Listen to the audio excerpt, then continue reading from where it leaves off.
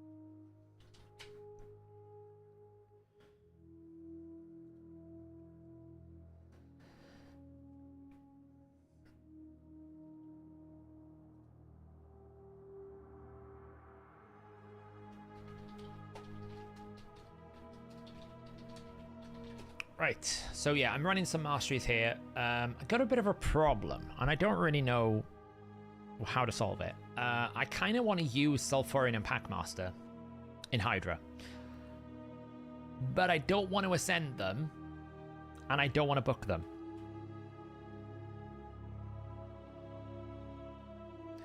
So I'm not entirely sure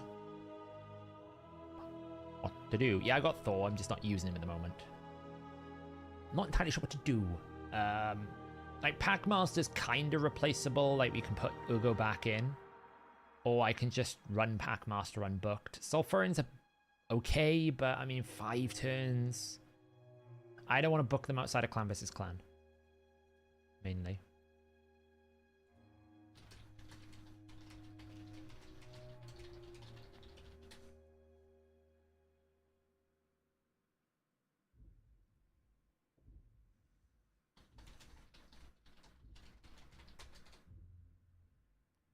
So,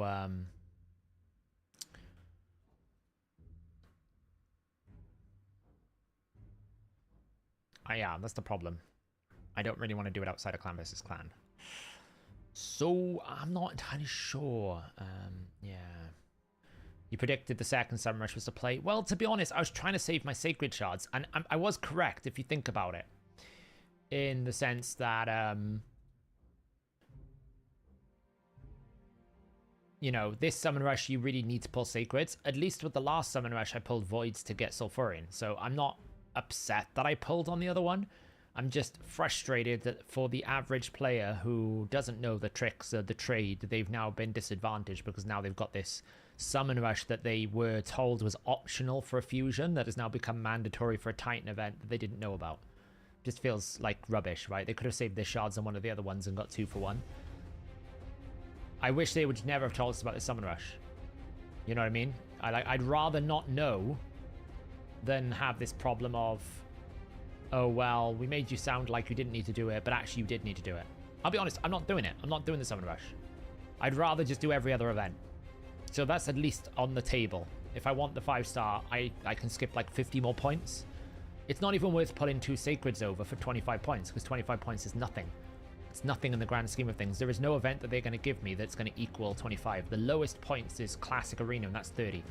So I might as well just do none of it. Otherwise, I'm pulling like 8 Sacred Shards, and there goes the Deck of Fate event. I'd rather just ignore it.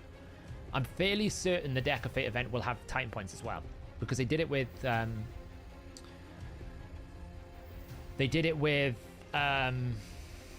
Fatalis, if you remember. I had to go for it because I needed the last few points for Zenova because I missed an event, and I ended up getting Fatalis not because I wanted Fatalis, but because I needed the Titan points. So I think they're going to do the same thing with Freya. It's going to be a Deck of Fate event, and they're going to do us dirty. Yeah, it's not looking too great.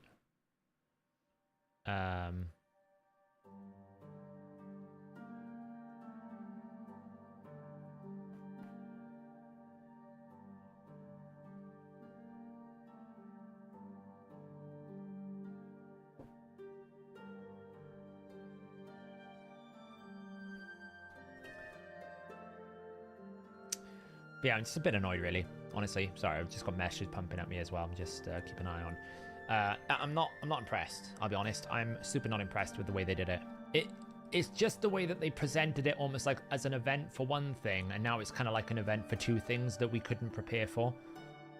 Like you need to like guess and play your luck at it to have done that. So.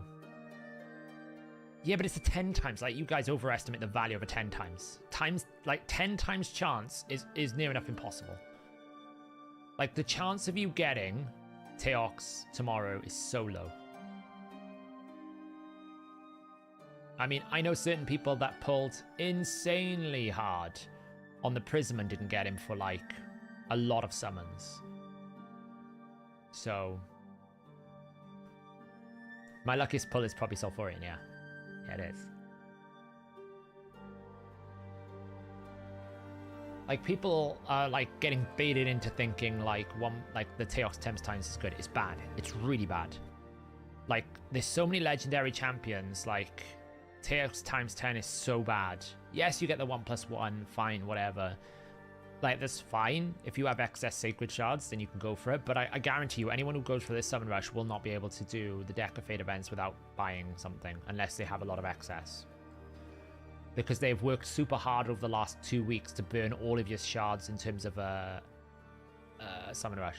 Even this Summon Rush, they've put double points on for Ancient Shards to try and encourage you to pull Ancient Shards of all things, when they've put a Sacred on, so it's kind of weird.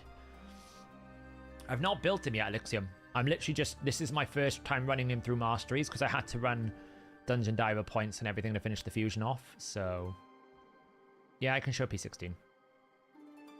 Yeah, like if you've got 72 Sacreds, you're fine, but you know what I mean. It's like, the majority of players do not have 76. I would guess the majority of players maybe have 50 Sacreds to pull together. So, yeah.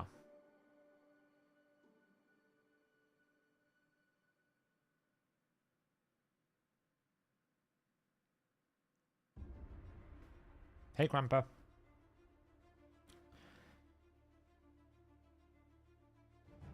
I'd be surprised if many people here have more than 20 Sacreds, and if you do, then that's because you haven't basically participated in fusions, right? If you participate in fusions like I do, I don't buy Sacreds, and I rarely do I ever have as many as I've got right now, and I do out all the fusions. And I don't buy the shards, right? That's what I'm trying to say, is I don't buy the shards, so I'm playing the game like the free-to-play experience for shards, because I just don't see much value in buying shards anymore. I'll buy prisms sometimes, I'll buy soul stones, I just don't see the value in shards. But anyone who is sitting on a lot of them, either they're buying shards, or they're finding ways to do the fusion by like hoarding certain materials, like maybe they've got a lot of champion chase. Just because you don't get enough. Simple put, like, you don't get enough. Yeah, we got to do Hydra. But these champs have been prepped for Hydra. I'm just a bit behind.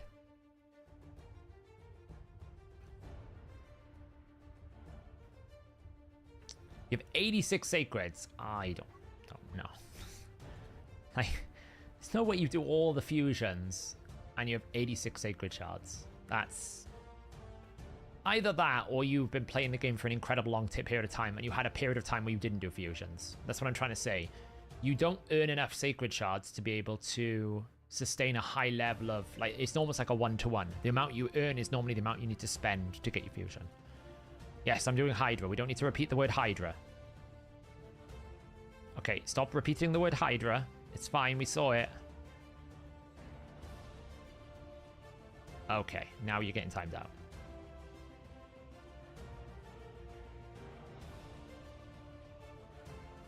I know you cut one head off and another one spawns, but we don't need to repeat the same word over and over again. It's annoying.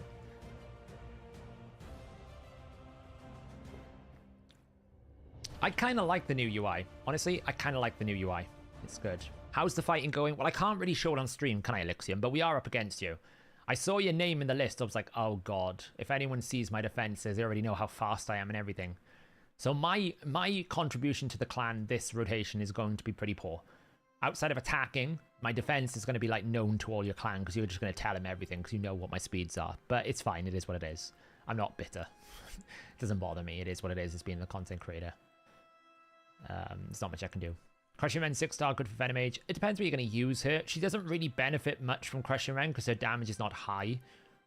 She might be one of the ones that benefits more from Cruelty because she just doesn't output a huge amount of on-hit damage.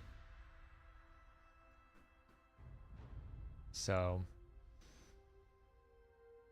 blessing for Loki in PvP.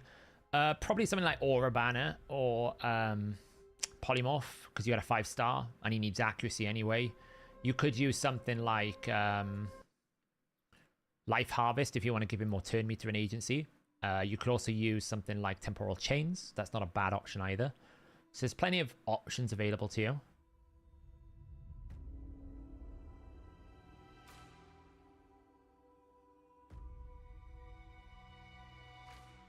Here's Marius and Slayer. Marius is in full Slayer. Yeah, my Marius build is pretty nasty now.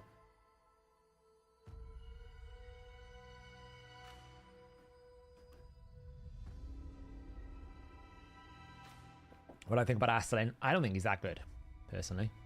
Everyone thought he was going to make the Tarichka meta even worse, and actually he kind of didn't, because I just don't really feel like there's space in the team for him. Obviously, he has his usage with the whole shield iron brand kind of, or ironclad or whatever is kind of meta, where you can like do like a massive hit. So it's not like he's useless. I just don't think he's, I think he's one of those champions that you can do like cool, unique stuff with that you would never want to do on a regular basis. He's not anywhere near as powerful as someone like Teox or the High Elf. Finer. Finer's really good for like Hydra Trunda teams and other things. I think he's just a bit too niche. Because like the problem with Astelin is you consume the shield to do damage, but you don't want to consume the shield. So it's almost like he's doing something that you don't want to do to make it work. So it's a bit awkward. So but I think Loki is worth using in Hydra. Yes, if you compare him with, and if you can find some way of extending his veil or giving him veil, then yeah, it's quite good. Oh, we got quite a few number of big hitters, Elixium. We're doing well. I can't show it on stream, obviously, because I don't want to give away any data that we've got in terms of defenses and stuff, so I don't really want to show anything, but we were progressing well.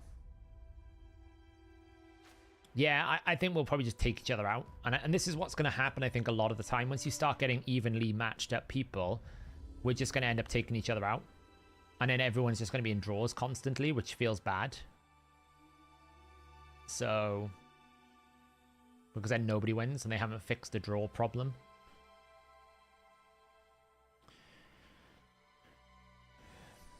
Yeah, I mean, the problem with the Veil is you need to bring a support to make the Veil work. And that is fundamentally the problem with Veiling in that sense. So,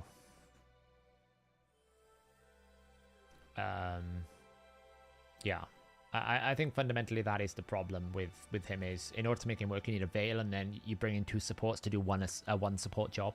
So why farm masteries outside of CVC? I don't farm, like, I don't spend my time doing CVC masteries. If I'm doing any energy in mastery, if I'm using any energy in CVC, it is going to be for Sand Devil or Shogun these days. I don't do masteries in CVC. It's really poor usage of my energy. So,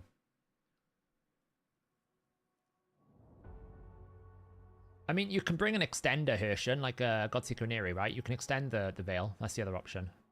So, yeah, exactly, Lillian, you're right. You know, you're not going to use a support champion just to make another support champion work unless you absolutely have no other choice, so. I haven't. No, I saved it for stream, Curry. I absolutely saved it for stream. So... What about Teox and Thor for Hydra? I wouldn't use Thor. In my opinion, I think Thor is quite weak for the A1 job. I think you get better purchase out of someone like a Quintus or a Val or a Ninja. In my opinion. If you're using Thor generally, though, his A2 makes up for his lack of A1 power. So you could make a statement that the A2 plus the A1 with it is worth it. But I would not say just as a Teox partner. I think it's better to bring a stronger Teox partner. How many champions without masteries do you run to be minnow efficient? I run only champions I need masteries on, if that's what you're asking. The only reason why I'm doing all these three is I need to do the masteries on all three. So I'll run them at the moment. Because I'm probably putting Tatsu in for stage 18 this rotation, so. Yeah, Quintus is pretty strong, so what I want to try and do is use Packmaster's passive. So I'm going to put Packmaster in Cursed. Because his passive basically increases counterattack damage to Hex targets by 20%. So I'm hoping that I can apply Curse to decapitated heads using the Curse set on Packmaster. And as a result, when I A1 with Teox on one of those Hex champions, I will effectively get 20% more damage on my Quintus. That's what I'm trying to make happen. Thanks for the $10, by the way, Alex. Yeah, if I don't need to level them, I just take them out. So I only run the champion that needs to have masteries in my team. And Marius just runs them solo. So...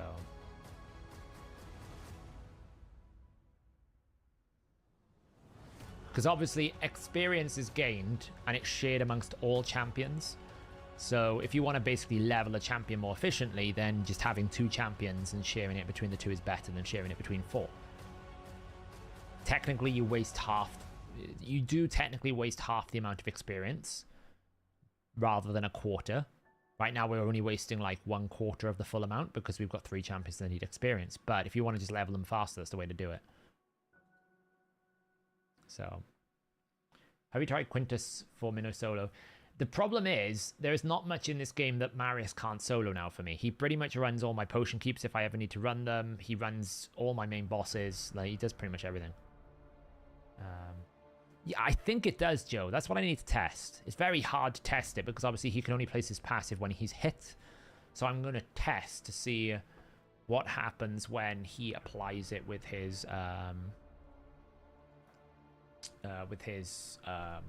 basic. I don't run him in finite. It's the only one I don't run him in. Like, I run him everywhere that is not like content specific. Like, I run him in Spider, I run him in Potion Keeps, I run him in Minnow, I run him in Dragon, I don't run him in Ice Golem because damage is not required. I don't run him in finite because obviously I have a special team for that. I run him in most of my Doom Tower content. Like, I run him in Sand Devil, I run him in Shogun. He's so powerful. He's literally... He runs everything. Yeah, well, I was thinking... That's the problem. I was thinking, well, if I put Curse set on him, technically he has placed Cursed. At least placed the Hex debuff, right? So would it not count the same? Because it just says Hex placed by this champion. Well, if he's placing it from his artifact set, that is the same thing. That's my understanding. I use him in PvP as well. Yeah, I literally... If I was to say who is my most used champion right now, it would be Marius. I use him everywhere. He's in my Nightmare Hydra team that I'm building. He's in arena teams. He's in my tag team defenses. He's in... Yeah, same build. Just 9 out of 9 Slayer. His build is really, really strong. Like, he's in like 370% crit damage at this point. 9-piece Slayer. So, he's really strong. It's just... He makes the game so much easier because of the Enfeeble. Because even if he can't one-shot the wave, he enfeebles the wave. So he even farms Nightmare Campaign for me. It's like... That's everything I need, so...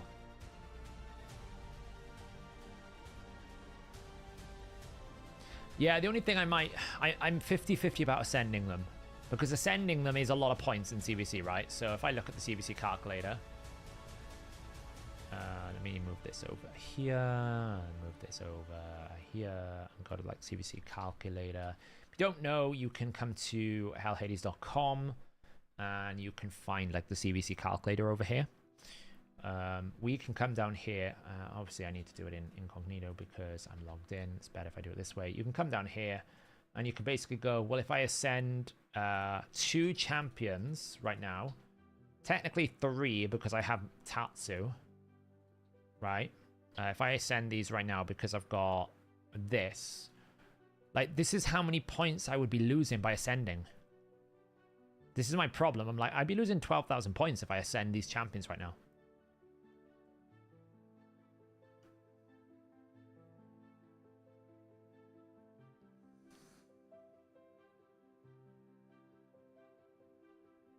Yeah, poison set on Chagor works.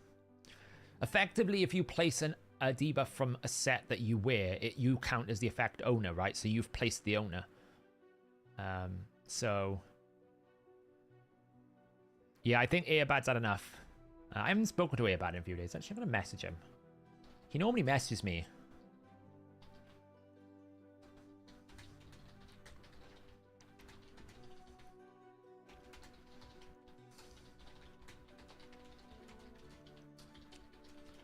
I know he's working hard, but yeah, I think Earbad's kind of had enough. It's not a lot for a player like Earbad to challenge himself anymore. Unless he just wants to push Hydra endlessly. Have I done S15? Yes, I have. I will show you what I did, but it is hard. So yeah, so... I don't want to lose these points. See you later, Riddim. See you in a bit. So yeah, so that's the only thing if I ascend them right now. And obviously... Oh, is it start? I know he was talking to me to say that he's been thinking about it for a while, holding in there, but I think he's just decided he's had enough. So, which is understandable. You've been playing a long time. So yeah, if I was to ascend these champions now, and I feel like you can't really build them until you ascend them, I would lose quite a lot of points. That being said, 12,000 points. I mean, how many is it really? Like if I run, what is it like Sand Devil 25. If I run 25 of these, it's what, 30 Sand Devil runs? It's not like it's the end of the world. I could just farm a bit more energy. So I'm definitely not booking them though, because if I book them, I'm like burning a lot more points. So it's just like when you add it all up, I could get 40,000 points, and I'm just a bit. Yeah. By the way, guys, just to let you know as well, we've got a cool little update. When you go to, where is it now? If we go to these here, we've updated the aura pages. Now, I do want to try and get the value, but we've got updated aura pages, and someone in the community wanted affinity on these little portraits, so we've got affinity now. Technically, they are ordered by the strength, but I felt like we need to add value, so I probably will update these now to add the value as well. And also, like, if they're a faction unity, there's a little faction unity flag here to say that they are, obviously, this bonus is only for the faction. So yeah, we're slowly updating all of these pages to a better standard than what it was before. It's just become unmanageable after like 900 heroes to try and make sure that everything is done and we haven't missed anything. So these are getting rolled out. We've done it for factions, we've done it for auras. Next up is probably going to be like the debuffs and buffs. So yeah, some of the adverts are always a bit weird. We don't control that. But mythicals are on this list. Yeah, like I said, it's ordered based on the strength, and it's still sectioned out. Look, arena. We've got like dungeons, faction wars, Doom Tower. So it's still ordered exactly the same way, but I need to add the value. So did the website team fix the issue that the ranking have? What's the issue? Remind me what the issue is. Can Loki act as a DPS? With Brimstone, yes, Alex. You can make him Brimstone, absolutely. You might find it's a bit inconsistent, but it should work fine. Because obviously if you try to place the Brimstone when the boss is not asleep, you'll resist, so it might just take a while. So as long as you can stay alive, it should work. Yep, I'm working on the full index of the damage ratings for the website, right? So basically replacing the spreadsheet, bringing back that. The reason why it's taking a bit longer is because I'm adding features that allow you to essentially establish your own grading based on the parameters that you want. So for example, if you want to know the strongest A1 AoE, I'm trying to make it functional enough that you can find the rankings yourself. Right? That's what I'm aiming to do, is to basically make it so that you can contextualize the damage ratings as much as you want. Do you want to just look for specific affinities, specific rarities, specific content areas, specific things like that? So it's just taking me a bit longer to add the context, but it shouldn't be much longer. But when you do this, what if you just hover over it? It doesn't do that. Unless there's something else. Hover over the N on breakdown.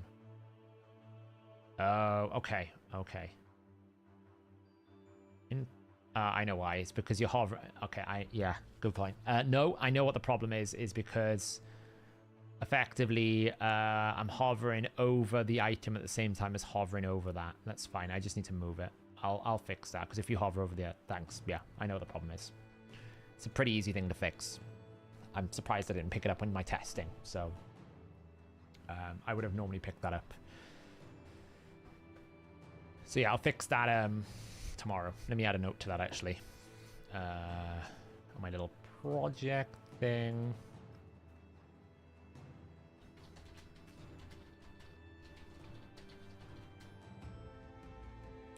When you hover...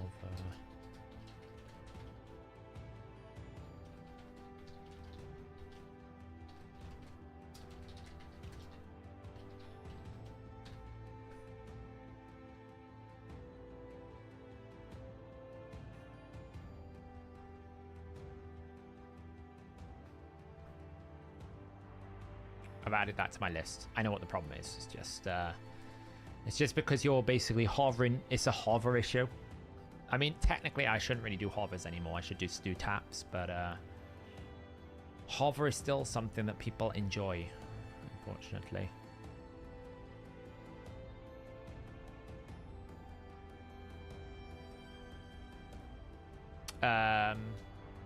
Stage 18, Lillian. And because she's a 4-star, she is not that bad. She can be quite useful. Do the Hydra hits more than once per attack? Trying to work out.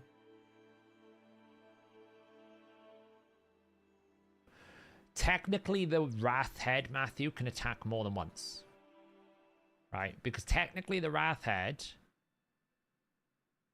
can react to an attack, right? But it can still only attack once. There is no head that I know of that can attack more than once. There is a head that will attack... No, maybe the Torment Head, right? The Torment Head can attack one target, then attack targets under fear. But it's not quite a double attack, as far as I know. So, it's not quite a double attack. Do you think Calamitous? I think Calamitous is quite good. I don't think he's, like, insane. But I think Calamitous is still quite good.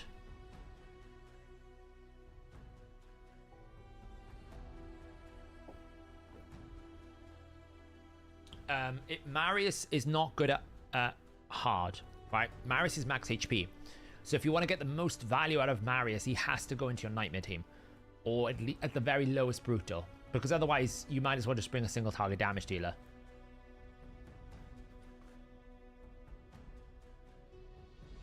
Right? If you're going to run Marius, it has to be on a higher max HP. Otherwise, you just lose his value. His value is that he can break the high max HP heads. But he's capped by that. So if you're running him on hard, there's only so much damage he can potentially do. Yeah, like you could replace someone like a Boro potentially, or you could consider putting him in Nightmare. That's his best place, right? The higher up difficulty he goes, the more output he's going to get, because max HP champions are capped. They can't do more damage than the enemy's max HP, so you're always going to limit yourself the lower difficulties that you go. Honestly, Androck is better than people give credit for. Like, I see him a lot in the high-end Hydra teams. Supreme Garlic. It's a very good one. I want a Feral. That's what I want. Wow, she's getting all of the masteries. All right, we'll finish up here, and then I'll give a plan of attack of what we want to do in this stream today. Oh, yeah. Do you know what? Actually, thanks for reminding me, Lee. I need to do that tomorrow. That's another thing I need to do. Let me add this. A very quick thing.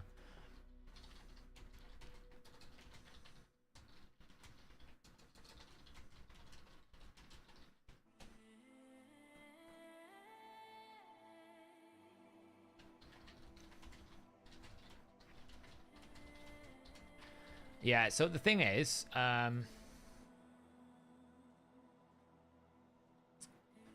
normally I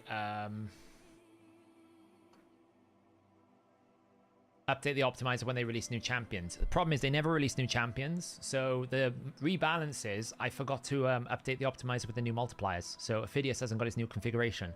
So I'll do that tomorrow, first thing, get it all updated. So yeah, sorry about that. Totally forgot about that. Because obviously it's not going to break the game, and it's not going to break the optimizer because the champion exists. It's just got the wrong skills, essentially. It hasn't got it updated. So, can Marius solo Spider 10? See it in the optimizer? Potentially, but generally if you see a team in the optimizer where it says like 1 variation, 2 battles, it probably means data entry error, right? That something interrupted the communication between the person that was recording that run and the database. So I would suggest you kind of avoid teams that have only got very, very few runs on them, because it probably means that it was a bug. We try to clean it up, but we can't control everything.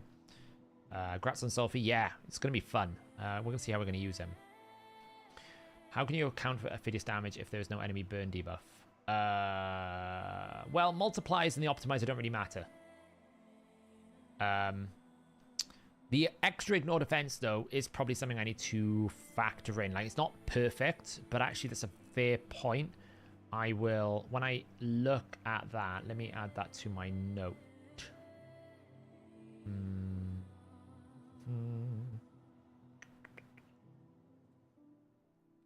I'll increase that and just say, also check if he can receive bonus ignore defense from burn activity.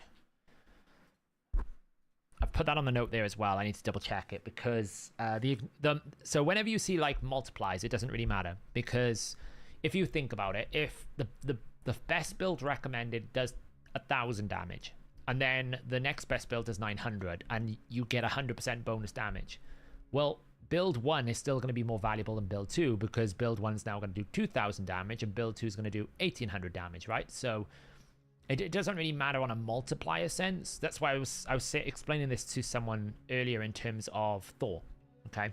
You can optimize damage on Thor's A2, because even though it won't take into account the extra 100% damage bonus, it won't show that calculation, but the relative build quality, as in the recommended builds, will still be the same.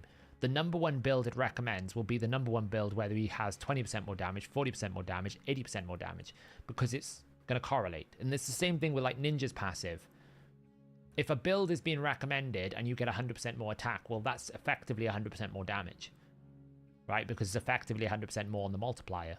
So therefore, it's probably still going to be the same build that gets recommended, because it's an equation, it's a multiplier.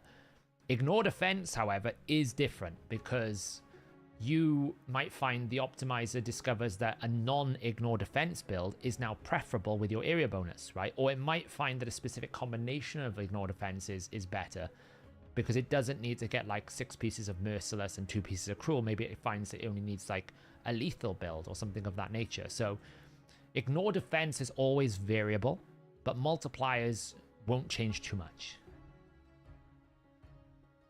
You know, that's what I'm just like to explain how it works. When you're doing things like Thor multipliers or You know, if someone says, oh, it deals 25% more damage if the enemy is under decrease, like, resistance. Well, build 1 that gets recommended is still going to be 25% stronger. It's still going to be equally as strong compared to build 2. There's not going to be much variance. The only difference, of course, is when you have secondary style effects, like Trunder. Obviously, if you can scale the first hit and the second hit is based on 60%, then that can have an impact. Like, that's why Zeal is quite recommended on Trunder, because it's a flat multiplier set, which is probably going to give you more damage than certain aspects. But generally speaking, that's why I'm less concerned about multiplier-based bonuses, but far more concerned about ignore defense bonuses, because ignore defense is not linear, right? Ignore defense doesn't do this. Multipliers will do this. Very consistent. The damage, like, you will not see any change. It just goes up very linearly, very straight, very thin. Ignore defense will do this. It'll half pipe, because effectively the more ignore defense you get, the more because the defense equation is not linear, the more defense you can ignore, the more damage you will deal. So this is why a champion, one of the key things we updated when we renovated the damage multipliers, like the damage ratings on the website, was to basically give every champion Savage set. Right? I give every champion 30% ignore defense, Savage Cruel. Because the champions that had built-in ignore defense, such as Baron, are going to gain significantly more value from Savage Cruel than, say, a champion that has no ignore defense. Why? Because one is already ignoring 50%, so 50 plus 30 is 80%. 80% ignore defense is not going to be the same as 30% ignore defense, naturally. So when we're comparing champions, because you will effectively, like, Savage Cruel is like a constant, you can put them on both, whereas the ignore defense on the skill is not. It's unique to that skill. If you wanted to compare in a fair reality, you would need to give the constants to all the champions.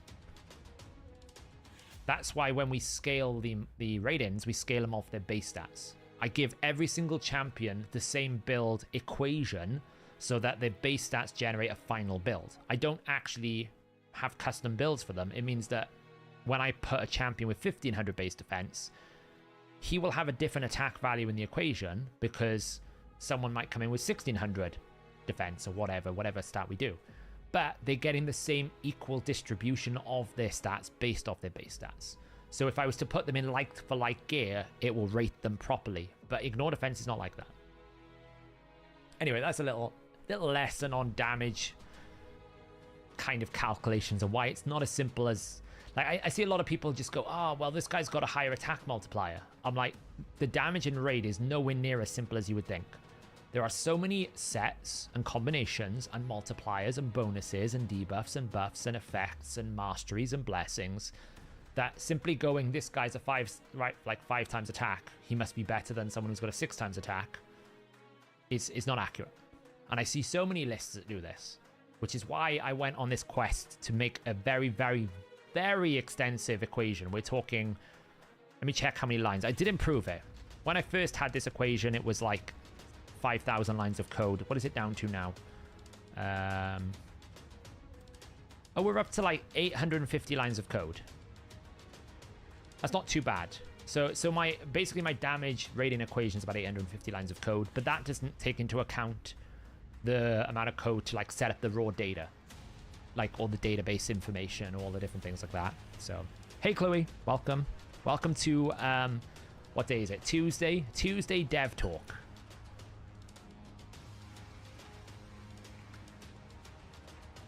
Oh, thanks, Elixium. That's handy. Let me find that. Where did you tag me, Elixium? Did you DM me? So you don't share it. You DM me it so you don't share it. I don't want you to give away your trade secrets. So.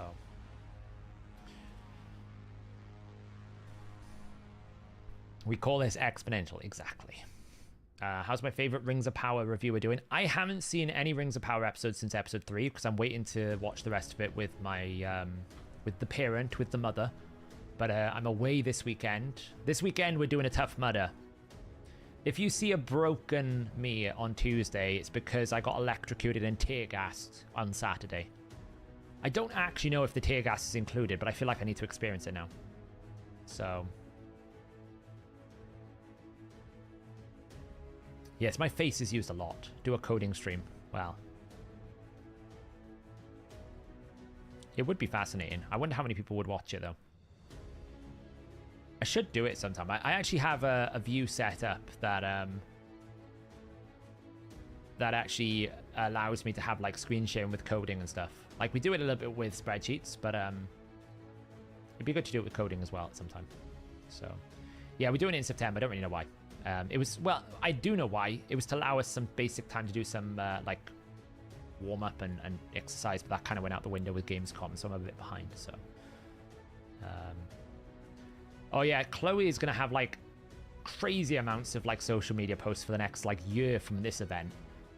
It's probably me like dying on a half pipe, hanging off monkey bars in an ice bath that they call like an ice enema, like getting fire hosed down in mud pits, getting electrocuted, tear gassed. I mean, honestly, it sounds like self-torture. I don't know why I signed up for it. It's gonna be fun. What is the first case of multipliers aren't everything? Compare the raw damage potential with this to reverse everything. Exactly. And the other thing as well, short on skills, with multi-stat multipliers, the reason why Toshiro is so insanely strong in Hydra is because effectively he gains everything twice. So when you get a blessing, Toshiro is getting damage from the HP stat and the attack. When you get empowerment, Toshiro is getting damage from the HP and the attack bonus. So every core system with someone like Carnage, Toshiro, is getting double the benefit. Rhodus is the same, right? You're getting twice the amount of value because you're getting double stats. So that's why actually double stat multipliers can be quite difficult to balance in a game, because you would want to give 100% of attack to an attack-based champion, but if you give 100% of attack plus 100% of the HP to a dual stat champion, then the multipliers have to be equated properly. And you end up in this weird situation where you could potentially bring the multipliers down so low that actually their damage output is terrible without both bonuses, or they're so high that the damage output is crazy, which is what you get with Toshiro. So, what's a Toshiro? We're talking about a Tough Mudder, Kwanzaa. I'm doing a Tough Mudder on Saturday with the HH Gaming crew. What are my thoughts on building Freya? I will probably have more thoughts when I get Freya from the Deck of Fate events. I feel like, I will say this, Sergi, Blood Shield on her seems to be very strong. If you can permanently sustain a shield on her and she keeps counterattacking, that could be quite strong. I know she places a shield, but if that shield gets depleted very quickly, then having a self shield is also helpful.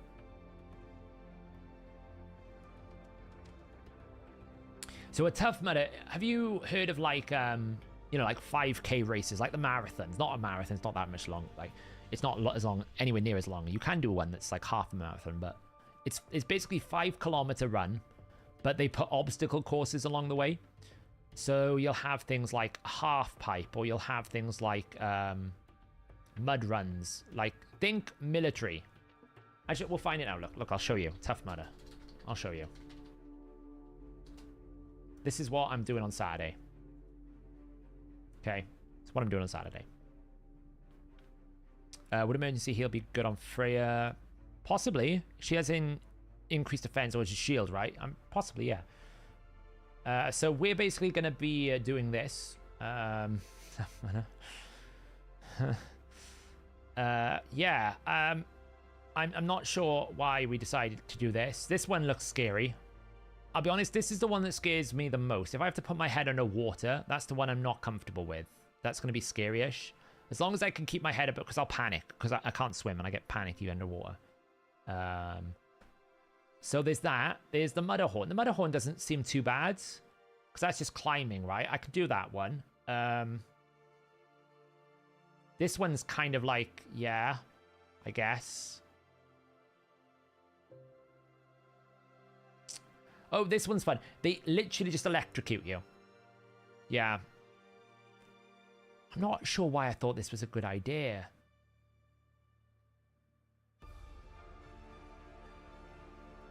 You know, the upper body one is the one I'm most concerned about because I'm weak. You know, I'm a weak person. Like these arms are like there's nothing on them. Yeah, I mean, I can get you hooked up on like a GoPro. We'll get a GoPro. Yeah, I know the irony here. This sounds great, you know. I didn't realize the ice comes in different colors. That's kind of cool.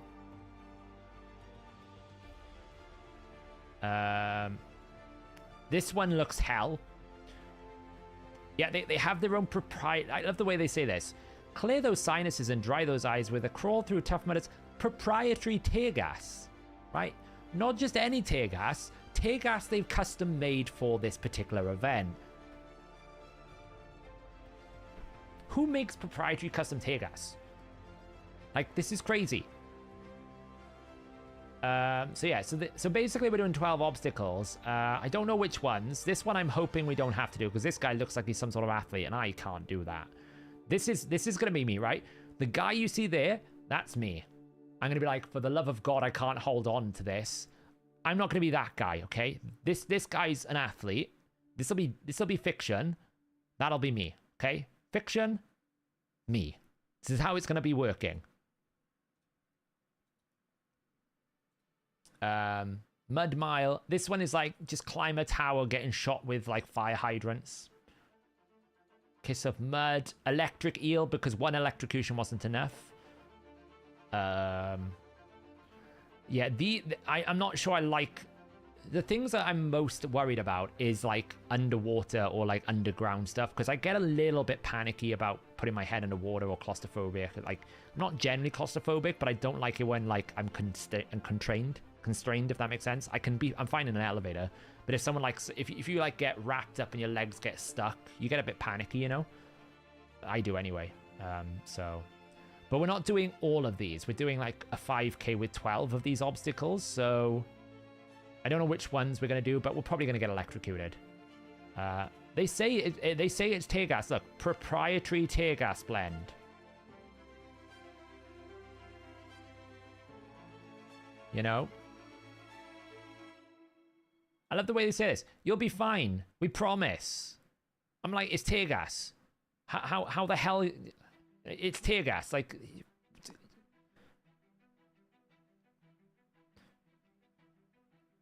I'm like... Yeah, I mean, it's tear gas. I mean, I will say, though, this is the first website that I've ever been on where the reviews literally say their experience was terrible and it's a positive thing. Right? All the reviews are literally like, this was the worst thing I ever chose to do in my life. And that's meant to be like a good thing. Like, that's what I've learned. Look at the reviews here. Where was it like? Cage Crawl is hands down one of the... Okay, well, that was a nice one. I mean, like, how is it memorable? You just, like, nearly drown. Oh, this one. Here you go. It's like the worst brain freeze you've ever had, but for your body. It's like the review makes it sound bad, but it's meant to... Like, it's good. I'm like... I don't know these things. Like, it's going to be... Who knows? Who knows? So that's what I'm doing on Saturday. Yeah. It's gonna be rough. Pray for me. Pray for me. By the way, guys, our clan cluster has some openings. So if anyone is looking for a clan right now, I know Chloe was looking for a clan. I don't know if she got one in the end. We are looking for, we have openings in some of our different tiers of clans. We have all sorts of clans. If you're a casual player, if you're a competitive player, and you're interested, feel free to join. You'll get a few questions when you join, if you want to join. Just to make sure we know what kind of player you want to be. Yeah, so we're just recruiting at the moment, so have a look if you're interested. Chloe hasn't had time to play games. That's an excuse. That's an excuse. That's an excuse. So you're going to try and tank in live arena. I'm going to love the mudder. You've done 10. Oh, okay, Spartan. Invite link doesn't work. Does it not?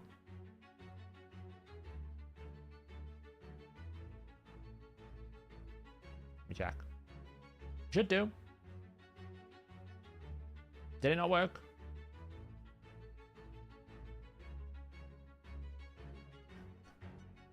Hang on. Let me check. It should do.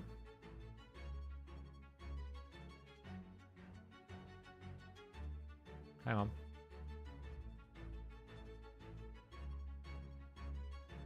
Yeah, it should work.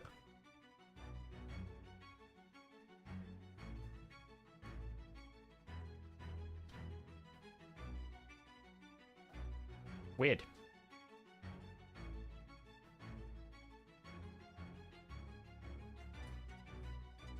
It should work. Weird. But yeah, let me know. But yeah, we're recruiting. So if anyone is interested, wants to join, is looking for a new clan, wants a progression clan, we have, as I said, we have clans of all different types. Like we have casual clans, we have Hydra focused clans, we have CVC clans, we have like high spender, low spender, medium spender. If you want to just be part of a community and want help, like that's what we're all about. It's a really nice community to be part of. I've been here for, oh, well, a long time, a couple of years now. And it's a pretty good community to be part of. So yeah, we'll do some live rain in a minute. When did I pull Sulfurian? Last stream. We literally were pulling on stream for the fusion because I saved it for Friday, and we got lucky out of 20 sacred shards. So 20 void shards, sorry, not sacred.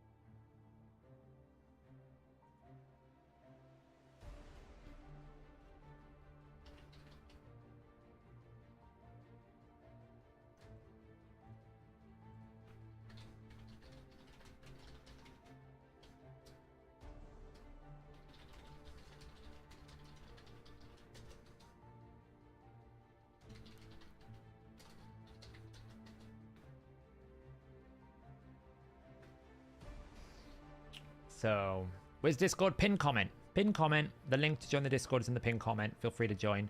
Like I said, accept the rules. There's a couple of questions just to make sure the process is easier for you to, like, we basically have some questions to make sure that we have the right clan that matches what you want to achieve.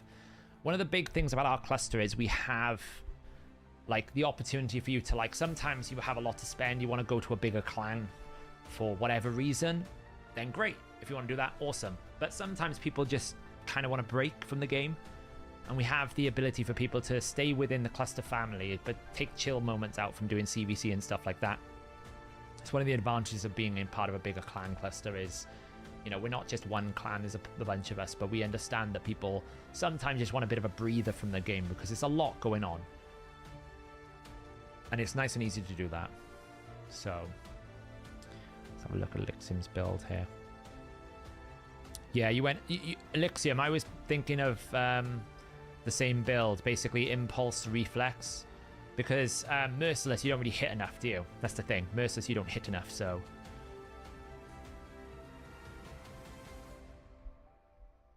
how many Sacreds? I think if you were on around about 17 with some extra shards, I think you'll be fine. Anywhere 17. Normally these Deck of Fates are about 20 Sacreds in total. We have had some really horrible ones. Like we had a horrible one for one of the Lizards. I can't remember which one it was. That was like 30 and nobody ever did that. That was awful. I think they did that as an experiment. The general gist of it is if you've got 20 Sacreds, you will do it. So if you have like 17, 16, you can always offset it with a few things. There'll always be a secondary component as well, like either Dungeon Divers. It might be a soul summoning concept.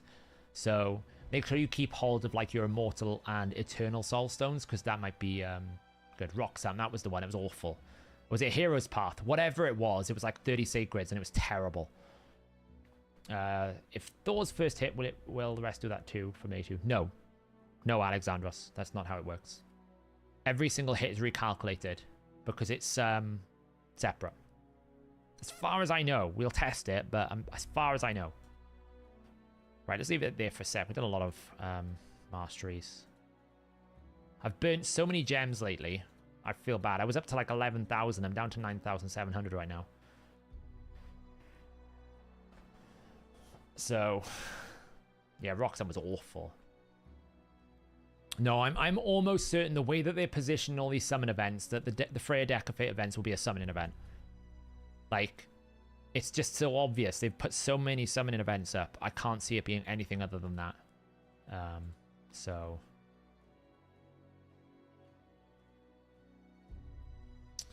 right, what did we get to? Like, we're doing pretty good, though.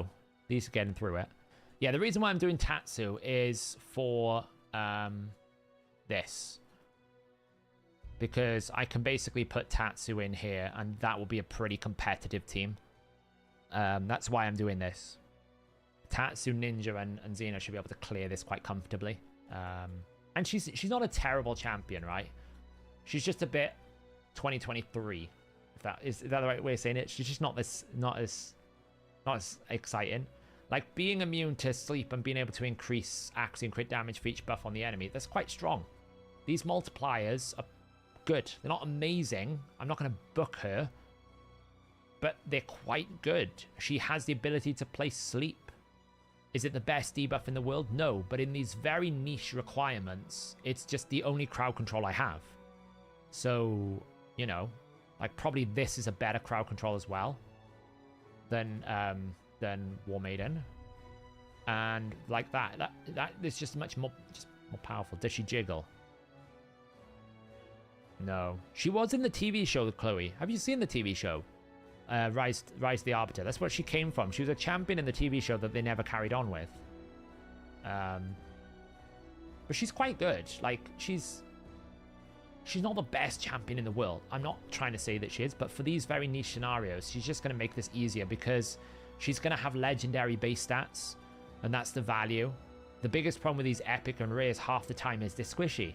So you need the souls to almost like make them tanky. The fact that she's legendary is going to give her better base stats. Yeah, they did like a Chloe, have you ever seen Arcane on Netflix?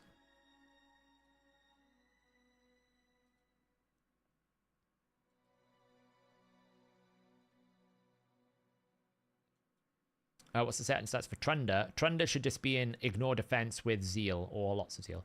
So basically, they did a very like Arcane light style TV show. The script writing was pretty poor, in the sense that they didn't really have good storylines, but the individual episodes are quite good.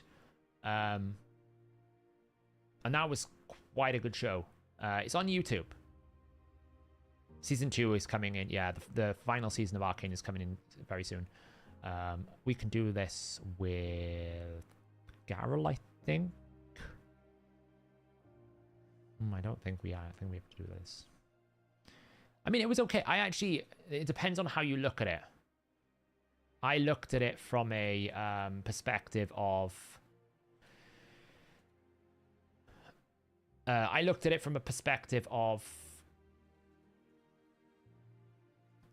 individual storytelling within one episode.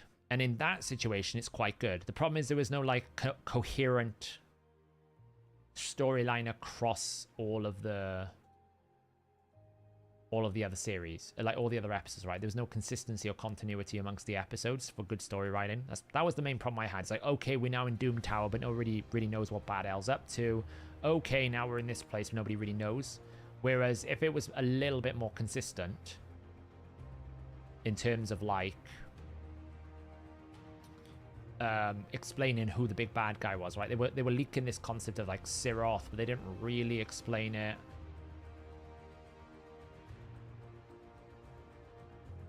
And I think that was just generally the problem with it all. They just weren't really. You killed the trucker. Yeah, there was just no exactly. That's the right way of saying. There was no overarching plot line to it. They just basically created a narrative that didn't make much sense, unfortunately.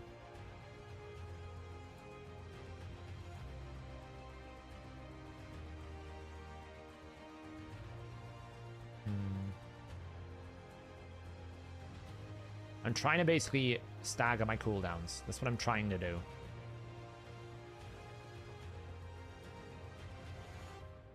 so that I get this freeze back on the next turn.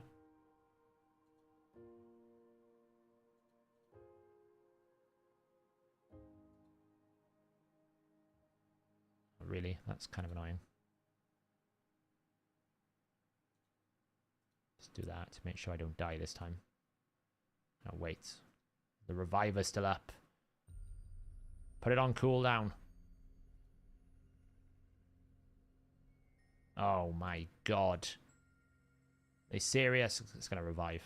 Alright, well, we'll just do this. Eventually, all of our skills will be on cooldown. Oh, mother trucker. Can I not have to do... Minaya, seriously. Fine. Sometimes these, like, things are annoying. The biggest problem with the Minaya update is, like with all champion updates, they didn't actually make Minaya more playable. They just made her more annoying in PvE content. Because now I have to kill her like twice. It's kind of annoying.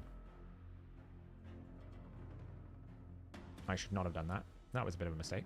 But it's okay. Let's do that.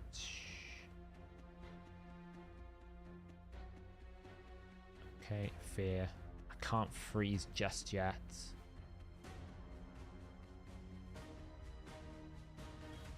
Oh, you're dead. Now I can freeze.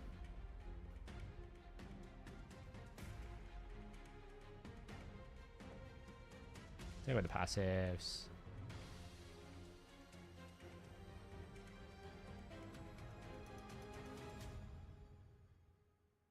And this Cardial man.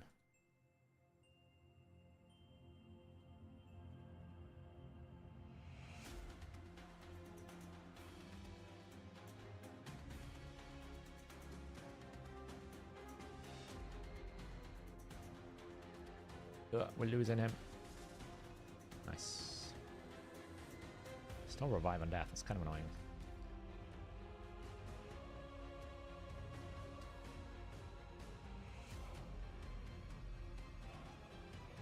Can you stop stealing buffs? Scartorsis. Fully Awakened Whisper, Crushing Rend, Merciless or Relentless? Merciless. Full Ignore Defense. If you have Crushing Rend, you go Full Ignore Defense. Get the maximum you can out of it. Take away the passives. Drop, turn meter. Freeze. Maximum damage.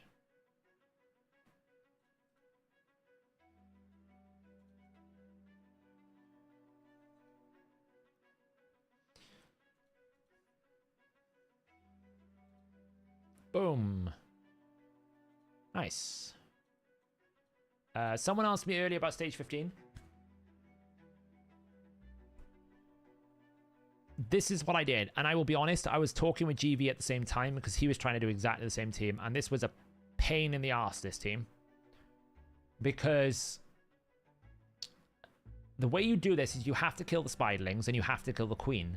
The problem is this particular rotation is not exactly like swimming with things like remove debuffs, right? There aren't any.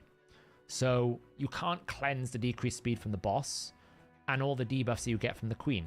It's not exactly like swimming with HP burn.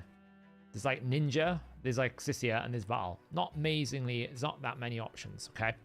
And it also isn't exactly swimming with many healers, right? You got Vogoth, and that's kind of it, right? All the others are just self-healing. So the issue you have in this particular rotation is you kind of got like a ticking time bomb. You have to kill it as quickly as you can. No, GB did it without Teox. He did it with someone else. So I think he did it with Ninja instead with Romantu. So I was able to do it by basically just bulldozering my way through the Sorath. I used Teox to kill the spiderlings, and then I basically A1'd with Teox with Zenogre to kill the Fire Knight. So I managed to do it in 42 turns. But it did take me an hour to get everything to fall together because you couldn't get... Like, the problem with the Queen is the Queen will basically have a 50-50 chance of freezing you whenever she does her absolute zero. So you're just playing the odds. You've got a 50-50 if you all get frozen. It's just like you have to run it over and over again. But that's how you beat this, right? You've got to kill the spiderlings, then the queen, and then you can focus the Fire Knight.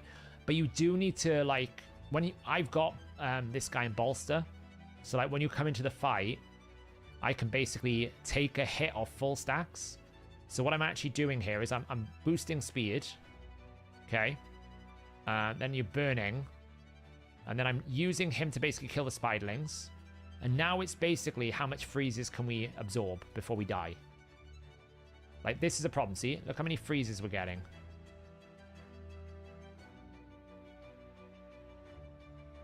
And actually, I did it wrong, because what you actually need to do is get decreased defense on the Spider Queen. So, this is like literally the hardest bit to do. So, you've got to get this. This is fine. Get the burns out. Then you see that freezes a problem. This freezes a problem. Then I have to get decreased defense on the A1.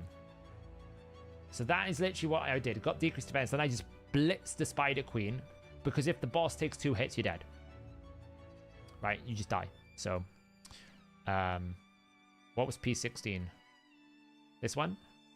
Bellinor, Shamael's. Yeah, if you don't have an Arsenal of Void, you can absolutely use our Lord and Savior Hospitaller and Harrier. Get yourself some true damage. I wouldn't recommend. Arbiter will be for what most people use here. Demitha's a great healer for this. Aneri is a great stability. Shamael's is probably the best damage dealer. If you did the Tormin fusion back at Christmas time, then you can get a Tormin.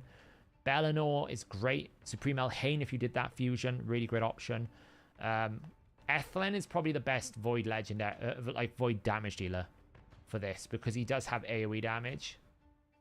So Ethlin's probably one of the better non-legendary damage dealers for this that you've got in this setup. But yeah. S19 is all about Dithey, right? This is going to be all about Dithey, and what you essentially need to do when you come into here... Oh, P16, sorry. When you come into here, you're going to need to get some crowd control, okay? So, he hasn't got any gear at the moment, but what you need to do is basically crowd control these two, kill our queen, Marichka, and that's what you kind of need to do.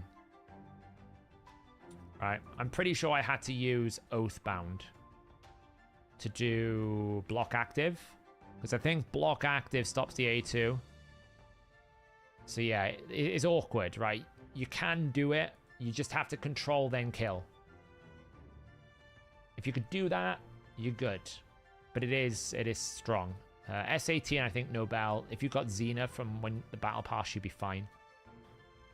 I'm actually more concerned about S14. S14 is a lot harder in my opinion, because there's just not a lot of champions. If you've got like Alaz or Alsgore, great, you're loving life, right? If you've got Alaz or Alsgore, you're fine. Otherwise, look how long it's going to take. It's just going to take a while, and I'm not looking forward to that one. S12 is fine, it's just double logo. Armand's pretty easy. S13 is all about Gaius and Rhodas. This will be done pretty straightforward. I can probably do it outright straight away, you know.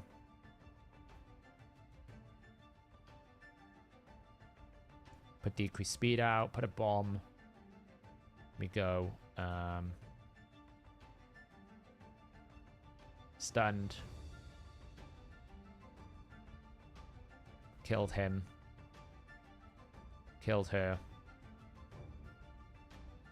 Just basically, do not wake up him. If you wake him up, then he gets cleansed. Now we're fine, right? Now we can do whatever we want, because they're all going to die. Now you're basically in, can I not like kill everyone until he gets back to his bombs? And I'm probably going to be too quick. This wave, you've got to kill Gergo, right? You absolutely have to kill Gergo. If you do not kill Gergo, you're in trouble. Fortunately, we can kill him, because otherwise you just get frozen like this, right?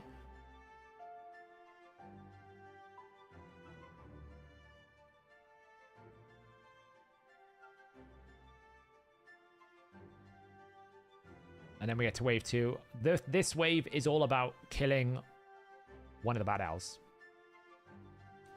Because if the bad elves get rolling, good luck. You are not killing anything. right? These bad elves are an absolute nightmare. Because you'll just get crowd control to death. And they'll cleanse everything and you'll just hate life.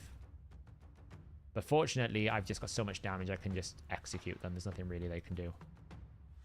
Like, I'm fine because I've got a lot of power. But if all you've got is Gaius, this is really easy with just Gaius. Because Gaius will control it, but I've got a lot of damage power here. So I can just bulldoze the stuff. This will be difficult at wave 3, okay? What you do here, this. Amans is everything here. Amans makes this so much easier. So much easier. Without Amans, this used to be horrible because what used to happen on wave 3 is if the ninjas got rolling, you were just screwed. Like, you just had no chance because you can't kill anyone. You'll get crowd control to death. But Amans makes this now super easy because they can never take a turn. Right? Look, they're never going to be able to take a turn here. And you just slowly whittle them down, one by one.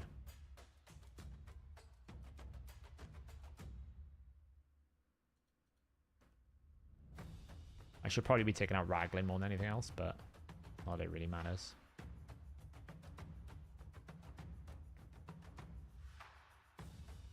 I can even sheep one of them to help this process along, but like right now I'm probably not going to steal any more turn meter because I'm pretty much just autoing them to death now. Save it for the next one.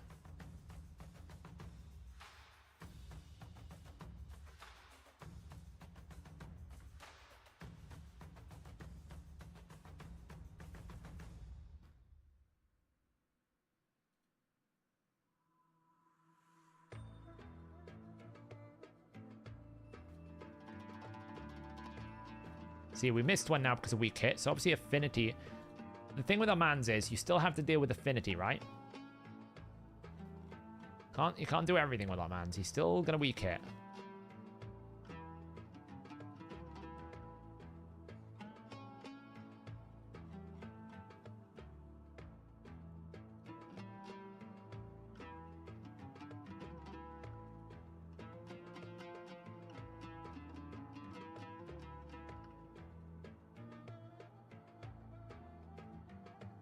Steal anymore. I probably should have tried to stop that.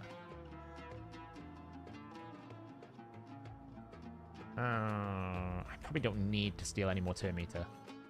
Just cleanse that away. A bit of a shield. There we go.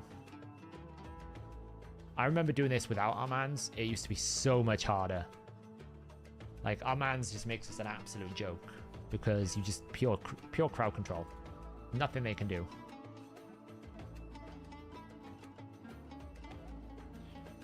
So this wave here, what used to happen is if you let them get a turn, like what's going to happen right now is I'm going to give them immunity, right? Which is fine. What I need to do now is stop the chaining of crowd control. Because if the ninjas get a turn, we're in trouble. We're probably still in trouble because I probably should have A3'd before I A2'd. That's what a smart person would do. But it's fine, because I've now gained enough turn meter that I should be okay. Because of this. Look how nasty this is going to be. Fortunately, I've saved myself. I did this wrong. I should have done A3 first. Right? I should have done A3 first, then A2'd. Because right now, I have no abilities, because buffed Jingwong is an absolute nightmare.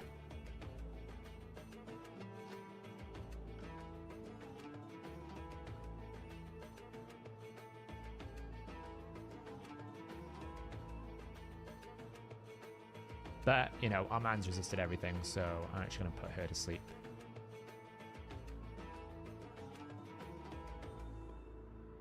The only downside, buff Jingwong, a little bit broken.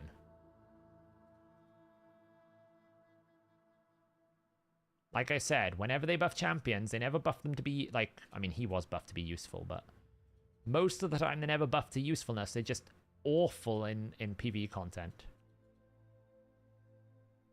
But yeah, Armands makes this. I can mess up with Armands and it's still perfect.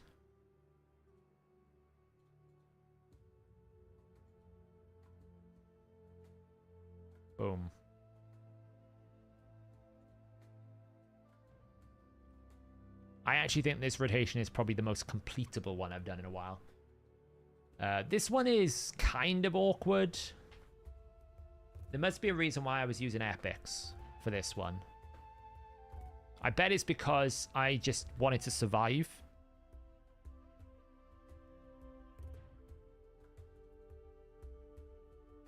So I basically picked everything that didn't require me to attack.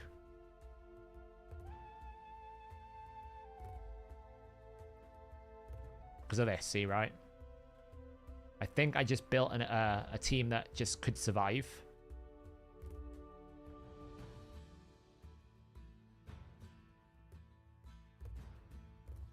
And just kill the queen. I believe. Could be wrong. I'm pretty sure that's what I did.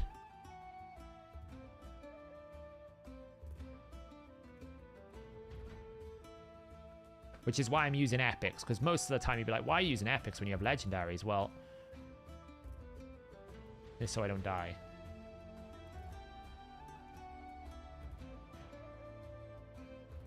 I know I'm a bit worried about this decreased defense that I've got on here.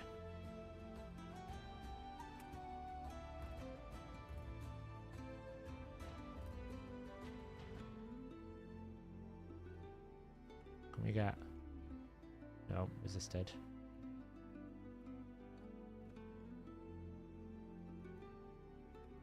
Oh, see? That's what I was afraid of, is I need to just heal more.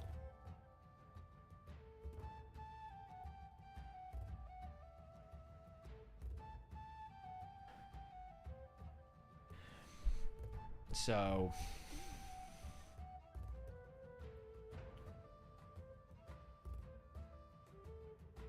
yeah, so there was I remember I had a problem with this one. It's not as easy as I remember it. Well, I mean, it helps if... I'll be honest, it helps if they have gear, which they do not have. So that's always a helping hand when they have gear.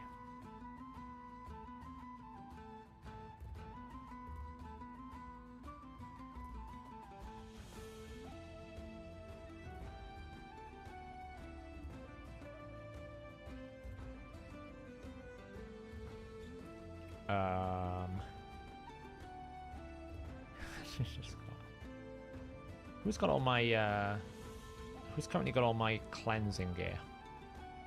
Oh, she has. Interesting. Oh, she doesn't need much, she just needs speed.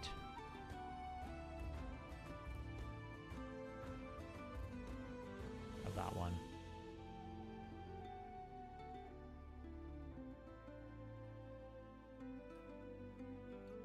Sure.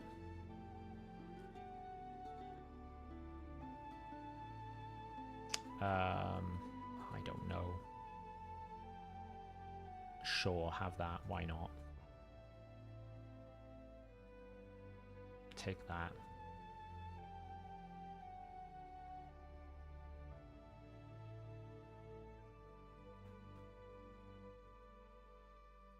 What have we got down here? I do like this new view for artifacts. It's very easy to find what you need. Yeah, take that, whatever, and then just... Cool, take that. Awesome. Let's try that again with gear. You may ask me a question, Ted. You may ask me whatever question you want. If you clear the rotation of Carnage, it's worth it if you can do that, see?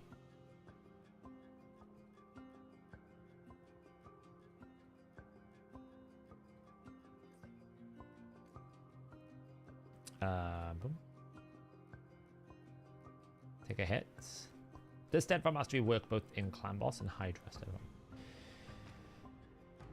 Will it count as a buff towards Mischief tanking? No, it does not. No, you do. It doesn't count as a buff to avoid getting...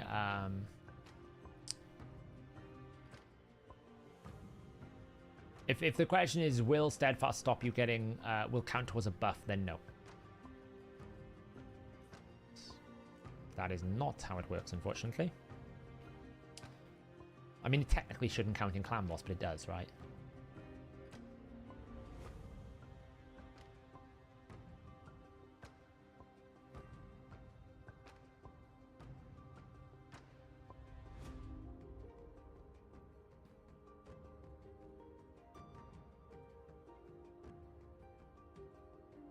That was kind of annoying we didn't lose the heal reduction, I'll be honest, on...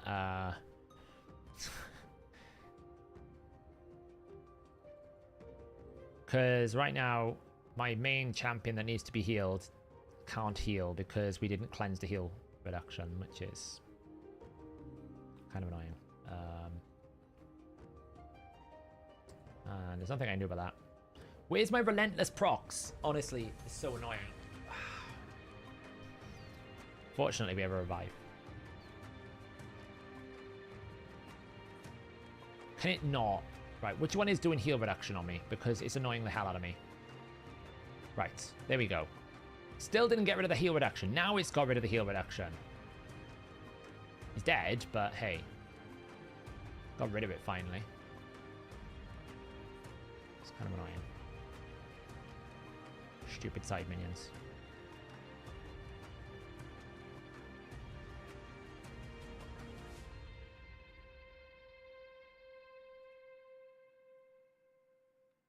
Well, he's gone.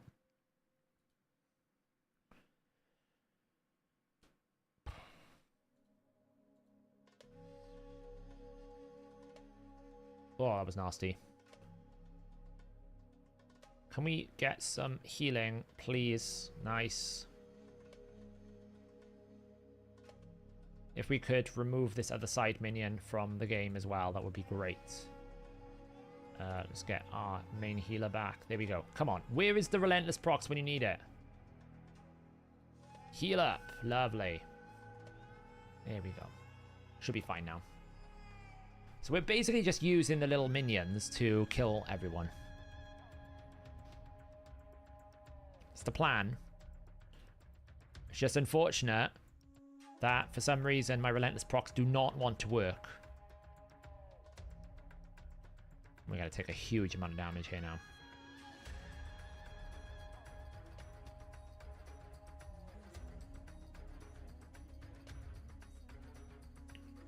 Come on, relentless. Oh, she's so dead. She's so dead. And now it's just gonna go nuts. Might be alright though.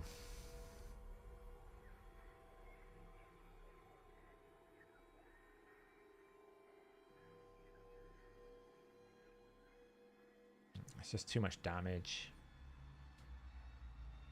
Yeah, see, it's just a nasty, like, this stage is so nasty. I could just try to kill the spiderlings as quickly as possible and just deal with it that way. That is the other way to do it. Which means just taking her out and just bringing in, like, a Zargala to basically wreck them.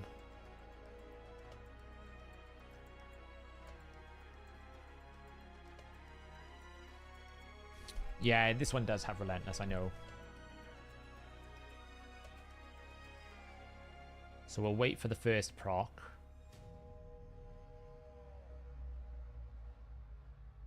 Because I don't want to extend the...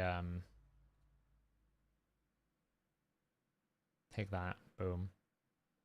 Boom.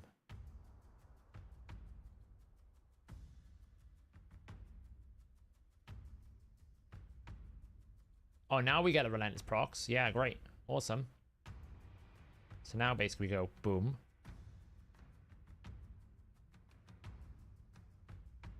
Problem is I just don't really know if I've even got enough damage to be able to kill someone. Give her increased attack again.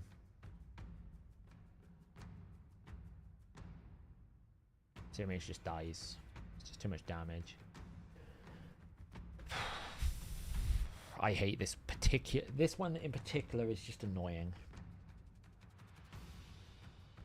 Because I always find Agreth is more annoying than you think. It shouldn't be this hard, but I know it is. I could probably use him, though. He's got stun, right? Maybe stun? Nope. No, he's got single target stun. Just try and go for the blitz. The issue is I can kill the spiderlings, but I can't one-shot them. And there's no crowd control, right? There's no way we stun. I'm pretty sure there's no way we stun. Oh, there's a Robar. Oh, Robar could do it. Wait, no, he's single target stun. You're not stun. Oh yeah, Basileus Rowanus could. We could throw together a Basileus Rowanus. That could work. Oh look, he's already got gear. There we go. Look, just give him some accuracy. Some speed. Look, there you go. Have that. It's fine.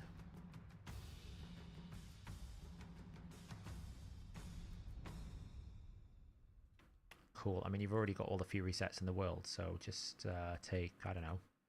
That'll do. Have that. Have some crit damage. Cool. Something with accuracy would be lovely. Take that, whatever. And then attack.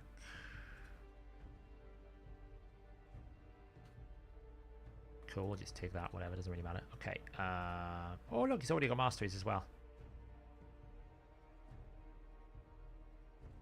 Bit of accuracy, lovely. We can give him a bit of a blessing. Tell him to have, like, I don't know.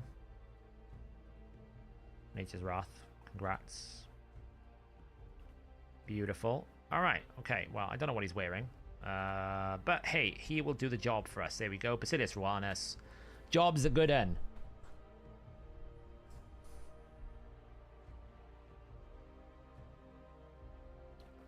Cleanse. Burn. Boost. That's really awkward. Stun. Okay, well, 1 poison. It's not too bad.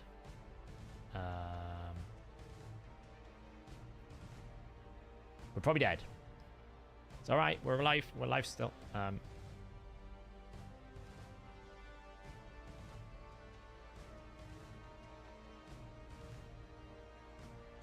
Get him up. Revive. Now we just need to heal and somehow stay alive.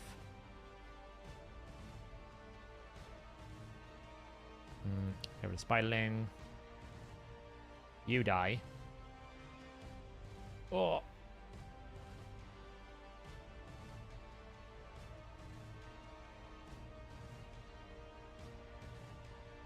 Okay. See, I mean, this is the problem. It's just so much damage that comes out of this queen. Okay, heal up. And then the poison just come back out. So I hate this boss. It's the worst boss to fight all the time.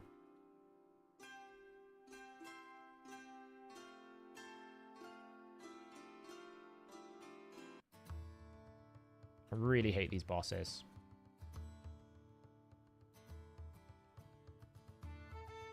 Like, I can revive someone, but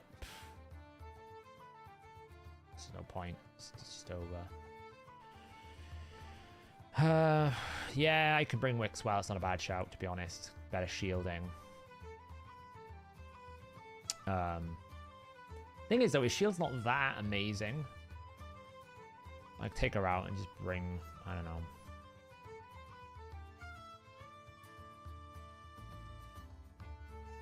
Okay. Oh, then just burn him to death. It's fine. Pulled your first Void Leg on his Vizix. I had a double Vizix. It was awful. And the problem is as well... and that's okay. We can heal. Burn. Let's start going. Like, this extension is AoE, so I can't use that. It's the annoying thing. The shield will help, though. It'll help reduce the incoming damage a bit.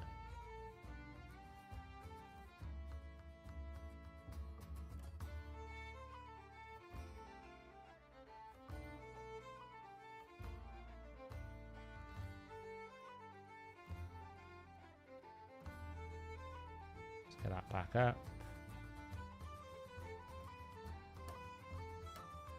Shield.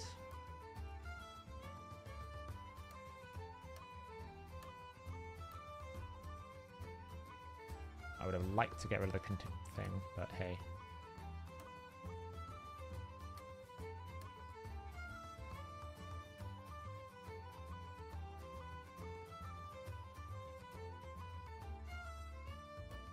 They don't... Oh, that's fine. Counterattack's okay.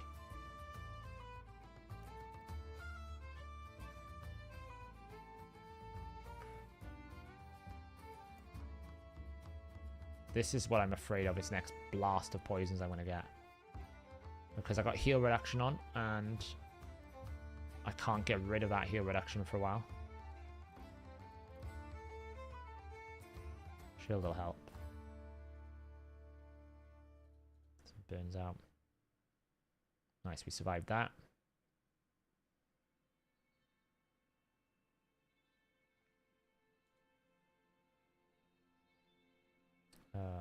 That.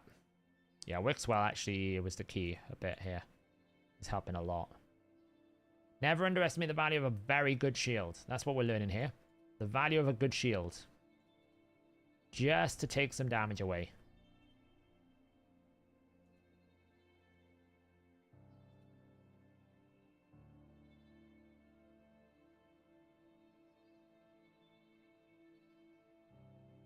Alright, no more heal reduction. So now it's just a case of...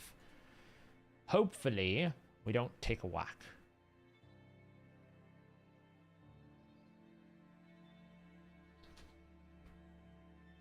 Hopefully.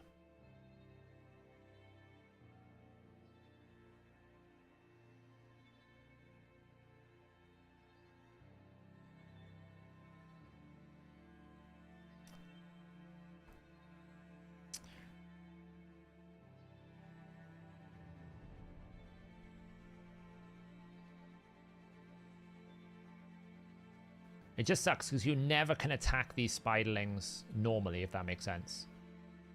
You always run the risk that you basically get provoked, like you trigger his passive. See, right now, I'm just like trying to not trigger anyone's passive or anything. I can't AoE because if I do that, the queen fully heals. So the only way we can kill them is the counterattacks are fine. You'll never trigger counterattacks like this. I did it with increased Axion. Wasted that for a while. It's fun.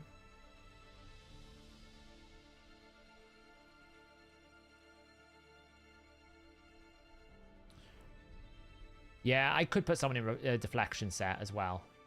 But generally, this is okay, right? This is fine. Because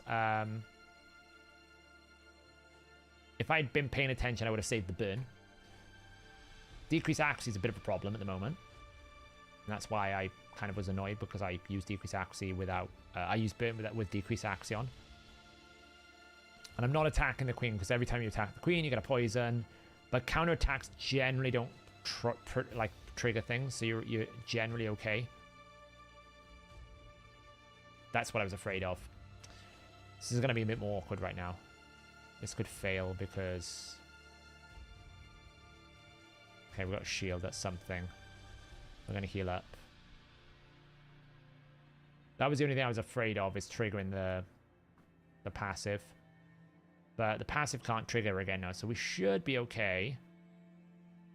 So as long as we just keep this going, get the boss down now, and then hopefully use the burns to finish everyone else off. Right, burns, lovely. That's what I made a mistake before. I decreased accuracy. So now I should just have to burn and I should be okay. People take turns, we'll be fine. One down. Now we just have to kill the queen. Now we just kill the queen. Which hopefully shouldn't take long, because the burn should activate on the 2 minions on the side.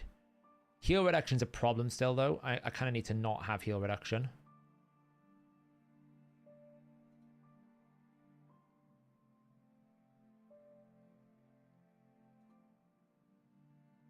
I think I'm okay now. Wixwell was key, actually, yeah. So if anyone else is struggling on this wave, Wixwell. Wixwell's the answer.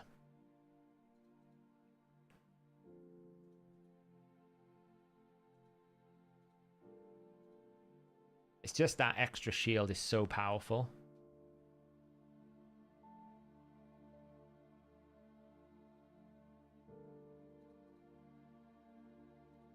Boom.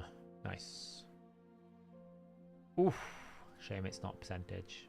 Yeah, that could be okay. Might be alright.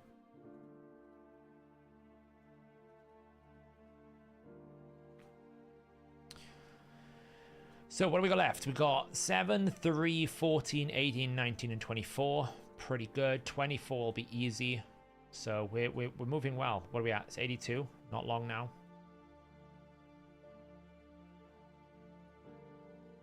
Why does that? Oh, there's a buffer demon or not fighter.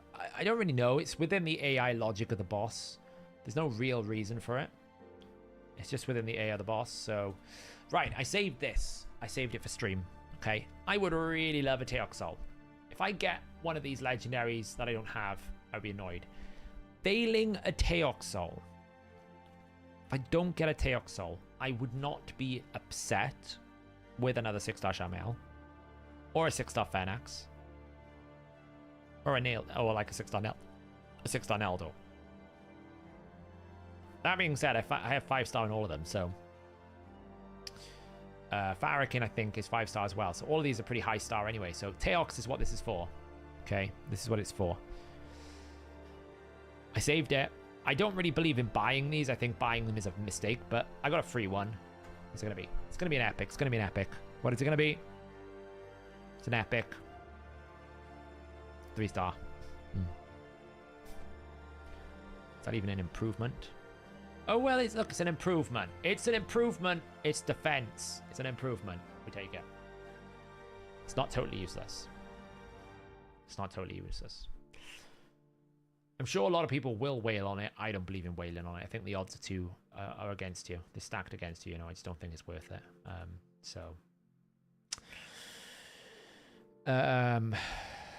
I have not noticed that, no. I've got to do silver keys. Have I done all my dailies today?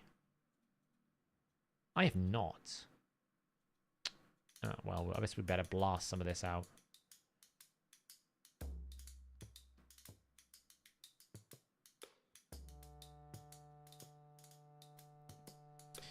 Just blast this out to get this done. And then we'll do a little bit of live arena, but not much, because I've got to get on with Hydra. What is this? Is this really a Heffrack? Not in Stone Skin. I am shocked. I have never seen a Heffrack not in Stone Skin. Anyway, they're all dead.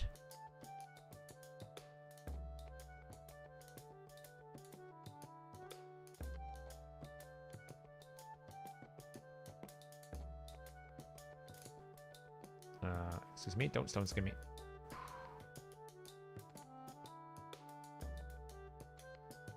As for the Titan event, I plan to go for the 4-star just to save my shards. Yeah, 4-star is not a bad option. The only reason why you might want a 5-star is for Nature's Wrath, right? Because 5-star Nature's Wrath is quite good. It is pretty good, I would say. That to me is the only reason why you might want to. Why you might want to go for the 5-star.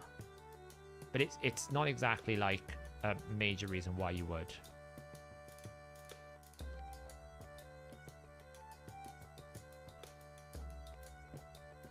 So, yeah, probably Stole Gear, you're right. Wow, I've not seen my team get beaten. Is it because I just missed a couple? It's very rare that my team gets beaten. But I'm guessing he was in Stone Skin. I didn't get more than enough to only 2 applications. It's probably going to be lost this. Yeah, it's fine. It's because Mithrala, I put the wrong team up against it. Alright, that should be fine. Let's take you out. Back with a bang. But guess what? Dead with a bang. Because he does a lot of damage. Let's just steal those 2 initial turn meters. Try to get rid of Marichka. Get rid of him. Extra turn. Into nuke. Whoa! What is she doing? She's... What the hell was that? Weird stuff. Let's go here. Fine. Our base is probably in Stone Skin, but we'll see. How much accuracy do you need for hard Hydra? I'm not really sure. The stages tool will tell you. Well, that was easy. Siege, I believe, is going well. I obviously am not looking at it on stream because I don't want to give away any trade secrets. But I believe it's going well. We are up against Elixium, which is a pretty strong one. Hey, Samuel. Let's get rid of you. Let's get rid of you. Honestly, my Marius now is so obnoxiously strong. I'm pretty sure I can go up against pretty much anyone. Oh, I messed up that. This one's going to be fun. Right, you go away.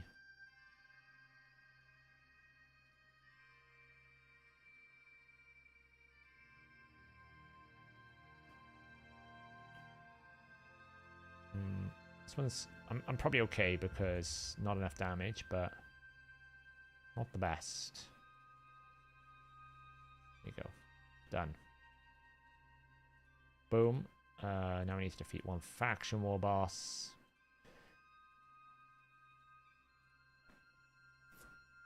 Revivement there should be able to counter block revive. Nah, I don't think so. Block revive is not... Is it meant to be a hard punishment, so... Yeah, I don't know if I'm going to have time for live arena. I've got so much... We got, like, Trunder to do and everything. I've got a long Hydra. A lot amount of Hydra to do, so we'll do Hydra straight after this. We've been rattling on about other things, and I was doing some masteries early on in the stream, but yeah.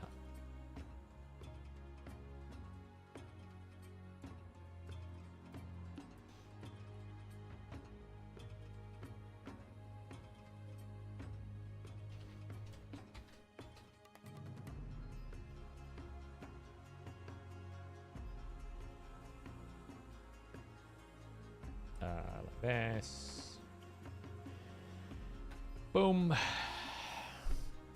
Hi, Seth. I have my Michinaki at 5-star awakened. Should I buy the 6-star for him and save for someone else?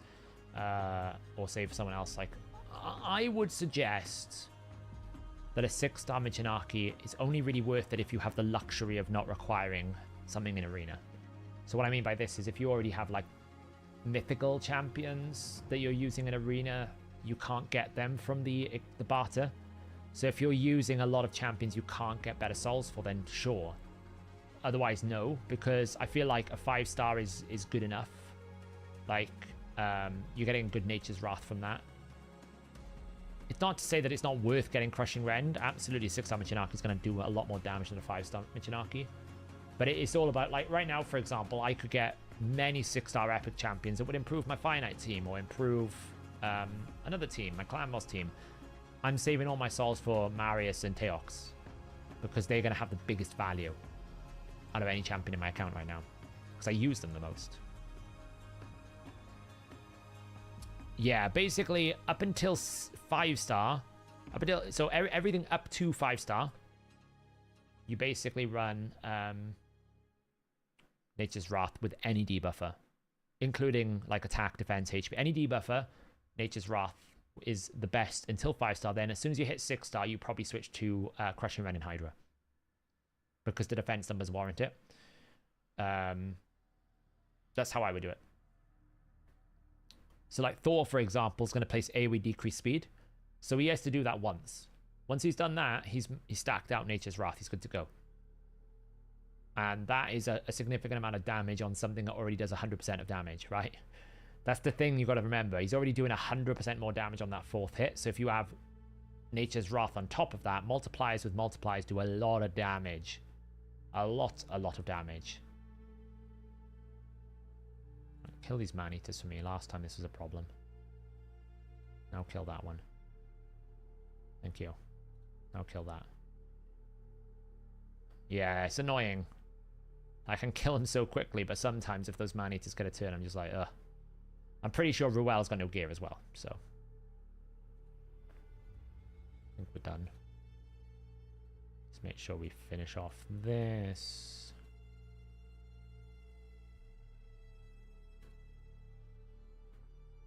Yeah, 6-star, you immediately switch to Crushing Rend. 5-star Nature's Wrath or below.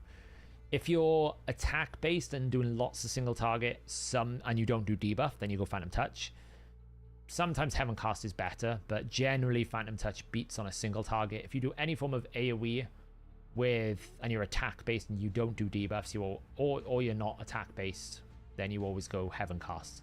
Heaven Cast is probably the worst damage dealing blessing of the lot, I would say. Of all of them, it's the worst one. But not if you don't do attack, right? It's the best one if you don't do attack and you don't have debuffs. Like, one of the examples is Teox. Teox doesn't do debuffs. So he can't get an advantage of Nature's Wrath because he doesn't do debuffs. So in that sense, what do you pick? Well, you could pick Phantom Touch because he does a lot of single target.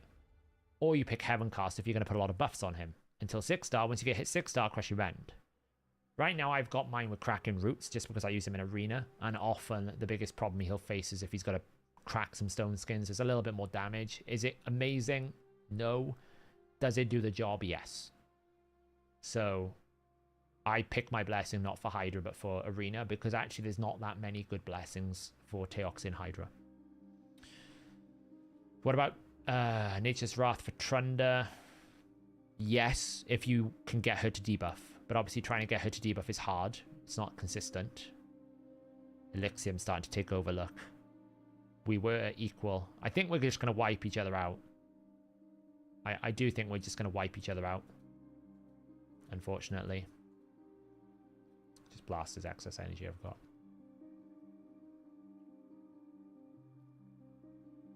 I'm not engaging with the Summon Rush. I'm skipping it completely. Archer's great in Hydra. Still really, really good. I don't use her as much now because I've got more specialists. She's like the generalist in Hydra. She's a really good generalist. So...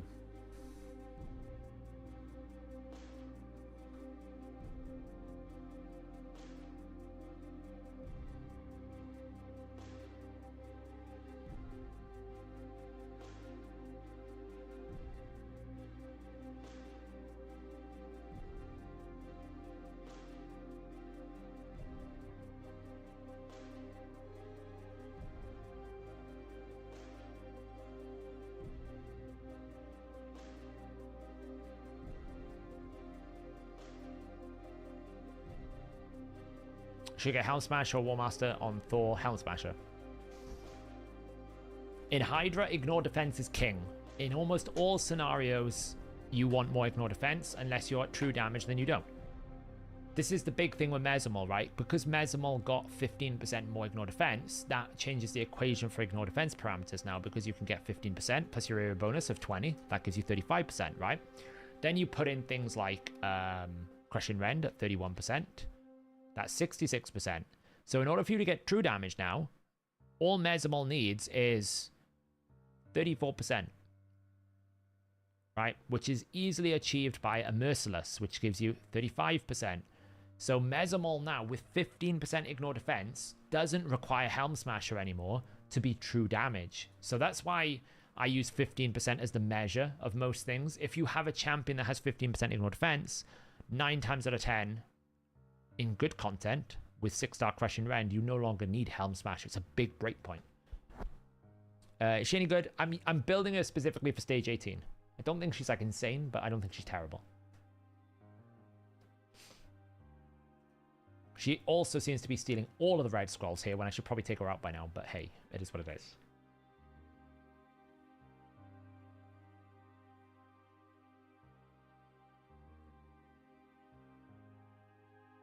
So what we're going to do is we're going to build a new Shamael.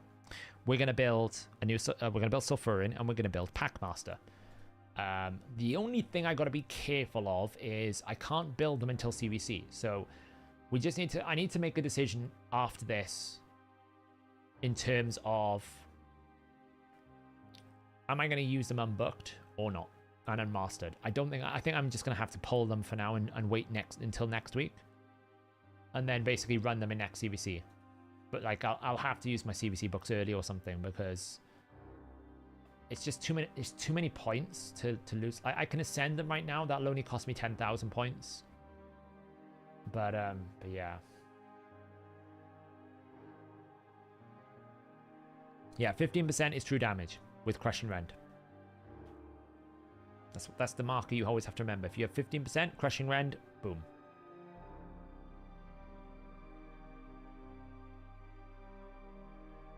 So, but yeah, CBC is a big problem for me. It's blocking me. So, because obviously I pulled Packmaster like a champ, I think in the last champion chase, and I've only just got Sulfurion. So, can Tatsu share the love a little bit? She's getting them all back to back. It's 1 in 3 chance here, and Tatsu's just like, give me all the red scrolls.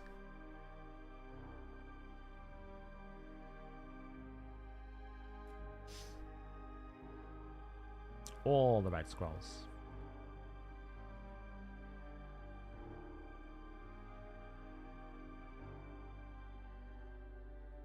And another one. Tell you what, let's go for the final one.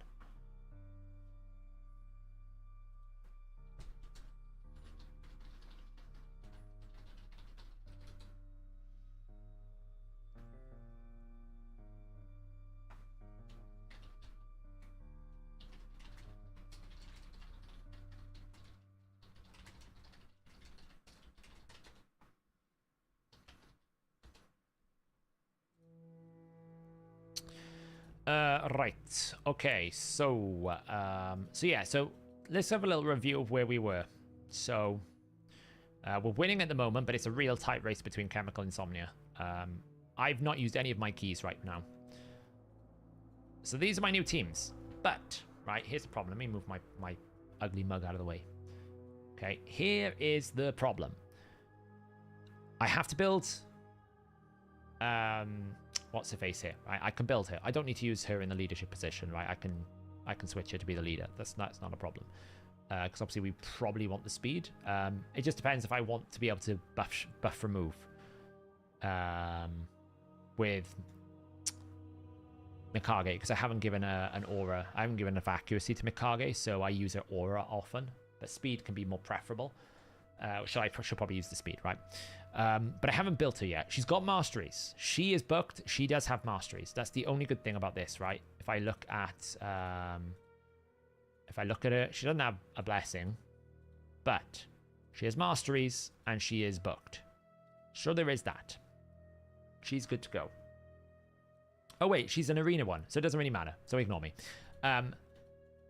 But I don't have this awakened, I don't have masteries, and I don't have this ascended. These 3 are okay. She can be built, this can be built. So it's just a question of, do I just for the time being go, okay, I won't use Sulfurion, I'll just use someone who can sub for Sulfurion, right? And this team doesn't have a provoke, and it doesn't have block buffs, and it doesn't have a revive. So ideally I'd want someone that's got like, hey, a backup revive in case I get hit by a reflect, and then like...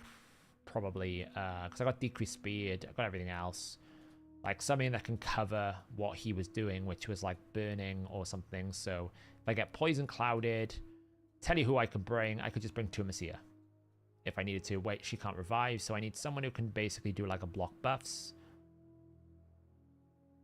So Uko, so maybe I could just sub in Uko for this run. Is it the best? No. Will I lose damage? Absolutely. No, I didn't do the 5-star Acer Soul, no. So I could just sub in him for now, because he's built. Okay, he's in like a provoke set as well, so it means I got a backup provoke. 265, he's built pretty good. I think that's an okay solution for now. We can basically just run this, and this is my nightmare team, right? If I run this right now, just do that. Let's test it quick. Wait, I need to build an Airstrade first, and I need to build. So I need to rebuild 3 people in that team.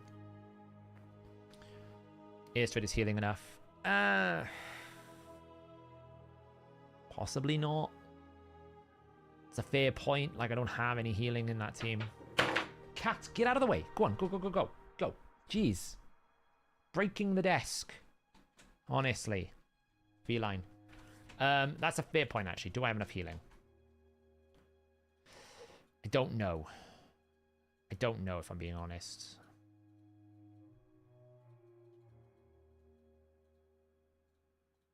I mean, I could just throw in an Ugo. It's not really a good revive.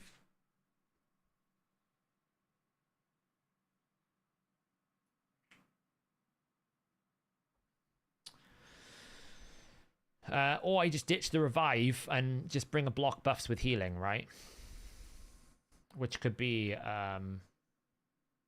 not a lot, basically. Or what about something like a leech? It's Ugo or buff. It's crazy how strong Ugo is.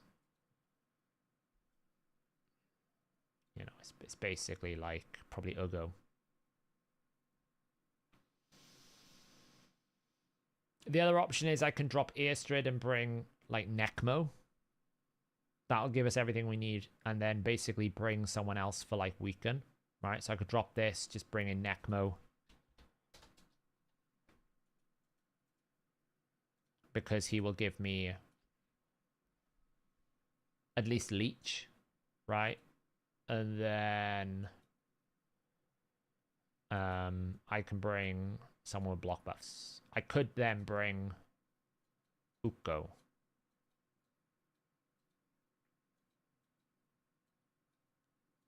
Why are we not getting... Oh, that. I could then do that. We would lose weaken, which is kind of disappointing. But it might still do quite a bit of damage this week. And then I only have to build 2 champions here. Or 1, really, which is Shamael. Because at least then we will get, like, Leech and a backup decrease attack in case this guy weak hits. We got 3 decrease attacks, actually, so that will be fine. There's a backup revive if we get hit by a reflect. Because obviously this doesn't work if they revive. Bit of an annoying thing, but it's probably okay. I think this is probably the way to go for now, for this team. Like, just locking a temporary one. So let me just lock this in as a temporary one here right now. That's... we don't need her in there. We can bring Necmo. Because Necmo is still built, which is great. We can bring her. We can bring... Uko. Where is Uko? Uko. We can bring Shamiel, Shami, Marius, Janaki, and 2-star Marius, 3-star Marius. So that could be our backup team for now. Because we'll get everything we need, right? We got decreased speeds. We pick this team here. I've got increased accuracy, increased defense, decreased attack 3 times, decreased speed. I've got increased speed. I've got ally attack. I've got increased attack, increased crit damage, buff extension, 3 damage dealers. I don't have weaken. Bit of a disappointment, but it's probably going to be sufficient for, you know, for what we need to do here. Yeah, the idea is long term. I'll use Sulfurion here and bring in Airstrid. But in the short term, because I would need to ascend, book, and get more masteries from Sulfurion, I just can't do it outside of CBC. So that's that team solved. Trunder team is fine, right? This is always going to be the hard team. That's locked. This one is going to be the brutal team. And this one's going to be Nightmare. Okay. These teams are locked. Now, the only problem with Brutal, this team here, is going to be that he is not booked. Right, so it's a 4-turn with an 80% chance. But this is much easier to solve. I can just bring, like, Uko. I can just bring Ugo back in. The only downside I've got is I have to be incredibly mindful about the Wrath Head. Because if block buffs doesn't go out and the Wrath Head takes a turn and gets his reflect, then my Teox is just dead. There's no revive here. And again, I don't have a option to kind of go block buffs with a revive. Okay, so if I take Packmaster out, I have none of that. So I either have to just sacrifice block buffs and just bring a backup revive in case it happens, which might be a better way of doing it, if I'm being honest. Maybe it's just better that I don't have to deal with...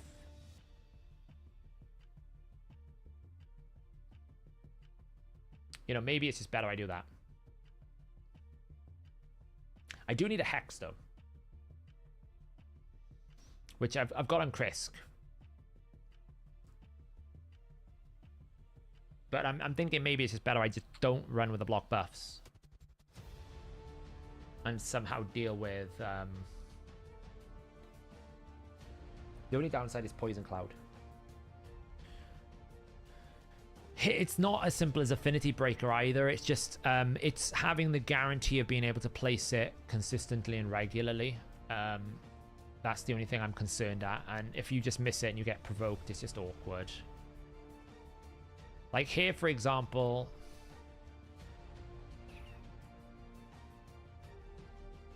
I could just run someone in a revive setup.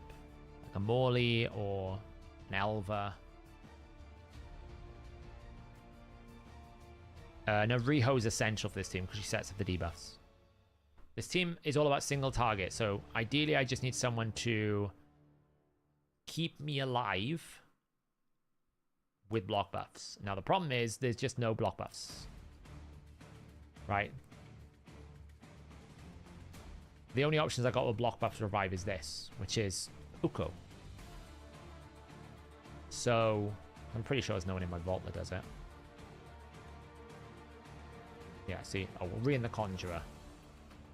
Like we could basically bring Rian in maybe. Like it's a pretty lame block bust, but hey, at least it's a revive if something goes wrong. It's a weaken as well, but I already have weaken. It's a really lame option, but it could work. But it's the block buffs that's the problem here. This team will fail if we don't have a block buffs on the Reflect. That's what kills this team is Reflect, because he goes in and there's no revive. Right, so I either have to bring someone like a Morley, but I'm not going to drop the Krisk, because if I drop the Krisk, I lose this bonus, right? I want the counterattack bonus. But the counterattack bonus will also kill me, because if I get attacked by the Wrath Head when the Wrath Head procs his passive and I don't block the buffs, then he's instantly dead. I can't stop it. So... But I don't even have a burn in this team, right? So it makes Poison Cloud a real problem.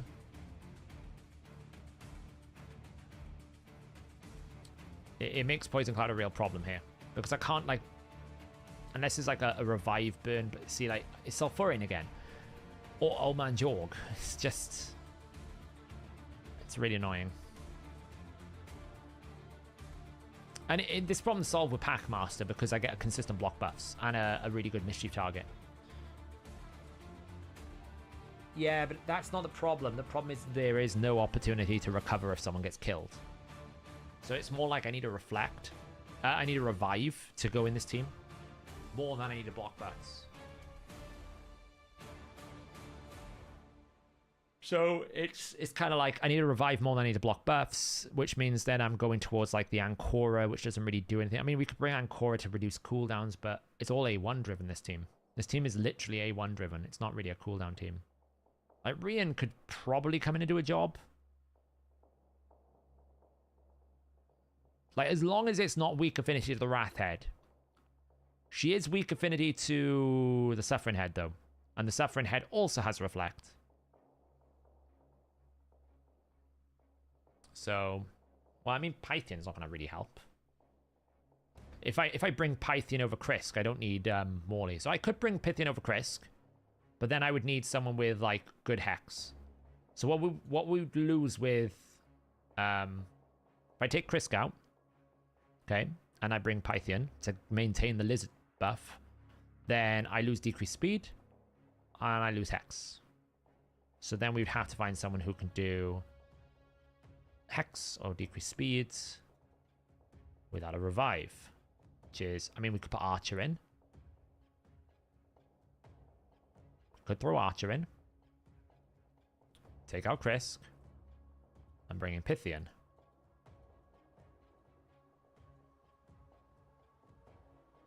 That could work. That actually works really well, actually. I think that's the solution. We don't have block buffs, but at least it's stable. Because I got a revive, and they won't kill Pythian. Pythian's too tanky. Where's Pythian gone?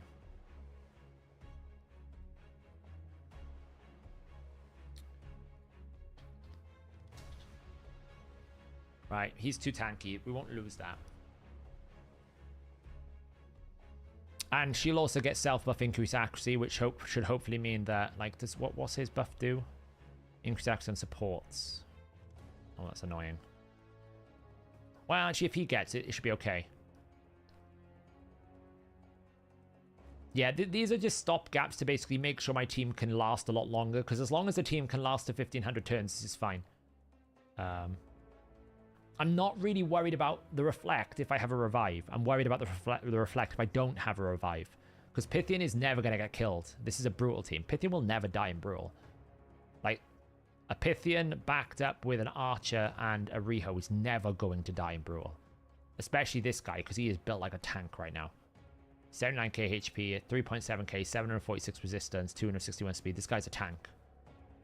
Right, he's not a tank. He's super squishy. But the other guys are a tank. Riho's built with full damage. Right, so these guys are not going to die. It's just if he kills himself on Reflect. Yeah, she's also built like a tank, and she will heal. Like, she is built a bit like a machine, so... It's because he's not booked or set up, right? I've got my team set, right? This isn't a problem about what my team needs to be. It's about what I can do today, right? My teams are set, but they're not built. So until I've got them built and mastered, which I can't really do until CVC, which is next week, I'm in a stuck situation where, like, I'm trying to substitute people out just to get me through this week, and then I can build these teams proper. Like, the Trender team's good. The Trender team's okay, so it's just these other ones. So I think here, for example, we'll run this, which is going to be, like, Teox, because we want his aura. Right? We're going to run Teox. We're going to run Riho. Now, the reason why I run Riho, it's the most efficient way. It is the most efficient way for you to get enough debuffs on the target. Then we're going to run Quintus. Then we're going to run Pythian. It's a bit of healing, a cleanse, and just generally a good idea to have. Where is he? And we need at least one lizard in the team. Then we're going to run Archer for decreased speeding and also provoking. We don't get a block buff, so we're just going to have to accept the fact we're going to get Reflect. There's nothing we can do about that. But it's okay if they die, because I can revive them. Archer, and then the last one is going to be Padraig. Old man Padraig. Does anyone have methodical work and run this proc outside of her turn? No, I think it needs to be actually using her A1, Kwanzaa. So yeah, the only risk with this team is we have no buff strip. And we have no block buffs. So we are going to get kills all the time. Like, they're just going to kill themselves. And there's nothing I can do about that. With this setup. Which sucks.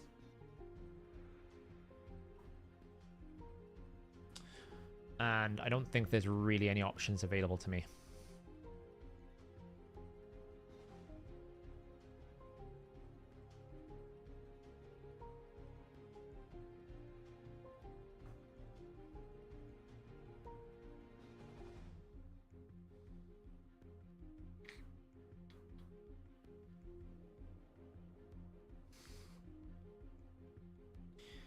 The only option is to basically drop Riho for Romantu, because that will still give us 4 debuffs and we've got a buff strip.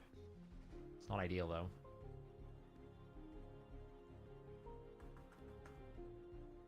Or we run the Rain the Conjurer.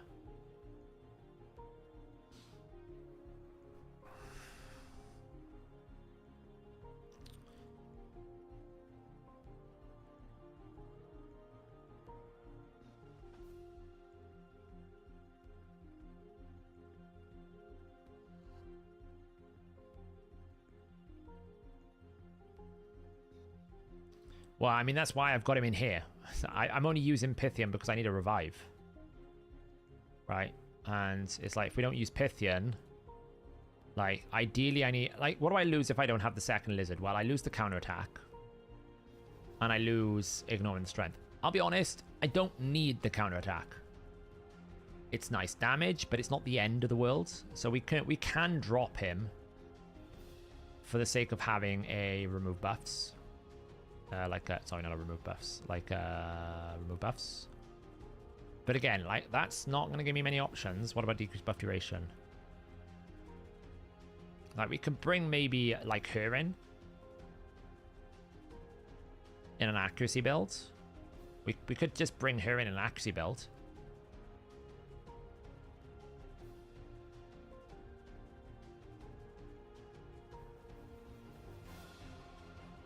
But this team needs a revive. That's the thing. It's just too risky to run without a revive. And, you know, it's probably going to have to be her. I don't even know if she's built. She got some sort of build. It's not crazy, but it'll do. It's only a single target revive, but it's at least a buff strip with weaken and block buffs. So we do get like that. We do lose a little bit of sturdiness because Pythian will obviously heal and give us the passive.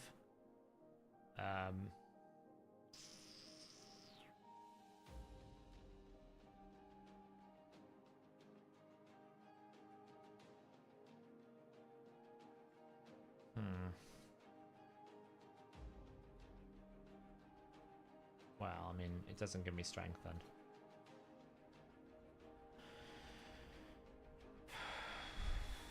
It's not the books that's the problem, it's the awakening. I'd lose too many points. And he's not mastered.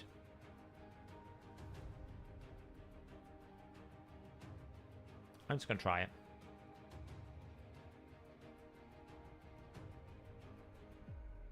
Let's see how it goes. Let's just see how it goes. Move myself over here. We'll just see how it goes. Who do we need to kind of kill? We need to kind of kill...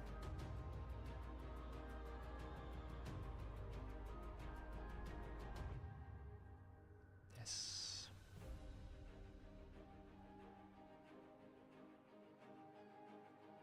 So we just open with this first because we need to do this 2 times. He needs to do like this once. Melee attack.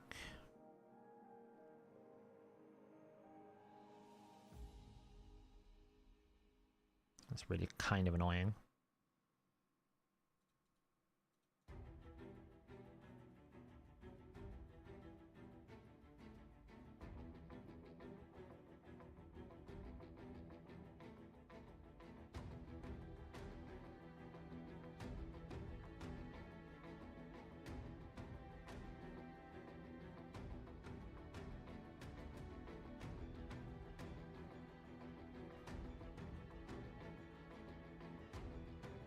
Okay, lovely. Let's just kill off this mischief head.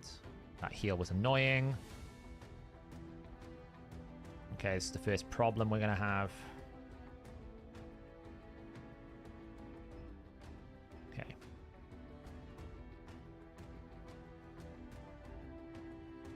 Okay, so this. That's 2. Lovely. Reset.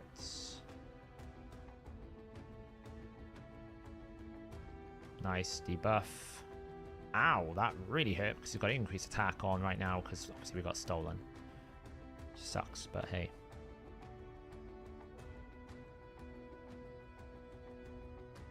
He still needs to do 2 more, but it's fine.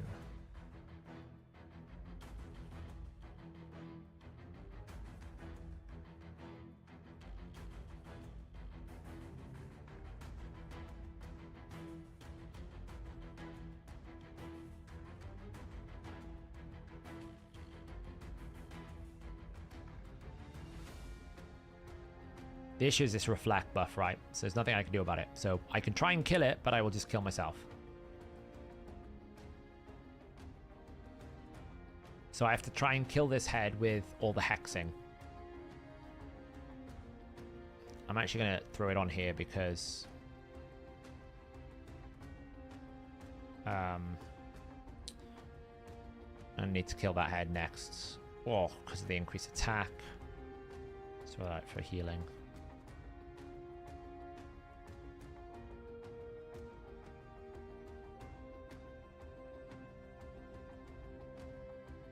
It would have been nice if that Torment had died.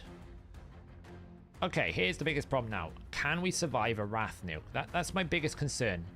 We don't have good control over Mischief Head. That's the first thing, right? We don't have a very good Mischief tank. That's why I want to use Packmaster, because Packmaster also solves the Mischief target problem with this team.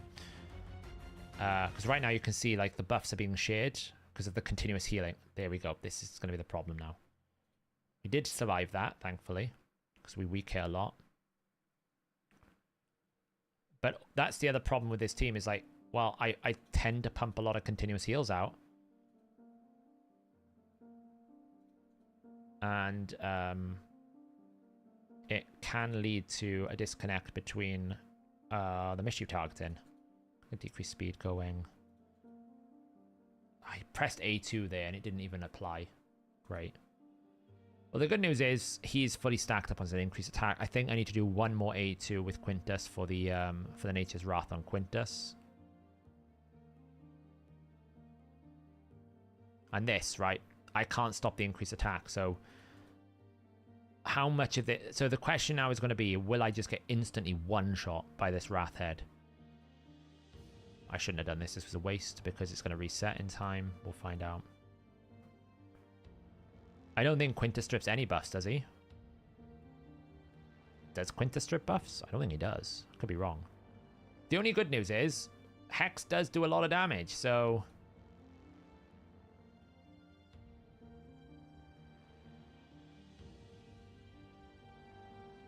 Oh, does he? Oh, that's good.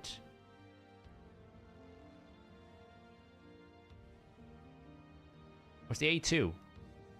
Okay, so... Oh, there you go. Nice. All right, so we do have a buff strip. Well... Didn't know that. Learn something new every day.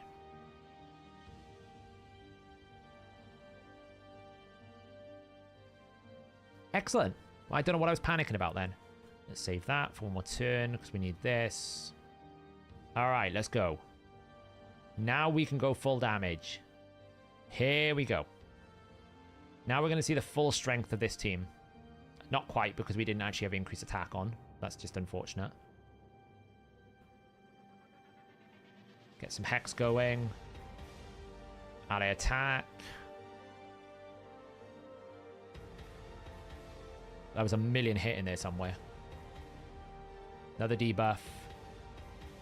Okay, that fear is kind of annoying, I'm not going to lie. Can't cleanse it.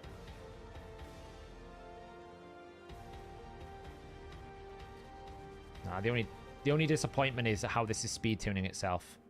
Teox is always a little bit ahead of the increased attack. Pedrig needs to behave a bit more. Because, like, the issue I've got is Pedrig only puts a 1 turn on.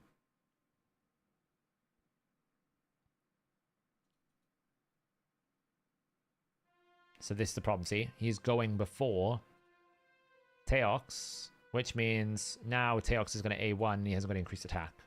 This is what losing Krisk does, by the way. Krisk extends the increased attack from time to time. I don't have that extension. Put some debuffs out on here. So until we get a better break of the turn meter mechanics, like, this might be a problem. It should break, right? Because Teox... There you go, see? It should break because Teox gets turn meter every time I debuff. So it will break that chain. Just if it falls into a nasty habit, it's sometimes difficult to break. This is brutal. Provoke out so we don't have any more problems. But we're starting to see the damage ramp now. Now that we've got it set up. Just whack that. Like, this should hit reasonably hard. 748, 740, 740. We're still missing some debuffs as well, right? Now we're going to have fun, though. Poison Cloud.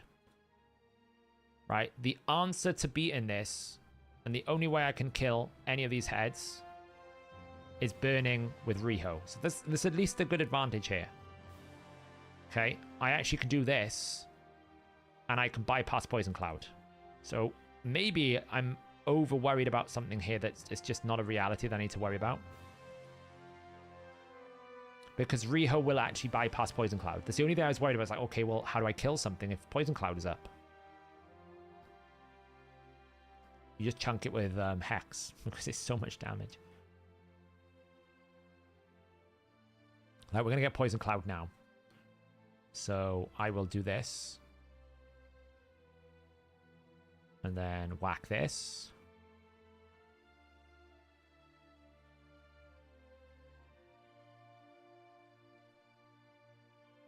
That's going to die.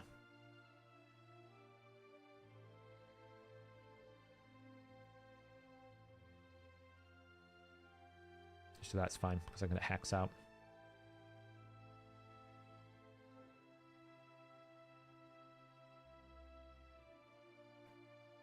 Does anyone know why Valkyrie survives severe nukes in no dungeon? Stats, probably. She's probably very tanky. I think he needs one more. I'm actually going to do that because I'm pretty sure he needs one more attack. Boom, boom, boom, boom. I need A2 from Riho. It's fine, whatever. Damn, we're actually not gonna have any uptime on this decapitated head. That sucked. Anyway, let's just whack this. Oh, look how much damage that nearly did. We're gonna be in a bit of a spot above the next because we're gonna get a consumption, which sucks, but it is what it is. There's just no point doing that right now. Let's save that because I don't need it. It's going to die, reset the duration. Beautiful. Let's get some ally attacking going on.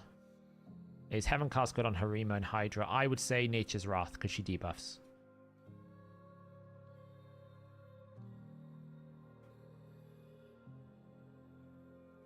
Just do that, get some slows.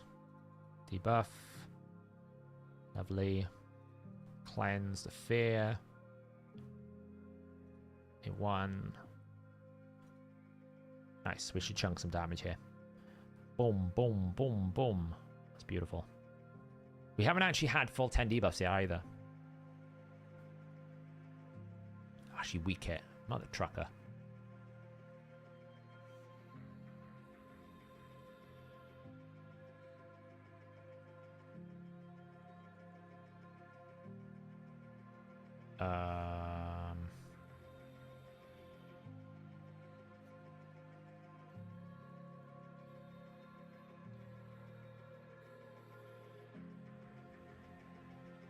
Thanks. Cool. Would it be better to run Thor with or without accuracy when I have enough decreased speeds? If you have decreased speed, the only reason why you would want to run him with accuracy at all is so that you can place a debuff to get Nature's Wrath. Right, that is the only reason why you might want to, is to get his Nature's Wrath stacked, because you still need to place the debuff for that. I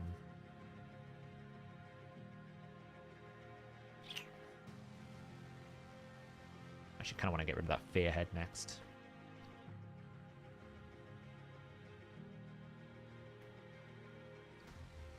Decrease speeds.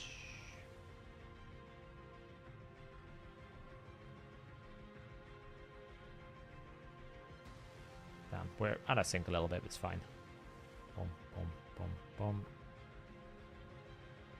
Get rid of that fear.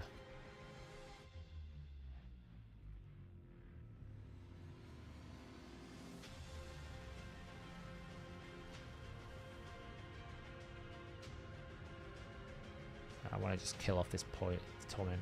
This feels good so far. I mean, the damage obviously could be a lot higher if I had like all the right champions set up. Which I don't have right now. No more fears. But you can. This is the way you use Teox, right? A lot of people will suggest you should use Teox with,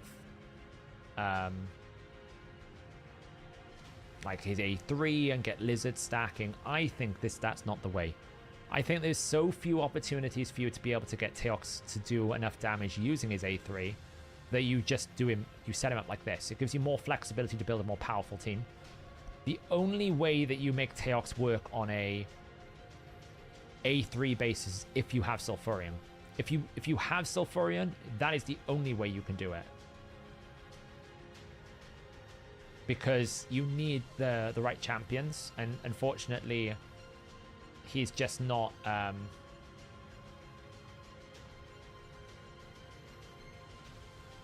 The other champions in the faction are just not strong enough.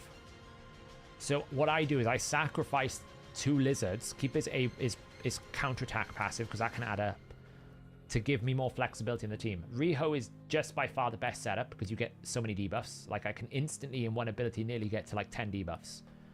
I'm missing a few here, right? I need a few more debuffs. Because what do we got? 1, 2, 3, 4. I didn't count it in time. Didn't quite get enough. And I've just used provoke there, so this is going to be awkward, but hey, it's fine. Unless we can get like mischief head. Oh my god, that's awful. Well, we're using the A2 on that mischief head next, based on this.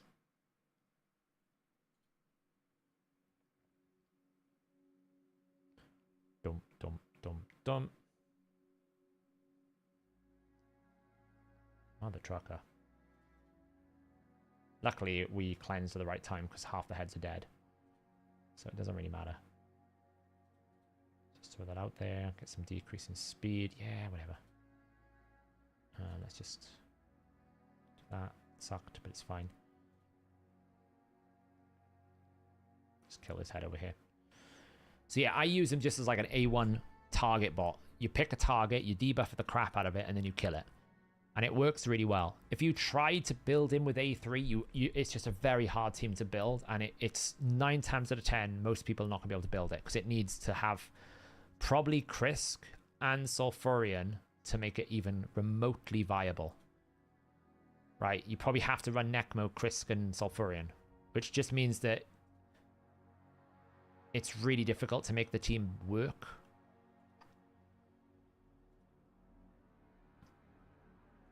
Right now, this is a really awkward team. Bump, bump, bump, bump. This is a better setup now.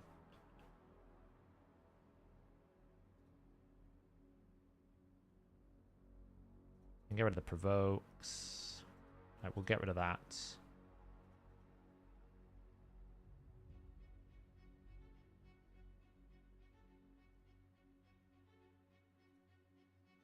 Boom, boom. And you're seeing how much look how much I'm chunking the other heads, right? We don't have AoE, but I'm doing 500,000 damage to the heads every single time I A1. Purely because the damage is sufficient enough that it is just overwhelming with Hex, right? So even though we don't have AoE, look, 43, 55, 51, 40. And that wasn't even the A1. Okay, it would have been nice if you didn't ally attack. That was just... Can we stop? Thank you. Look at that. 100k, 100k. Chunk, chunk, chunk. So I've been able to kill this Wrath Head. I've only hit it 4 times. Right? And that is the thing with this Teox A1 team. If you just keep A1ing, you will do so much damage. Like, I'm not even worried about that right now, because I could just do this. Full stack. 1, 2, 3, 4, 5, 6, 7, 8, 9. 9 debuffs on this head right now. And of course, it's going to revive just at the wrong time. Dead. Boom. Boom, boom, boom, boom. What I want to do is increase speed, because I kind of want to debuff this head now. And this is why I like Riho here, by the way. Because Riho is just able to, like, blast through this really quickly.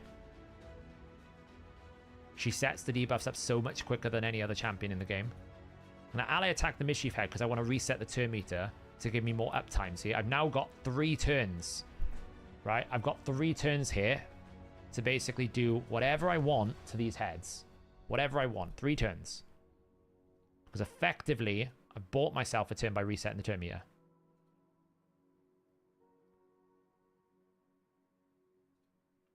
Set. A1. And now we can basically pump damage. This is where it gets good. 690. 800. 800. Decrease speed out now. And because she's also 6-star, Riho that is, I get Brimstone. So Brimstone is another debuff. I'm basically in this team, though, I'm missing one debuff, right? Because I've got 1, 2, 3, 4, 5, 6, 7, 8 debuffs. I just need one more.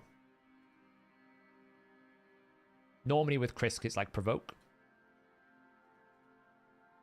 Now it's 9. So it's basically 10% less damage than I could be doing. That's kind of annoying. Bum, bum, bum. Because we're out of sync right now. I'm going to do that to basically cleanse. There's no point provoking right now because we have no curse set on this. That's the only downside. Bum, bum, bum, bum. Yeah, you could do Toxic there. I don't think it's worth it. Like, you lose 10% damage. You can find a debuff, right? You could find someone with a leech. I used to use Ugo with a leech, right? You could put a leech out there. You can find some other debuff, right? Or you could just accept 10%. It's not the end of the world, right? 10% is not the end of the world. Let's just get rid of you.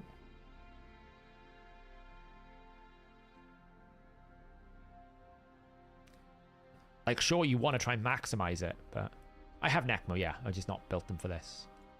Now we do that. Boom, boom. See how we basically killed this Poison Cloud head?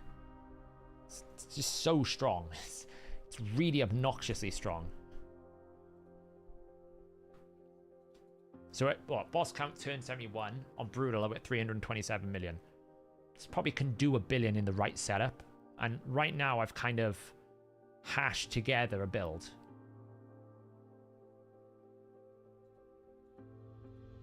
We're going to hold that a second because we're going to get some respawning soon. We're out of sync again, unfortunately, so the increased attack is not on from Padraig. So we're not doing as much damage until this comes back around. It's just how the debuffs flow with his passive. There's not any speed tuning you can really do to solve that problem because it's all about how much his passive gives him Termia. So now we're going to do this. We weak kit, of course we did.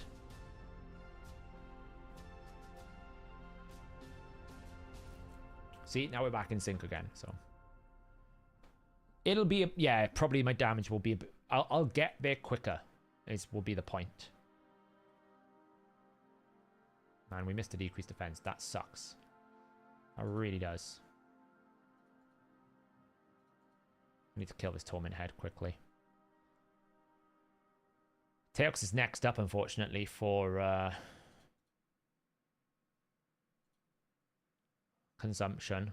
But for a while, he's not going to be here anytime soon. So. Burns. Oh. Nice, the Brimstone fell perfectly. Yeah, Packmaster would bring block buff debuffs. There you go. Thank you, Jacob. That's the one I'm missing.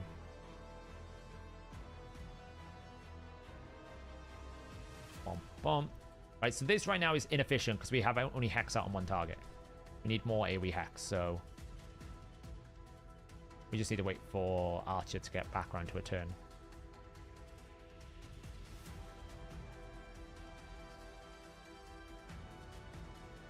And we also got to increase attack, so we're going to need to use we are going to need to use Quintus's A2 next to get rid of that increased attack. Right, so let's do that. Beautiful. I don't really want to use this right now. I'm going to save it. We'll start chunking this guy out on the right here. Get rid of his increased attack. That's A1. That revives. What do we got? Torment Head. Fine. Let's just kill this.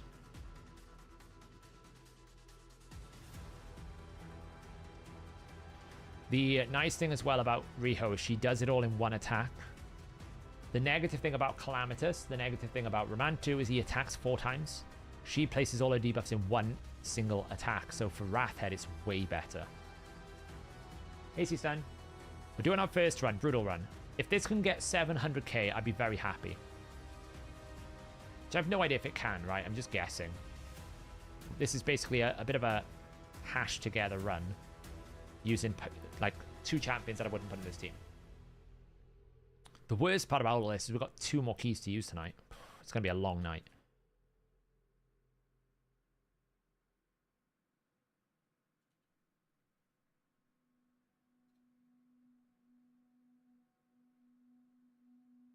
Mm-hmm. 700 mil, you know what I mean? 700k, whatever. Be nice to me. I've got a lot of Hydra to do tonight.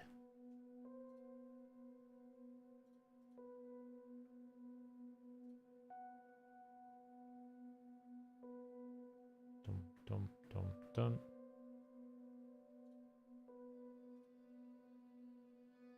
I really need to be saving these.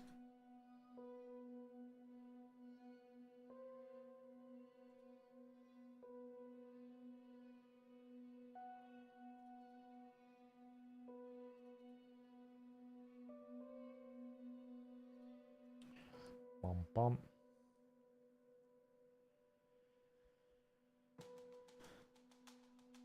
What? How many keys you got left, Evasive? Keep in mind I've still got a Trunder key, right? So I can still drop another 20 bill or something stupid like that.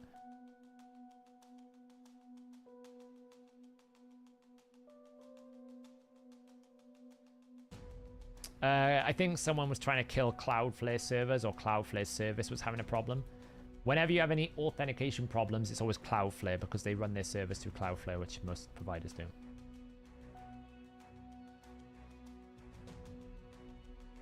You guys say that, but you just lulling me into a false sense of security.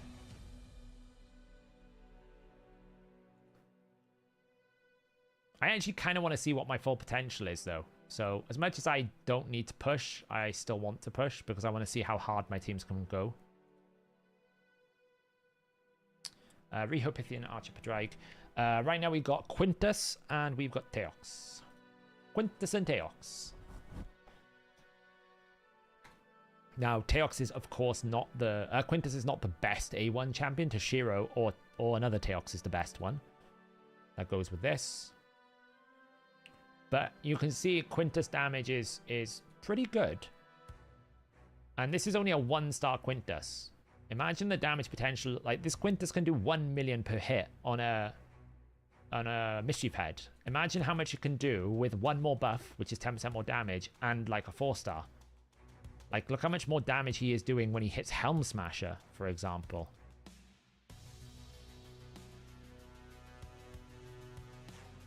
Right? Watch the Helm Smasher proc. You can tell because it has 400k. That's... Do you think 6-piece Merciless is ideal for Thor, or is Lethal Cruel better? Merciless will always be better. One of the weaknesses of Thor is he doesn't actually have any built-in ignore defense. So the more ignore defense you can get him, the better. See how the difference? This is why I recommend Helm Smasher for a lot of people.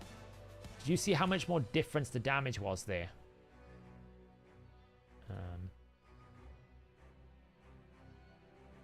When he hits Helm Smasher, it's quite a big deal.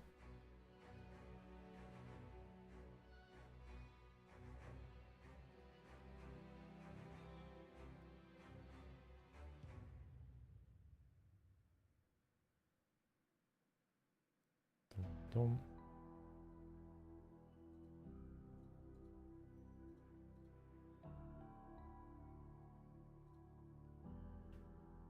Watch the damage difference. 800, 500.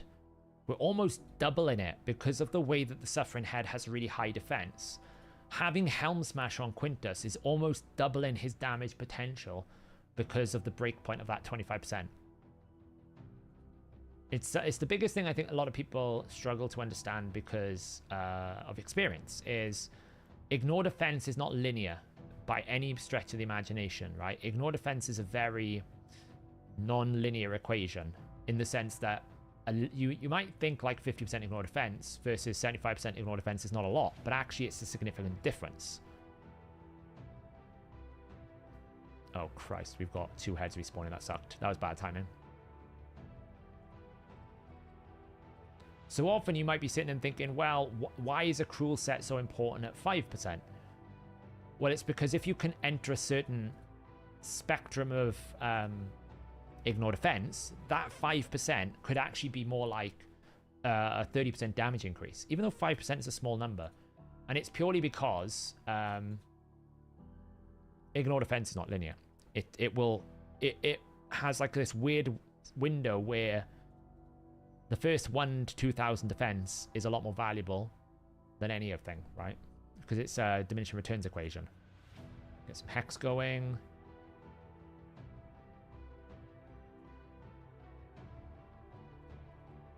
Do you think a 5-star store will output more than a 2-star, 3-star? Yeah, it should do. 38% more crit damage and a 5-star Nature's Wrath should out-damage a ninja. For sure. Like, I'm using Quintus here, but I should be using my ninja because a 3-star would out-damage it, right? So, technically, I'm being inefficient here. I'm just going to try and kill this head out.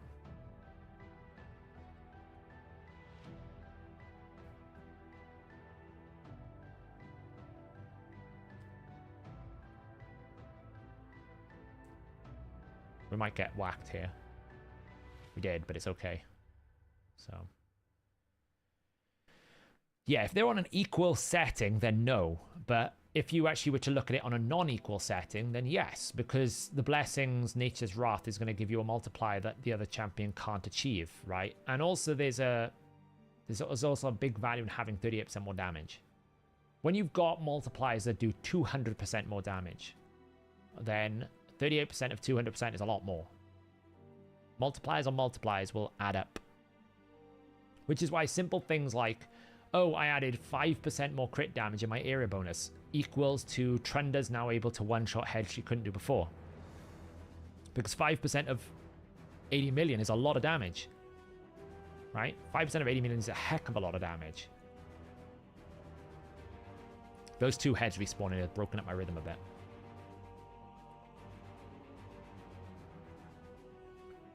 It's fine to do this because we've still got a long time. Boom. Like, you gotta remember, this Teox right now doesn't have 4-star. My Quintus doesn't even have 2-star. This is a Quintus that lacks 750 attack and 38% crit damage from just blessing stats alone. And he's already pumping 1,000,000 damage with Teox A1.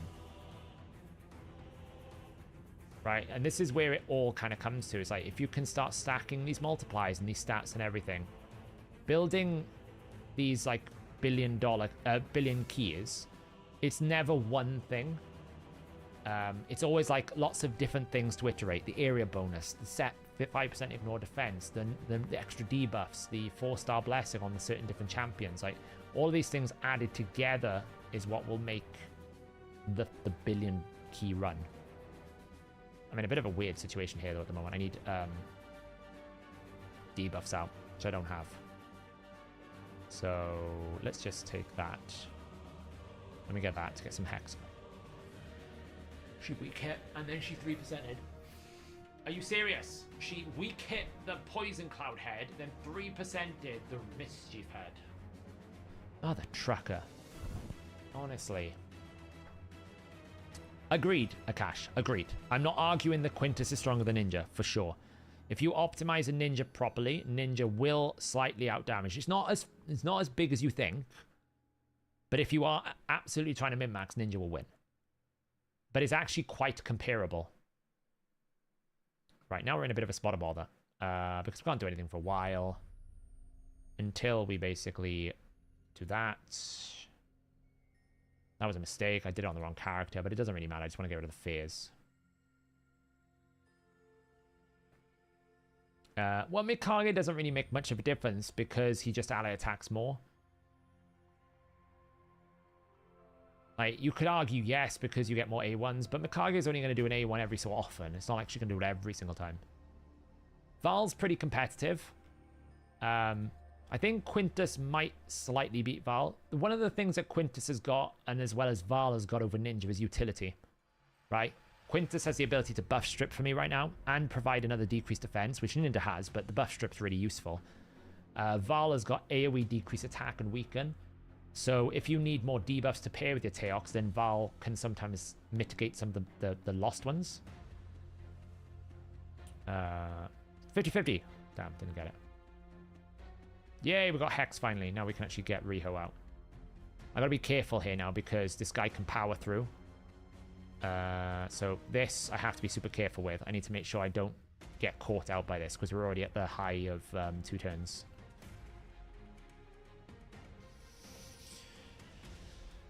So yeah, Val is pretty competitive.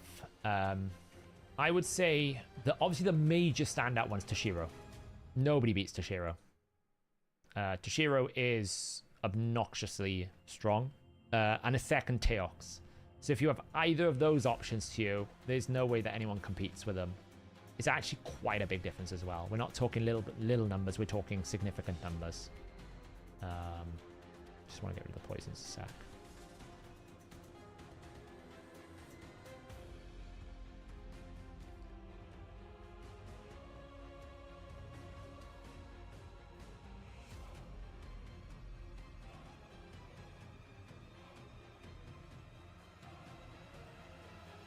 I'm just going to do this because I want to get rid of the Mischief Head. I attack with this. Yeah, but the thing about Scorid is Scorid's doing Poison Cloud. Scorid's doing Hex. So that's what you've got to do to work that out is you've got to determine, okay, well, how much damage is my entire team doing, right? So imagine I've got 400 million more on my team. Well, Hex equates for around about 6% on average per hero, depending on whether they're a combination of AoE. If it's purely single target, 10% damage from any person on the team is going to be Hex. So, like, they may be doing similar damage anyway, it's just that the Hex component is inflating his numbers, right? And that's what I was trying to say when a lot of the Scorid noise was coming out. People are like saying, wow, my damage tests are saying that Scorid is doing this much damage. It's like, yes, because the Hex is giving him a inflated statistic, right? So it just depends on the rest of the team. Like, how much damage was, say, the other champions in the team doing? Like, who else was in the team, Jonathan? Because it's not that I'm saying Scorid is bad. It's just something that you have to take into mind when you're comparing champions. It's not a fair assessment when one champion has Hex, because Hex is going to basically always mean that you win. Like, I've seen some crazy support champions have like 1 billion Hex damage. Doesn't mean that they're better, you know? Right, okay, so take 10% of Carnage, because most of the time Carnage will be single target damage. If you wanted to be reasonable, take 6%. If you're using his alternate form, he's got 2 AoEs, you could take 6%. Or maybe 5% if you want to be reasonable, right? 5% of 142 million is 7 million. So automatically, about 8 million of Scorid's damage is just Carnage, if not more. Because actually, no, that's only on one target. So if you take 5%, you've got to go 142 times 0.05. One head is getting 7.1. 7.1 times 3, well, 21 to 30 million of that damage is going to be Carnage alone, right? So now you take that out and you go, okay, well, actually it's 120 million. And you start going, what's the next one and the next one and the next one? And you quickly realize that actually Scorid is not doing much more than Val. It's just that he's got Hex. So if I put Val in Hex set, he's probably going to do 148 million. You know what I mean? If I did like Merciless Hex. And again, it's not because Scorid is bad. I'm not saying Scorid is bad. Scorid is a very, very good damage dealer. It's just that he's not better than these other champions. It's just that he gets almost like an ego boost because he's got Hex. He gets a little cheat code. I actually used this wrong, by the way. I should have put it on this other guy because he's going to be slower.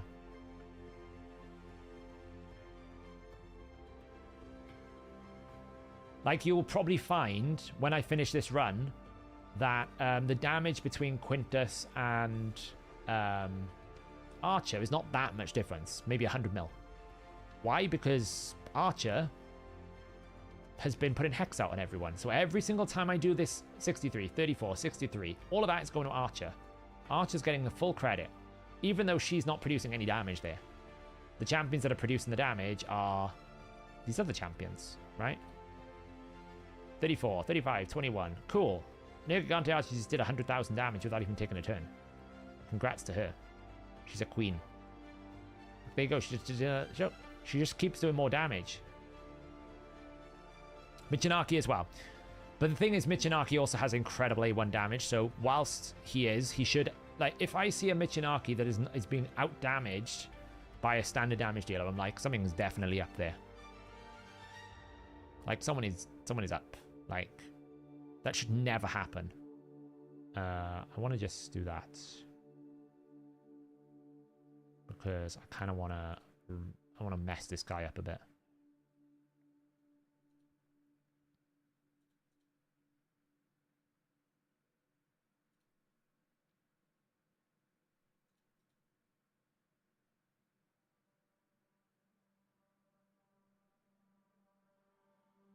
I'm pretty sure I can kill that head.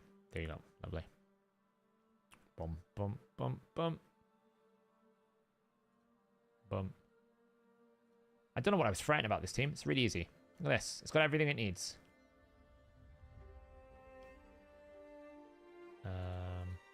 We are going to put debuffs over on that head next, though. What counters Yumiko in PvP? Ancora, because you have an A1 that decreases skill duration and a revive that resets abilities. So she hard counters her. Someone like a Rotus, because you have such low cooldowns that you're not too worried about losing them. And you get lots of extra turns. Anyone who has generally strong A1s, like a Phenax, Constantine, Jorgid, do really well. Mythical champions, because they can't get locked out on their alternate form. So therefore you can just change form. It's quite a lot. I would actually suggest that Yumiko and Warlord have lost a lot of power now because the strength of these champions that we're getting come through are just too strong. You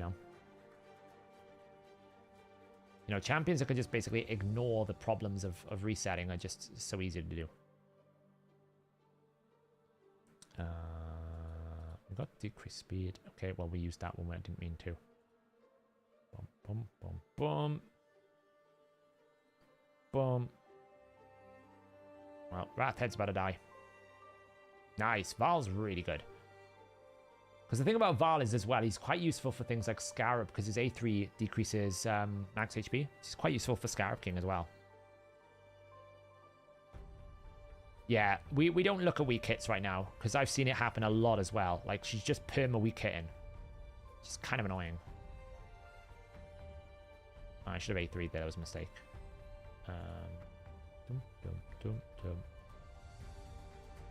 Well, we're going to hit 700 million, that's for sure. I don't know if we'll hit 1 billion, but we'll see.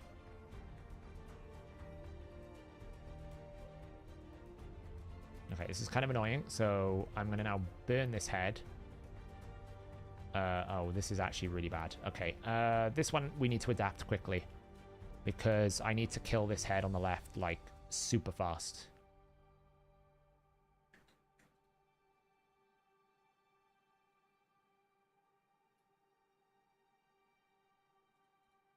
Because otherwise the head's going to cleanse and it's going to be poison clouded.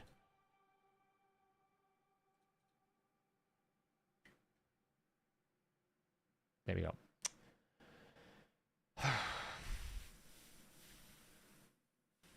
Oh, might as well do that for now.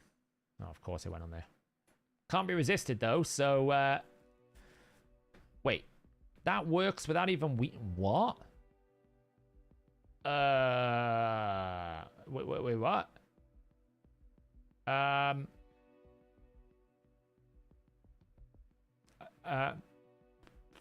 Okay.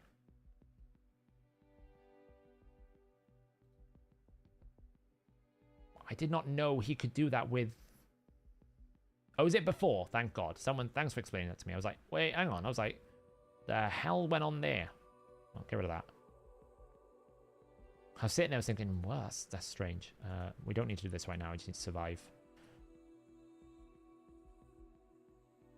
Nice. That's what I need to do. That's a real problem. So now we need to kill this head. It's a real problem going on right now.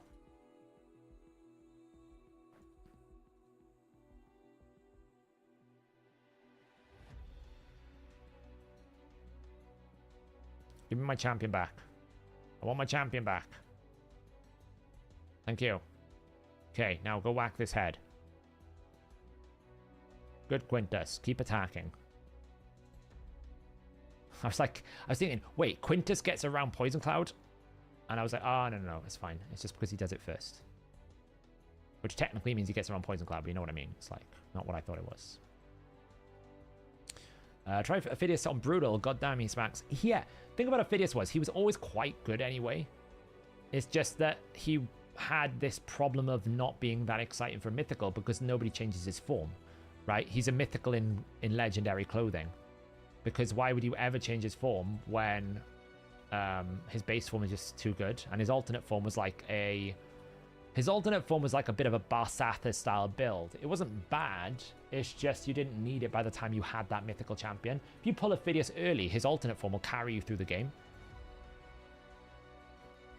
Okay, well, I guess that's going on there.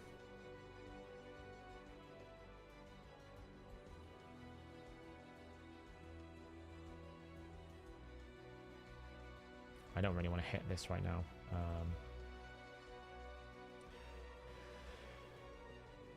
I need to level 10 more Romantu. Nice.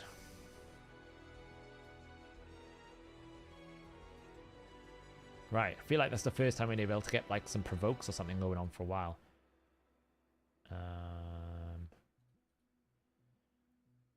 I need to level 2 more for Romantu. I capped all my Axiom resistance in Classic Arena. What should I focus on next? Yeah, crit damage.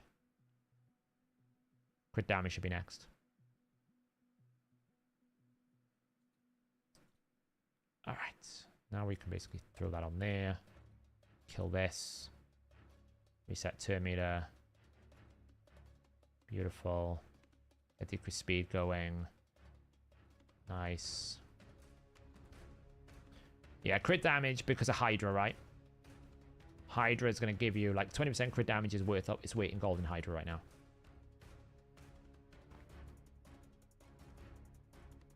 I know I should technically attack him on the right, but he's got his blimmin' thing up, so... Nice. Debuff. Let's go. Let's get some damage going. We had a bit of a barren period there of not much damage. Now we can get some real damage going. Let's see the numbers.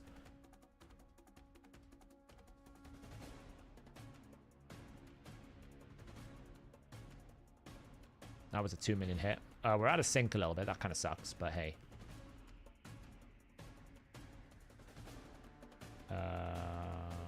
Well, we might as well set that up. Just in case we need an alternate head. Some hex going.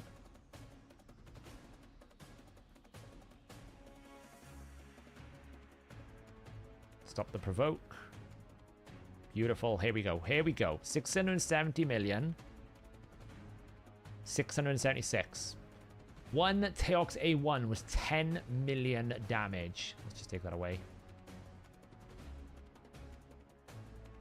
Like, one ally attack, 678. How much is this going to be? 684, 687, 688. It's obnoxious. Like, when you get these heads decapitated with this Teox, it is so much damage. It is disgusting. Look at this. 69, 3 million, 5 million, or 4 million. We're about to hit 670 million, though. About to hit 700 million? 700 million, maybe? Oof, nearly. 700 million on Brutal. This is going to be my Brutal record by quite a margin. I think the highest I've ever had on Brutal is like 500 million. This is like smashing my record. I don't even know how close we are to turn limit either.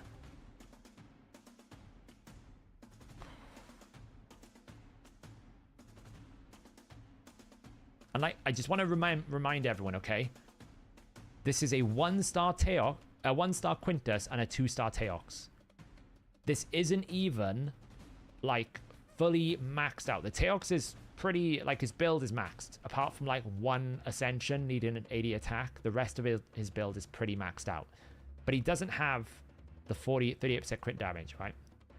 And he's not getting anything like Nature's Wrath Blessings or any power from that.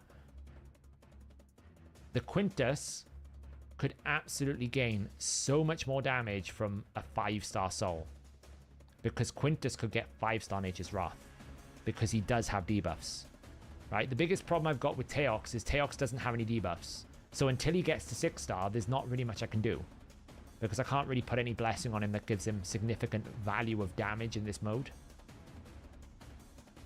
What are the speeds? I think Teox is like 190 speed. I think Pedrig is pretty fast. I think the rest are around about 250, 260. They're not like crazy fast, but they're not crazy slow either, so...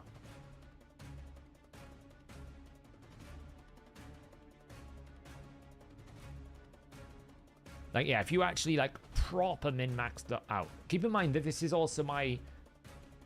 Like, I've thrown in some champions just to solve a problem. This isn't even the final build, because the final build is going to have Packmaster. Because I really don't need the revive when this works quite well. You know? It's only if you get super bad luck with the reflect that you need the revive. But I've not needed the revive once. So when I have Packmaster in, then I could potentially be getting 20% more Teox damage, right? Don't underestimate the value of 20% more Teox damage when he's doing 4 to 5 million per hit. It's a lot. We're in trouble here. Just going to say we're a little bit of trouble because... Thank God. Okay, AoE. I had to AoE because we didn't have Hex out on this mother trucker on the right. And now I can't get rid of those buffs, so people are going to get a lot of damage, but it's fine.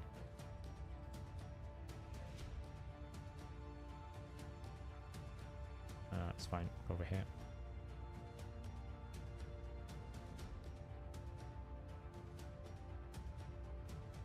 Yeah, because that's the thing. Every single time I put a debuff, Teox gets 5% turn meter. So I can probably drop another 20 speed and he's still going to be super fast. You know, when he gets to 6-star, he gets 15 speed. I can probably just drop a ton of speed. Don't need it. I'm going to just do that to keep him alive because I don't want to ruin my rotation here. Kill this mother trucker, please.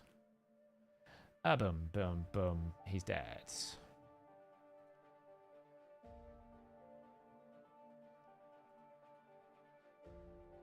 Wow. Thanks so much for... Oh. Redirected! My mother... Fricking... Oh, I'm so in trouble right now. I am so in trouble right now. We might need that revive I said I didn't need a minute ago. We'll see. If we get lucky with some A1 reset in Quintus, we're fine. Otherwise, we might need that... We might need it. We'll find out. I'm not going to do that right now.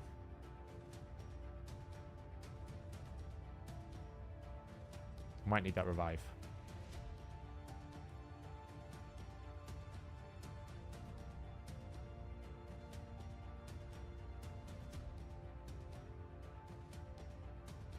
Right, we'll just throw that out there.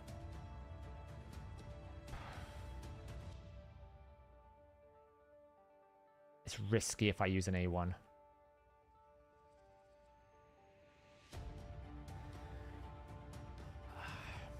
Just need to wait. Thanks for that. This Mischief Head is annoying me because I can't do anything about him right now because he's got block debuffs on. This is the other thing that Packmaster is going to solve. The Mischief Head. Right now I can't do anything to the Mischief Head because he keeps attacking the wrong target. Now we're okay. That hurt.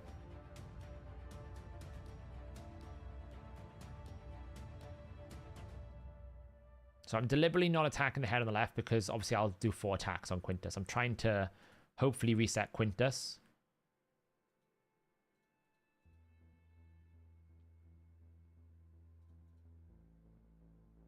Which is not going great. I need one more turn and I can do it.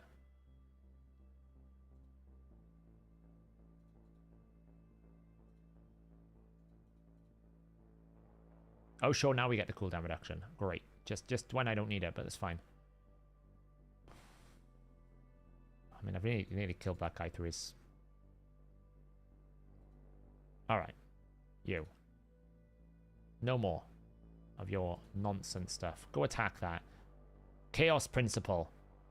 Oh, we all attacked the head with the vet. Right, okay, well, that was pretty bad. All right, well, we're all dead. We're all dead. We're all dead. We're probably all dead. Oh, we're all right. We're all right. He's dead. Okay, we lost one. Chaos Principle. Okay. And this is why I said I needed to revive. Okay, it's fine. Revive them all up. Okay, now I can get the Hex out, which is what I couldn't do before. Kill the Mischief Head.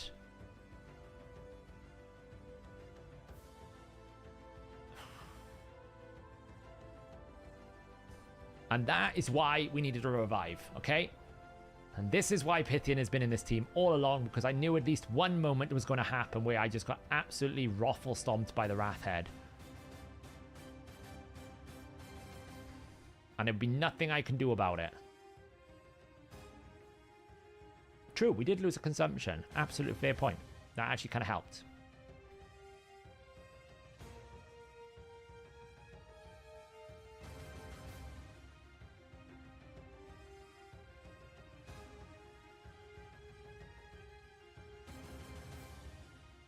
Yeah, I can go for it. Let me get rid of the Reflect. I'm planning on going for it. I lost about 25 to 30 turns messing around there. Maybe even 35 turns, which is not going to help. But if I just get good momentum, it won't take long to get a lot of damage. So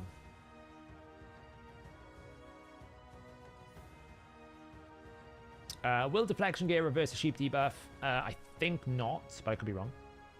Does Nature's Wrath work with sets like Deep Toxic? Yes. Actually, that's a very good point. Yes, it should.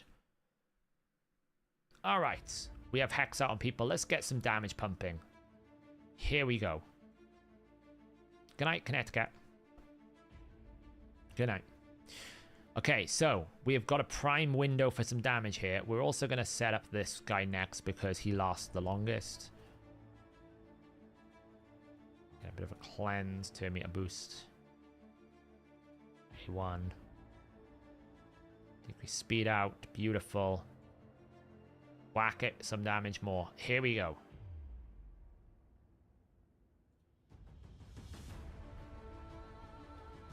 Oh, does it work? Deflection does. Okay. It's just very inconsistent.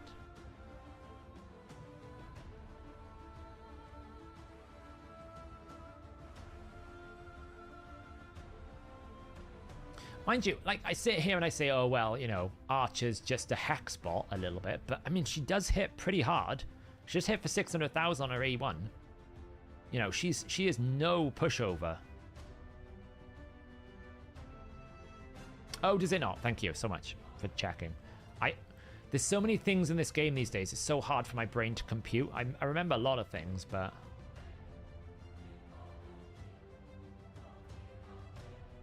Hydra's biggest problem, and I've said this from day one, Hydra's biggest problem is that they made a requirement and then they basically took the worst coverage of that requirement and put it in the game. So, for example, they made the Fearhead, and then the Fearhead was like, well, to solve the Fearhead, you need a Veil. It's like, there's only one champion in the game when you released Hydra, which was Duchess, really, that could do it. And then they were like, okay, well, now you need block buffs. I was like, well, there's like so few block buffs that even today, I'm still often looking at, I'll just use Ugo then, shall I? And they're now getting to adding things like Feral. And the value, see how much value Feral brings just because he gives you more than just one thing? And I think that's always been the problem with Hydra. It's not the game mode. The problem with Hydra has always been that they picked like the worst effects in terms of champion coverage and made them mandatory. Right, and that was the problem. They've done it again with Sandevil, if you think about it. Think how many stun champions there are, freeze champions there are. What do they pick? Sleep. Literally the only champion in the game that can do this is Siphi with any sense of consistency. They could have done so many other sleep stun champions. They could have done any other crowd control. They picked the worst one.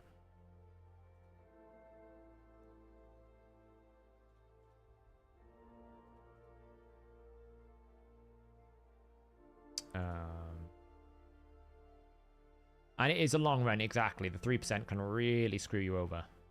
Like, you get a bad reflect, you get a bad respawn. One of the nice things I like about this team as well, and which I don't like about the Trunder teams, is you don't end up in a situation where you have 4 heads killed at one time.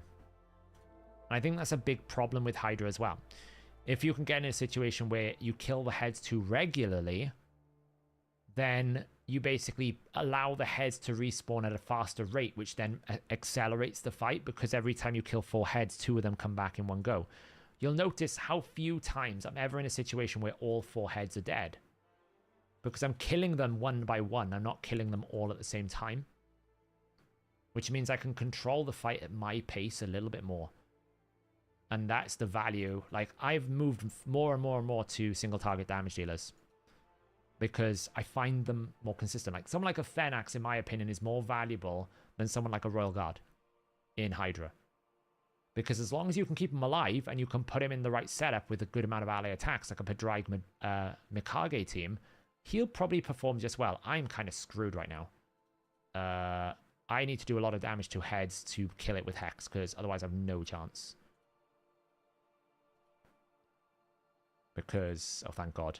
Because I have no burnout on him. Thank God for Hex, right? Like 500 mil is my previous brutal.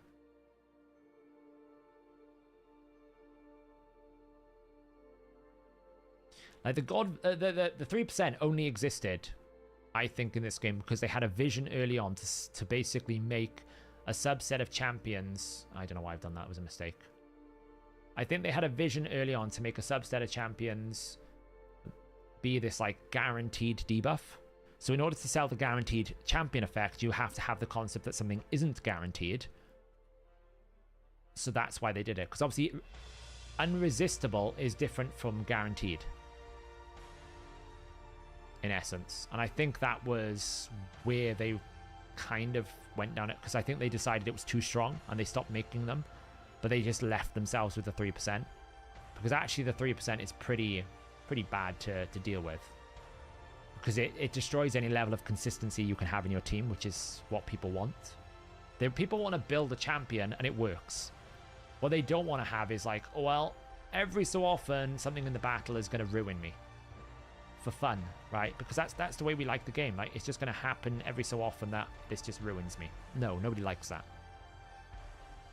The fun is finding a niche way to use a champion in a specific speed tune, and then that, like, coming through and all of a sudden you've done like 500 million more than you thought you could do, right? That's the fun of the game.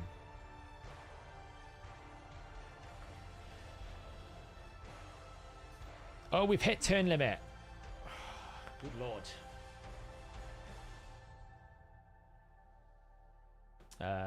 So yeah, this is the temp team, I know, right? This is the temporary team.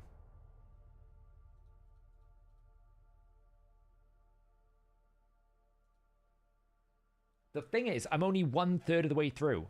So if you take this concept and go, okay, well, he's at 900 million, 1/3 of the way through. Well, I got another like 300 million. This could be like a 1.4, 1.5 billion at the way it's going. And you always have to put like the startup tax with this team a little bit, with any team. Like there's always like 20 turns where it takes to get you rolling. Get your Nature's Wrath stacking up, get your head decapitation in the right flow. So... I have 8 sacred shards, 7 primal, 20 void shards. Do you think it's enough for the Freya deck of fate? Will she be the least flipped? 8 sacreds and 7 primals is a very good start. Generally speaking, Hero's Path and Deck of Fate's the most cost-efficient way to do it is primals. That doesn't necessarily mean it's the best way, but it's the most cost-efficient way, because obviously not many people can get a lot of primal shards. However, it will give you the best, like, if you bought them, shard count per quantity, if that makes sense. This is kind of awkward. Let's get rid of all those provokes. So I think you've got a lot there, right? 20 voids, like, I think 20 ancients or 30 ancients is equal to 1 sacred, so you're probably okay. You're in a good starting position. I can't imagine it'll be more than 20 sacreds, so whatever the cost of 20 sacreds is, if you work them out in a normal summon rush, that's how much it would be. give or take. I should have done that on the Suffering Head, never mind. I just want to basically kill that head. I should have A2'd. I can probably just kill it with Teox, if I'm being honest. I should have A3'd. It's probably just going to one-shot it. There you go. Boom. Yeah, I don't think Freya's, like, insane. Right? I'm the only reason why I sit here and I talk a lot about the Freya deck of Fate event is they don't do guaranteed champions all that often, but when they do, they're normally good enough to warrant the summoning of them, right? If you look at the grand pool of 200, 300 legendary champions that exist in Raid Shadow Legends these days, I'd rather a Freya over someone like a Bistophus or someone like a Morley, right? Freya's going to do a lot more for me as a progression player, as an endgame player, as a late game player, than another Morley or another Walking Tomb Dreng. So I feel like whenever you see the opportunity to get a guaranteed, you almost don't want to miss that opportunity.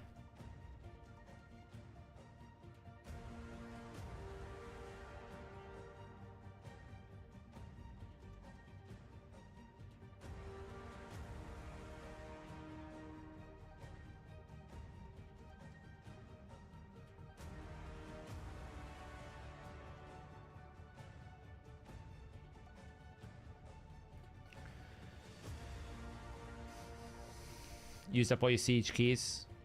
Yeah, have you been destroying us? Are you at our stronghold yet, Elixium? You probably are by now, I guess. I can't tell because I don't want to show it on stream.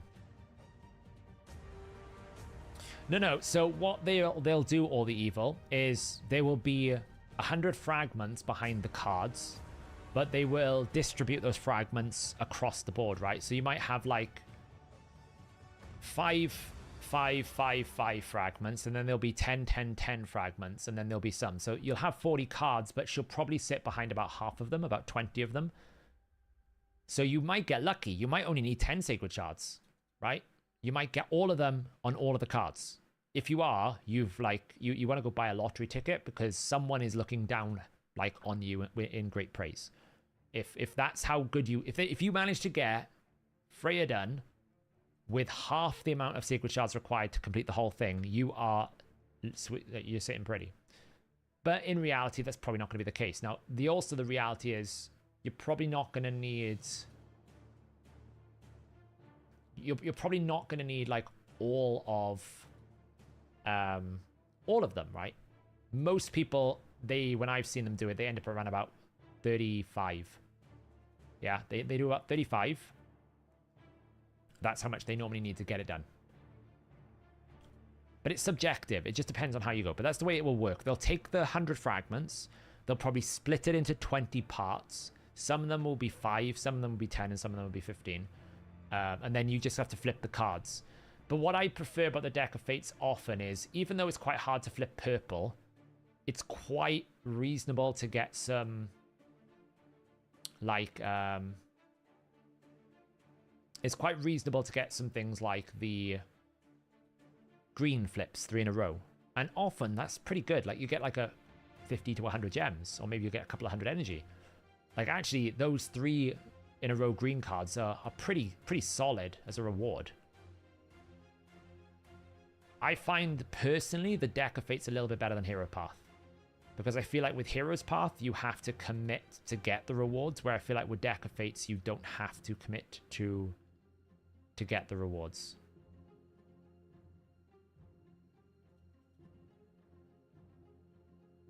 But I do feel like they often do some dirty tactics with deck of Fates where they will, for example, they'll do things like modify it so that there's 1 less epic, so that you can't get the full value, because now you've got to get 9, so you miss 1 of them, you immediately lose a 3 in a row. Those little shady tactics I'm not a massive fan of. But I do find often that you can invest less in, say, oh man, can you stop? You've literally thrown everything on this one champion to make me not be able to kill it.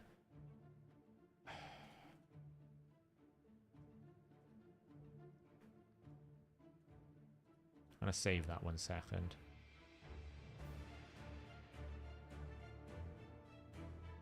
I'm actually kind of at risk right now. Brilliant. No, I'm not.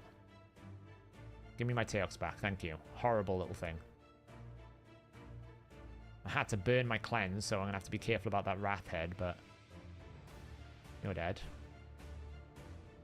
Oh, we hit 1 billion. We hit 1 billion. We're on 1 billion. Yeah, they'll probably do very similar to what they did with the Fatalis event. If you remember, if you were watching my channel back in the day, I went for the Fatalis event not to get Fatalis. I messed up the Zenogre event, and I skipped one thing that I thought I could skip, and ended up needing to do the Deck of Fate events for the Titan event points for the Zenogre 5-star Soul. And at that time, I was planning on using Zenogre, and still use Zenogre in Finite Hard. So I was like, the 5-star Soul for Zenogre is massive because it lifts the Phantom Touch from 30% to 70%, which means that when she uses her ability, it becomes like a 99.63% chance that she's going to land her Phantom Touch proc. Whereas at the other one, it's like a 79% or 78%, something like that. Still pretty high, but not as high. So for me, I was like, well, I have an exact use. So I went and did the Fatalis event, which included a guaranteed Fatalis. Not because I wanted the champion, but because I had to do the Titan event. And it took me the entire event to get the Titan points. And there was only 50 Titan points in there. So they will do probably a Deck of Fate event with Titan Fender points and a guaranteed Freya. I think that's what they'll do. I don't know when it's going to come. It might come in replacement of next weekend's Champion Chase. Like, not the one that's coming on Friday, the one after. Right? Because we have a Champion Chase on Friday. That's already in the calendar. So we know it's definitely not this weekend. It could be Tuesday. It could be the Friday next week. That's probably where it's going to be in terms of a window of a frame of reference.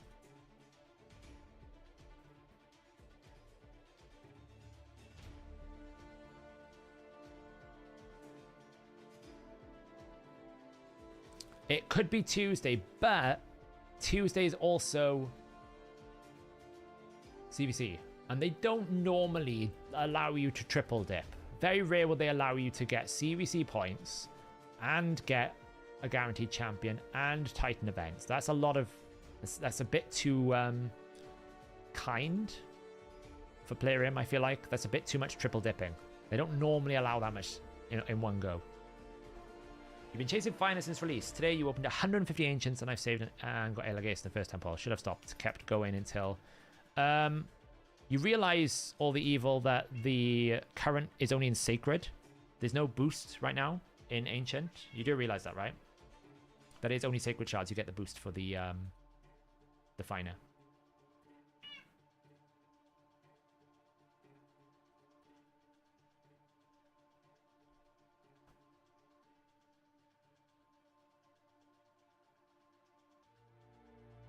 Is it Ancients? Why is it not saying in the portal?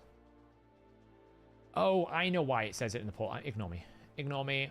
Ignore. I know what it is. It's because when you go to the portal, it only says ×2 because of the sidebar, but obviously Ancients is not a ×2. Ignore me, I'm being dumb. It's because I was looking at the portal and it was gold and it was on the left. I'm just being... Yeah, it's the 1+1 that was confusing me. Yeah. Yeah, I'm a very, very firm believer that if you want a champion that badly, you do it in Prisms or Progressive. If you want a champion that badly, forget about ×10. It'll never happen. Right? It's just so unlike you. The only place that it still has some level of viability is Voids. And even then, it's a push these days. Right? It's a push. Thanks, cat. That was the cat moving the mouse. Hello.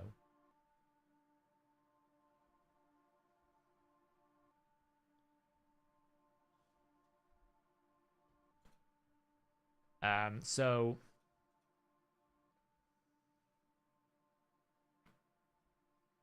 what are you doing? Hi. Welcome to the stream. What is up? What is up, huh? You had a rough day? I haven't seen you all day. You've been sleeping somewhere. Yeah, the thing is, the Void Pool now, it used to be back in the day, like 2 years ago, us addicts of the game that have been here for like such a long time, we we used to always say that times 10 on Void was awesome, right? It's only 40 champions, very few, you know, issues. Most of them were pretty good, apart from a few.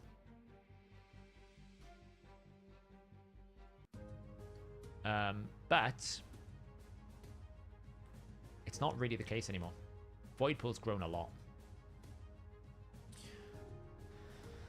So my advice to a lot of people is if they really want to champion that badly, like if you want Odin, the best time for you to get Odin is going to be when it's in his prism. Okay? Because they'll put him as the feature champion, I think. I think they'll put him as like the 2% guy. And that's about 1 in 50. So if you really, really, really want Odin, that is going to be your best opportunity. Unfortunately, it's a spending concept. But that will be your best opportunity to get him. There won't be a better one. It might become a bit of a Teok situation with me, if I'm being honest. By the way, did you just see? Just to give you a concept of how strong this burst is on an ally attack, this team just one-shot a brutal mischief head. One-shot it.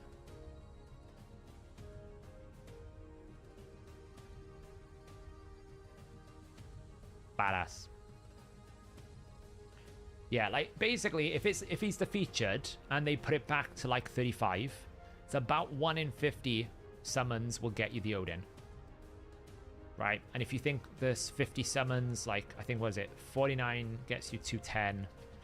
210 divided by 35 was what? Like 6. So $50 gets you 6. You need 50. It's like 8 times that. 8 times $50. I mean, that's a lot of money. It's like $400. But that's like the average. It used to be 1 in 116. So the new featured thing is quite good. Like the new featured hero is quite a significant improvement on the odds. Because it used to be like 1 in 116. Which is a lot worse. But if you want him, it's going to be the best opportunity.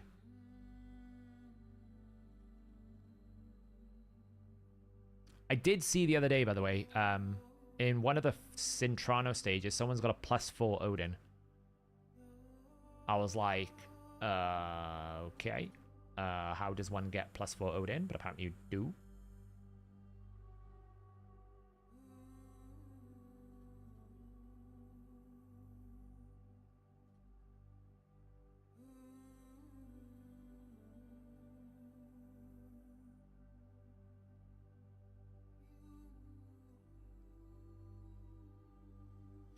I don't think so, Stiko. Like, Playroom get a lot of crap from a lot of people about spending habits, and they've got a lot of crap for me today about this Summon Rush event, because I think they deserve it for being a bit deceitful.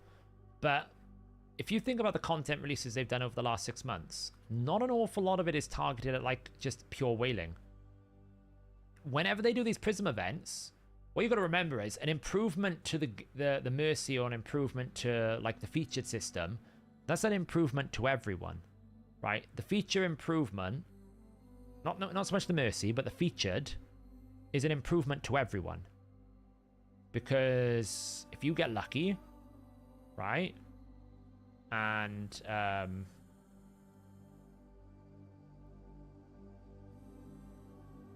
you summon it, then you've got a much higher chance of getting the one that is featured. That's not a Kraken thing. That's universal. We've had progressive summoning. That's been a massive improvement for every player. Sintranos, okay, it's a Kraken fest at some stages, but you think of the individual per stage rewards you get every single day. Right? That's... Oh man, this Fearhead is ruining me.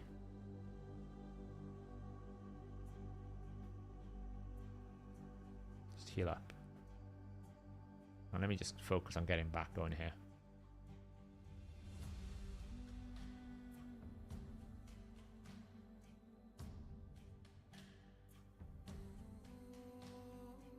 Boom. Boom, boom, boom, boom. We're gonna get spreaded of everything. Oh, that's fine. Nice. We really need to get some good ally attacks here. Come on, ally attack. Do not go crazy. That was crazy. Nice, Quintus. Well done, Quintus. We got lucky. That was not lucky.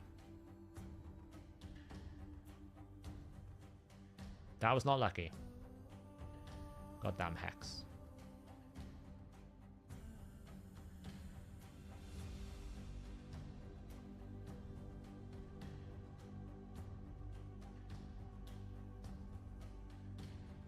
There we go. Now we got the Hex out. Beautiful. Fierce. Let's get the debuff out. Reset to meter.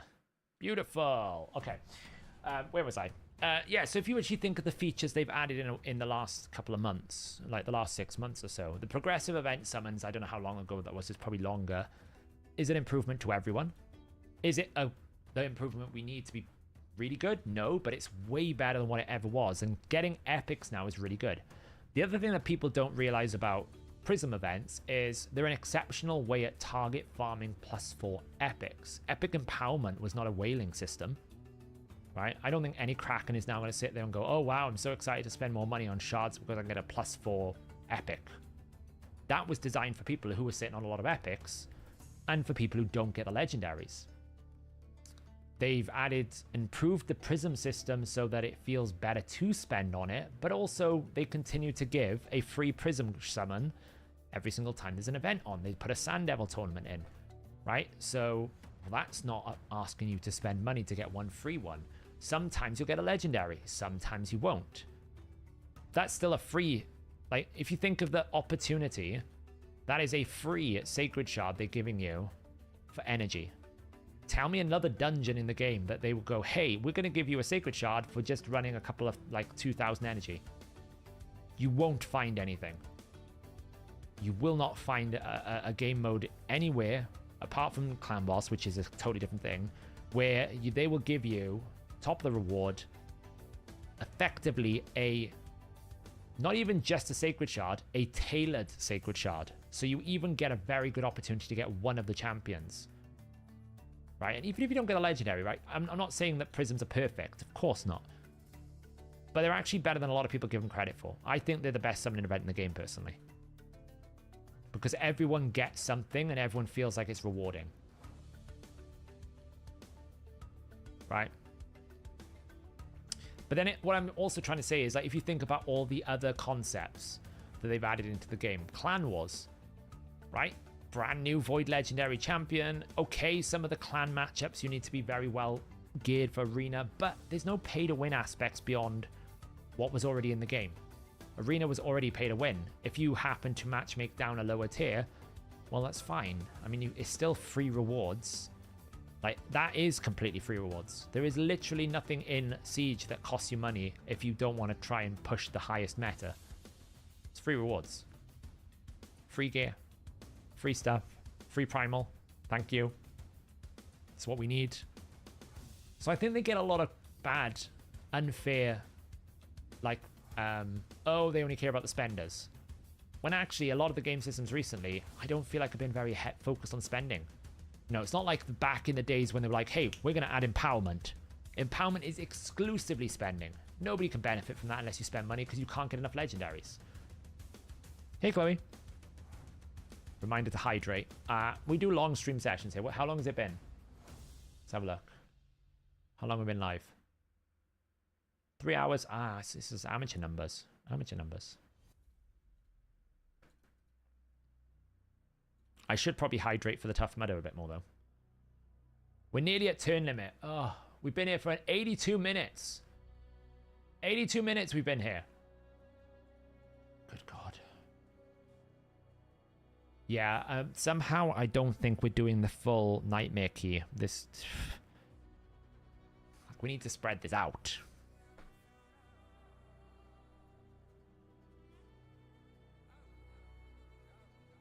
That.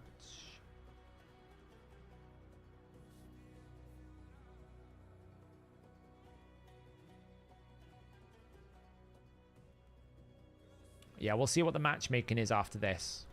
If Chemical Insomnia guys here are saying that there's no need to push because they're all out, then that might be what I do. Because this is going to be what? 3.5 billion? It's quite a lot. We haven't rebuilt anything. We compromised, right? Because I decided I didn't want to burn any points for...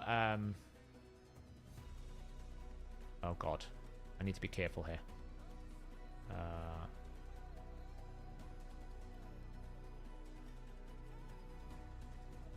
Drag out. I didn't want to build Sulfurion and Packmaster at the moment because I didn't want to waste CVC points. So we've not actually built anything. We will build a new...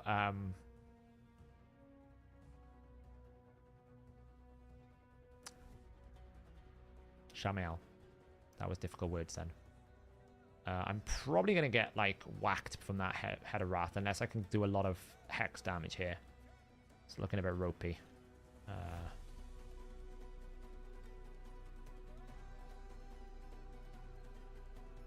Oh, no, here we go. Boom, boom. Ugh. Horrible. Oh, and he's going to kill himself. Thanks, Teox. That, my friends, is why we have Teox available. And Pythian once more reminds us why he was involved. I'd like to know where the leeches come from. Where did the leech come from? I don't remember. Who does leech in this team?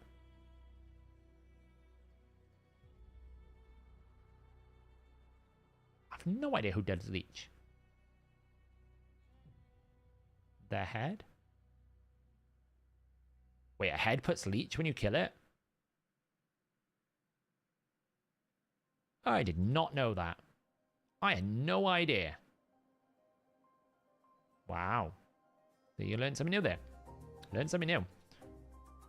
And I knew most of the things that happen. I didn't realize he puts leech.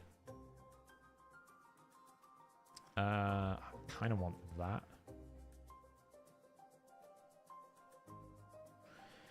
This feels impossible. Yeah, but this is like 6 years of my life we are watching right now. 6 years of gear farming, understanding the game, evolution, spending a lot of money. Like, that's what you got to remember about this. This is why it looks impossible. Oh wow, it's really ramping up right now.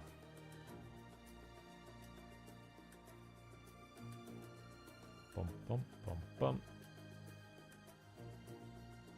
Teox, do a number on it. A bomb, bump.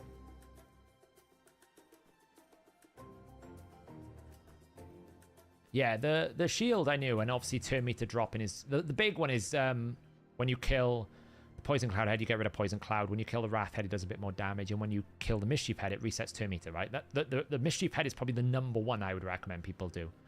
It's the one more than anything that people will always need to know, that if you kill the Mischief head, you reset turn meter, because often it can prove absolutely like we see how much damage it is. Another 10 million damage sometimes, because if I can get an extra attack that I couldn't do on the decapitated head, then great. Awesome. I think it must be from this head.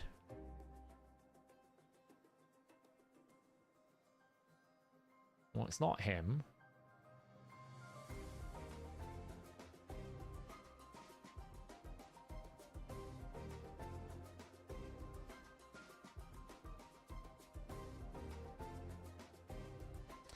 I think it's actually Riho's passive is reflecting it back, and when she reflects it back, the Mischief head is basically bypassing it and transferring it to a different enemy. I think. I can't see any head here that does it. Yeah, Brimstone's another debuff.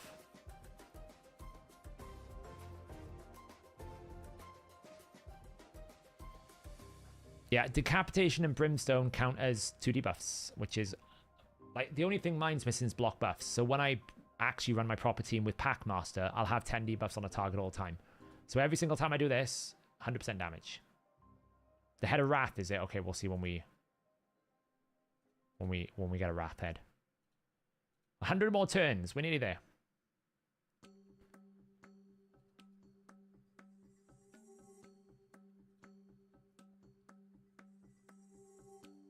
What a stupid thing. 25% chance to place Leech. Crazy.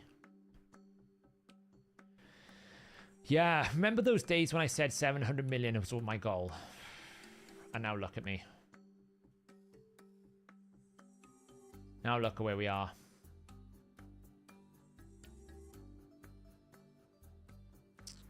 You know.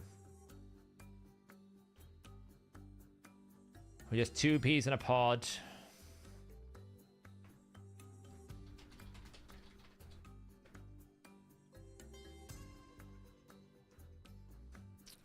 I have, yeah. Elo, you're holding #1 position on something, aren't you? In one of the Centrano stages. I think it's stage 19, right? You're holding #1 at stage 19 at the moment. I think. Yeah, I mean, Sulfurion basically deletes, absolutely deletes Stone Skin. Yeah, I thought I saw your name in there. You're like currently global #1, which is really impressive for stage 19.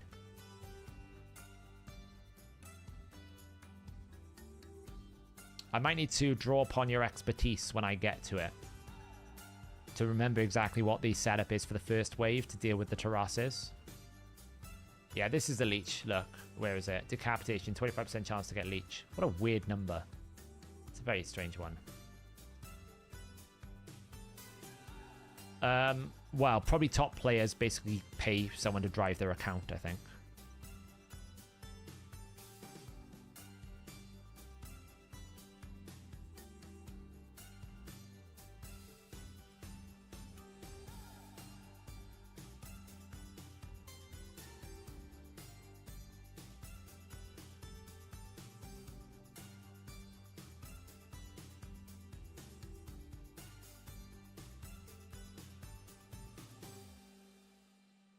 Oh, I'm so bored of this already.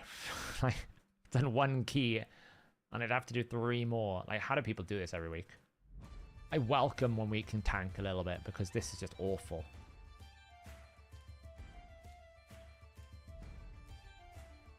Yeah, that's the thing with those 25%. It's like, okay, it's a cool feature to actually have. But at 25%, it's so, like, unreliable. You can never build a cohesive strategy around it. You can't rely on it. Whereas at least with the Mischief Head, you can. Like, I know when I hit the Mischief Head, I can target it, right? Thanks for giving my Riho back instantly. And, like, the shield you always get. You know when you kill the Poison Cloud Head, you get rid of Poison Cloud. Right, those things are really consistent. It's just a weird one to do, you know?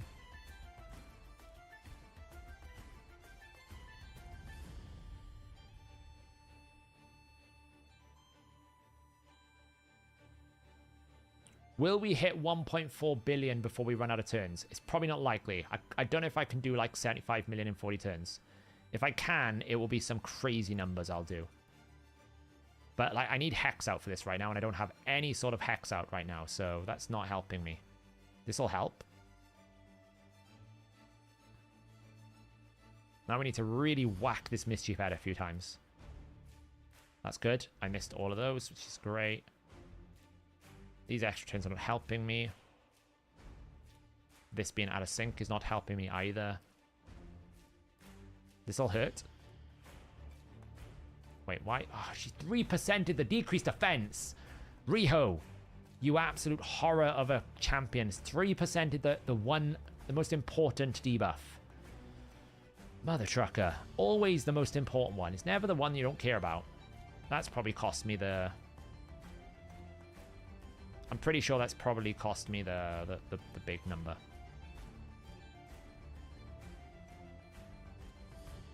We'll see.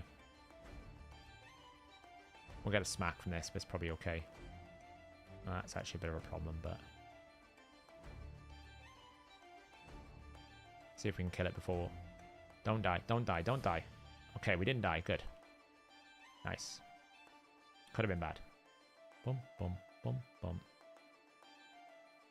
Debuff.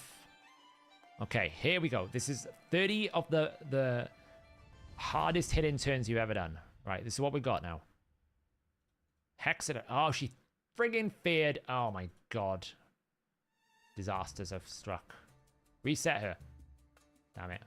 Okay, well, we're gonna have to AoE. Okay, can we now have big damage? 19 turns. Come on. Come on, 19 turns. It's not helping me getting feared all the time.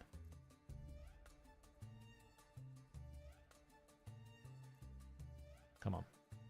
Teox feared. Great. Teox feared again. Great. Well, we're not going to get it. It's we had too many bad RNG runs then. We lost all the hex. We got double feared. We're not going to do it now. Boom, boom, boom. We're going to get super, super close, but we're not quite going to make it. Because we had just too much RNG there. Which kind of sucked.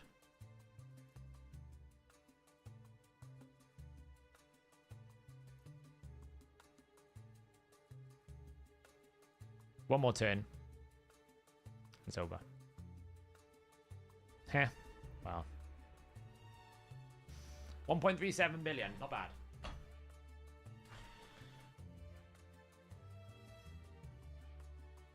So here's what I was saying about Scored, right? Nowhere in the world would you ever say that Nergigante Archer even matches a Teox. But the Hex version does.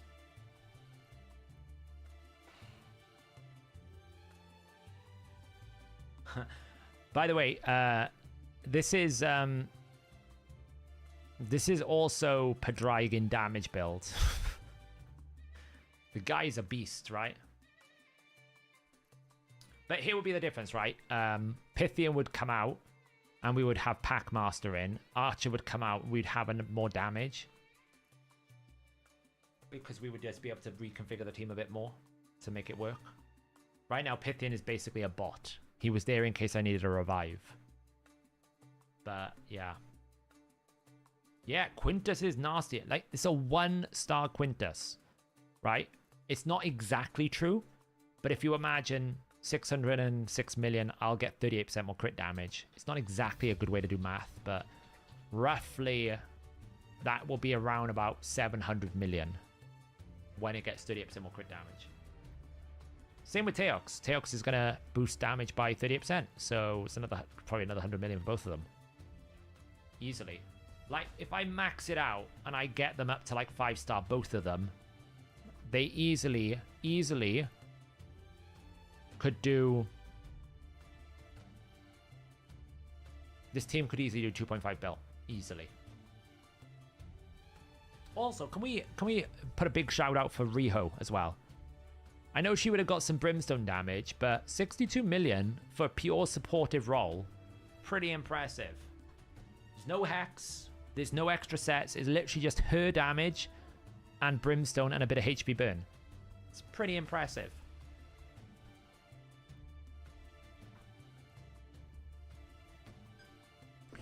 When you put the optimizer damage up, we'll look at the speed and the gear, you calculate basic combination of speed. You need to give it some criteria, David, so you're going to have to give it like a minimum stat of some sort. If the multiplier is based on speed, it will include the speed calculations and find you a build based on the speed. But it normally bases it on minimum speed, you know?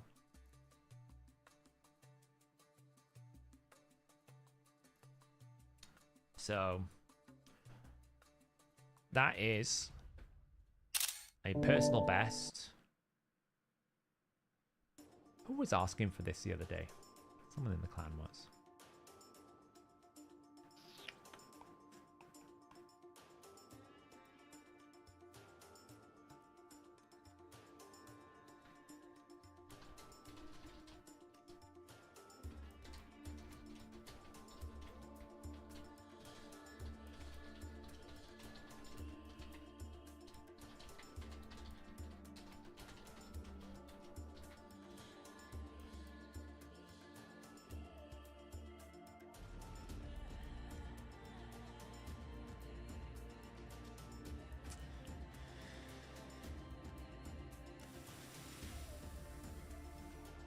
It doesn't come anywhere near to Narigi's though, because obviously Yannicka works well, but you know,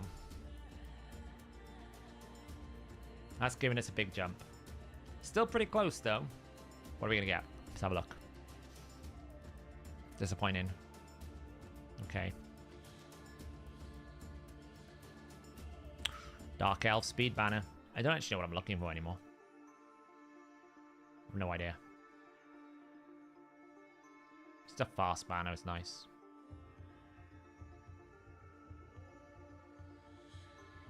We like resistance for speed on orcs. That's nice.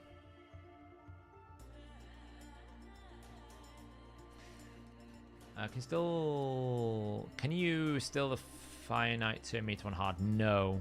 You can freeze it. You can't do anything to his turn meter. Yeah, Airstraight's going to come into my team, right? So my final teams will be like that team we just run there. That will have Packmaster coming in and Krisk returning. Right, Krisk and Cursed. We might even potentially consider someone other than Krisk. Potentially. But Krisk is in there for AoE decrease speed. And the only reason why is I'd have to take him out of Cursed, right? Because I don't want anyone other than Packmaster putting the Cursed out. That's quite important. Otherwise, we don't get Packmaster's passive. So that's what this team will be. Archer and Pythian out, these two in. It does create a reflect problem, revive though, right? If reviving is still a problem, Krisk is going to come out and Pythian will have to come in. And we'll have to do some sort of lizard option. Or we just don't run the extra counterattack, but that extra counterattack probably does add up, right? It does help as well if it's like Mischief Head and he's consumed someone. Yeah, Krisk without Cursed is going to be the way it goes, probably. So. Because I don't really need decrease attack for Brutal. We didn't run decrease attack in the last team. And it was absolutely fine.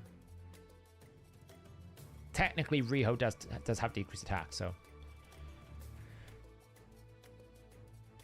Yeah, no. His pass is fine, though. Right? The thing about Packmaster is he places Hex when he gets attacked, right? Where is he? So we have a 100% chance whenever we get attacked. So as long as a head takes a turn, we get it. Easy. And it's only decapitated. It's a trial. If it doesn't work, I will just introduce another hex set. It's not a problem. It's just a trial. Don't need his provoke. Yeah, but you saw how quickly I can kill a head.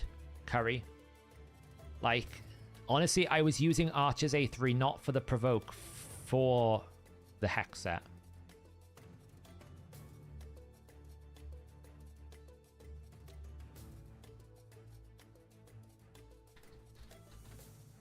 Right, I was using it purely for the hex set, the hex effect. I wasn't really using it for provoke because you see how quickly like I can literally one-shot the head if I want to. So all it would need me to be is a bit more focused and make sure I, like, when it comes up, debuff with Riho, kill it very quickly, boom. It's fine. Yeah, this is the best thing about this is it solves my mischief because it gives me a taunt and a reflect damage that no other champion's got. What blessing on Feral? Probably Cruelty, I think is really good. Cruelty, I would say. Cruelty or Temporal, but Cruelty is probably better. But yeah, he solves my Mischief target. And he also solves the block buffs for me. And I also get a decreased defense if I need it as a backup. If I get 3%ed by Riho every single time again. I haven't decided what blessing to put on him yet, but it's a very strong possibility. I put like Lightning Cage just to ensure that he's always got a buff differential. But with Taunt and Reflect, I feel like it's excessive. It's not really needed. So. Yeah, I mean, it does put it into perspective a little bit. Like, I keep saying that Hydra's damage has got out of control and someone needs to put some control back into it. But I don't really... I feel like you can't put the cat back in the bag. What's this looking like at the moment? Oh, we're catching up. So the question is now, do I need to pump more damage in here to help the team? Because, you know, effectively, there's 8 hours left. It really depends on what's left in Chemical Insomnia's bag. But I feel like a lot of their big hitters have gone. Like, who have they got left? Like, Doom. 6.74. Quite weak. Although he's got a really strong... Like I said, you can't take player power because he's got 6.57 million player power, right? So that would normally indicate that he's not super advanced. Like Tag Team 1, Live Arena Gold 1, not engaged with Tag Team at all, but has posted a billion hard team with 6-star Alaz, 6-star Lazarius, freaking 6-star Michinaki, 6-star Airstrid. It's just someone who has a lot of money, I guess, or has just been extremely fortunate because obviously this, like, he should be easily able to get to gold tag team. Easily be able to get to gold tag team. I can't believe he hasn't managed to get to gold tag team. It's crazy to me. TK, like, obviously he could have a big hit here.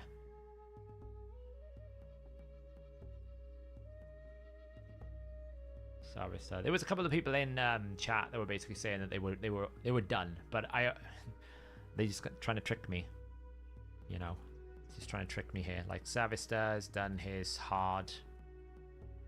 You always worry if they've got anything left in the tank that someone can just come forward and drop a big one. Like 12.73. Like these guys are probably not interested. Wow, they had a lot of movements actually. It's a really impressive amount for 67 keys. I mean, Carnifex has gone mental because he's done a 10 billion Hydra key.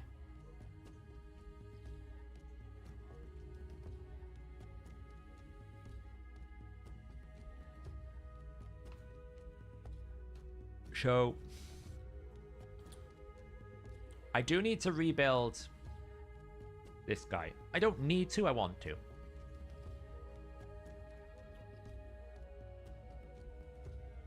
He's in a pretty average build. Let's rebuild him.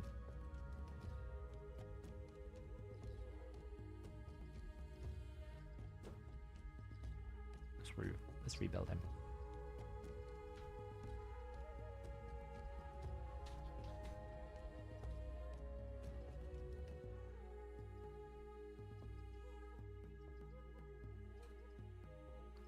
So we're going to do Nightmare, Head of Decay, bum, bum, bum, bum, bum, stats 240.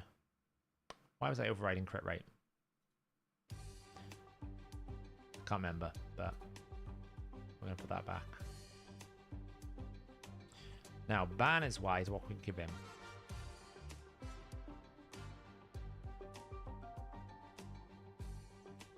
Okay, well.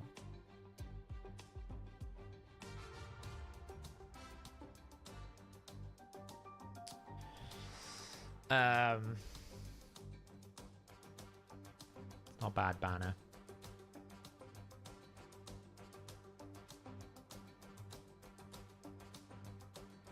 What is he? Sacred Order, right?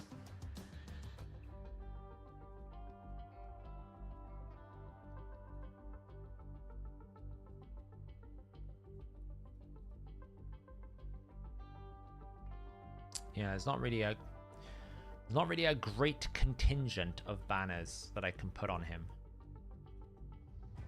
So, like, right now, he's kind of got this, which is all right. It's 22% attack.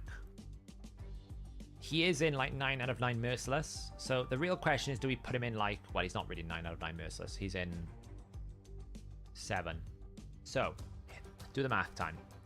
He's in Crushing Ren, so he's going to hit 31% ignore defense, right? So we got 31 built in. What we're doing is we're making his A1 hit really hard, right? Because this is going to hit whatever it hits. You can't make it hit any harder. It's true damage. So what I'm trying to do is make this hit really hard against the Suffering Head in Decapitation mode. So this is why he's in Crushing Ren, because most people are like, why have you got Crushing Ren? He does true damage. This hits really hard if you can breach a lot of defenses. But it doesn't have any base innate ignore defense. So let's do the math. 31% plus area bonus of 20%. So we've got 51% built in before we do anything. 51% built in. So we could do this build, which is 40%, which would give us 91%. But we're not doing true damage. The only way we would get true damage is if we use Helm Smasher, which means that I don't actually need to go Merciless Cruel because I've got 25% left over. So I can do 31% plus 20% plus 30%, or or 35% for the Merciless. That would give me 86%. The 25% from Helm Smash would get me over. So I can drop the Cruel set and potentially go for the extra turn and the extra crit damage. Or I can fall back to a 6-piece and go for something else. Or I can go for lethal. But I kind of like this because I've got these gloves that are just waiting for someone to have. Right? These gloves are just waiting for a new home. And I feel like, why not put it in Shamel and Hydra? Most people would call me absolutely bat crazy for doing it. But I'm like, who else is going to wear it? Because a lot of my arena champs are on lethal, not merciless. Right? If I look at people like... that wouldn't be suitable for Narcissus, straight out the bat, because Narcissus is HP based. So, not really viable. In terms of other champions I use in Arena, I use Marius. He's defense-based and Slayer. Not viable. I use Wukong. Okay, well, what's Wukong got? Wukong is in Savage. Actually, Wukong right now is in a thrown-together build because I don't use him all that much, so not really viable. I don't really need it for Newt because Newt is just used as a boss killer, one-hit wonder. I don't really need the Merciless procs. Not really viable. I could use him for Rathalos, but I don't plan on using Rathalos anywhere at the moment, so not really viable. So you start running out of like, well, Rhodus. Well, Rhodus is in like a very customized HP percent type build, so not really viable. Teox maybe, but he's actually in all my best lethal gear. Not really viable. Quintus. Okay, Quintus could be, but he's holding my other good Merciless gear. Actually, Quintus wasn't even built out. Look at this. Quintus wasn't even maxed. Quintus has got loads of improvement. Quintus isn't even wearing an attack percent boot. Actually, we should try and get that to attack percent. No, one more. I don't want to burn too much. Okay, well, that's that. We're not doing that anymore. Look how much he's got to change. Quintus was missing 20% attack, 5% attack, 80 attack, 2% crit damage. He was missing 80 attack, 80 attack, 80 attack. Crazy. Crazy. So yeah, so the point I'm trying to make, I guess, is those gloves are strong. And probably at some point they will make their way into Arena. But right now, I actually have no viable use for them because they're attack-based gloves. And most of my Arena champions now are not attack-based Arena champions. They're like defense-based or something else. Like Carnage could, but because I don't have a soul for him, I have to go Stone Skin, which immediately makes it less desirable to run a force turn. So I go to a lethal, right? Because it has to be 6. Garrel, Full Slayer, not viable. So I actually think, and someone correct me if I'm wrong, I actually think the best champion that can currently hold them, apart from Whisper, of course, but that's a whole different thing. I'm not using Whisper at the moment in many things, and obviously Whisper is also holding some other variants of my gear. I'm waiting for a +4 Whisper, then I'm going to fully rebuild her. Until she's +4, I'm not going to do it. I actually think there's no one better for it than him. Someone tell me I'm crazy.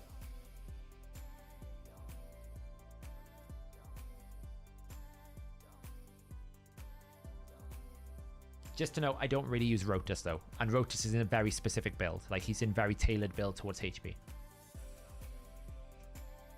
Like, I actually think right now, there's not a better champion. I don't know who else to put it on. Because even if I got someone like Odin would not have any use for it. Yeah, but the thing is, that's what I'm trying to say, Elixir. I've got my best lethal gear on Teox. Like, he's holding my best lethal gear. Okay, those gloves are pretty bad, but like, these pieces are like the best lethal gear and cruel gear that I've got on my account. And also, he's got really, really strong accessories, because it only works if you have good merciless accessories, and my Lizardmen have terrible Lizardmen accessories. Like, the banners are terrible. Like, the reason why I'm suggesting Sacred Order is because I have at least reasonable pieces. to go with it, right? I have a crit damage triple attack. Okay, is it the best triple attack in the game? No. But is it good? Yes. Will it do a job? Yes. You know, I have like a double attack roll here. I have an attack ring at least. Are they the best in the game? No, of course not.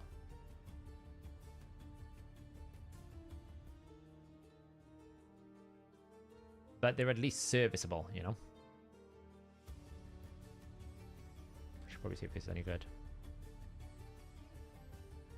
I don't use Fennex in Arena now. Like, we can try rework here. This sometimes works.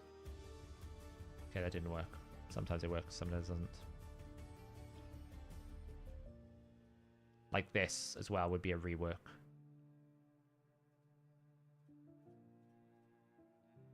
Attack? HP? HP? Okay, well. It's at least an attack banner, but not ideal. So this is a pretty good banner. So I could, if I want to, go full Merciless. That's what I'm saying. I think I've got a reasonable enough build to go full Merciless here. If not, I can always drop the Merciless and go for like an off piece.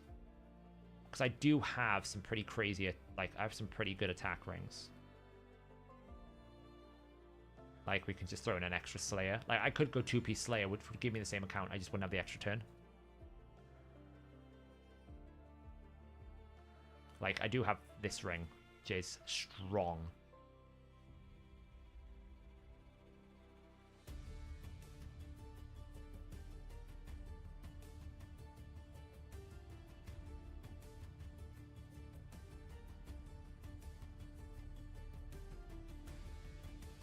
My attack banners are not great. I'll be honest, my attack banners are kind of weak. Like, this one actually... I know I shouldn't spend silver right now. It's actually... let's just see if it rolls attack as well. No, it didn't. Maybe we just go supersonic for, like, just because it gives you 500 attack.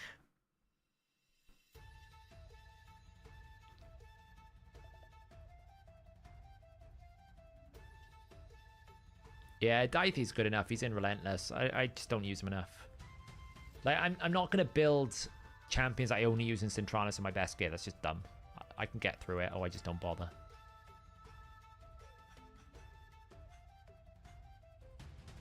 It's kind of reworkable, really. That's actually kind of better than it was.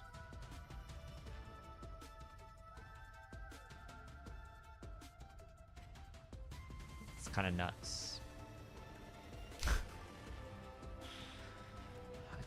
That's like what? It's a quadro, right? Base, Mercy, 2, so that's 4. 27 divided by 8. 27 divided by 4. Oh, it's near enough a perfect roll. It's like literally 1% away from a perfect roll. It's in the wrong set. It's on friggin' supersonic. So the question is the 15% chance to get an extra turn worth 400 attack? Kind of hard to say. We're gonna have to do some testing, basically. Obviously we can flip this to attack as well, which that could be flipped to attack, so that's kind of consistent. It's the question mark, right? So right now we can run some tests. So let's just run some tests here. It's basically in the best gear he's gonna get. He's in an attack ring at least. I mean, it's not great, but it's at least he's got like a pretty reasonable amulet. So what we will do is obviously say this needs to be crit damage, this needs to be attack, and this needs to be attack. Okay, we're going to say this needs to be attack, this needs to be attack or speed. I'm going to get rid of crit rate because that always just causes problems for me. I'm just going to say critical damage. Crit rate, crit gloves, attack, accuracy, whatever. Don't really care about resistance. We're going to say attack, attack, attack. Okay, stats, slots. I'm going to require 9 merciless. I don't really know why that's doing that. I don't really know why I said like 5%, but there you go. It's kind of weird. I don't know why I said that. Because I don't know what that was for. I don't know where that extra 5% crit rate was coming from. There must have been a reason. So battle, this, set it up, increase attack, stats, merciless. He's going to be in a team with speed aura for now, but it will be eventually axi aura. We're going to give him a +4 and a +5. Let's see what we get. Do I do coaching? Sometimes we do tag team streams, which I do want to get back to. We haven't done in a while, like arena building and stuff like that. So this is option 1. Okay, option 1. This would be 9 out of 9. Full merciless build. We're looking at a 97,000 A1, 238,000 Cow the Horrors. Okay, so the question then becomes, if I just save this build as option 1, I mean, if I include everything,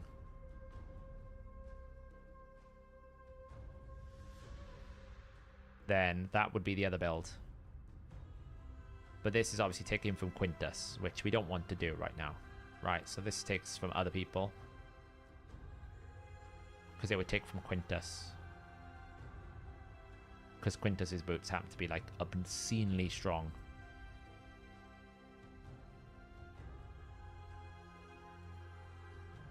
We could try and see what happens if we put Whisper into 2 and just take that off. It's not much different. Well, it is quite a lot of difference if we take the Whisper out. Which Whisper is that, though? That's the question, though. Which Whisper is that? Because one of the Whispers I'm not using at the moment.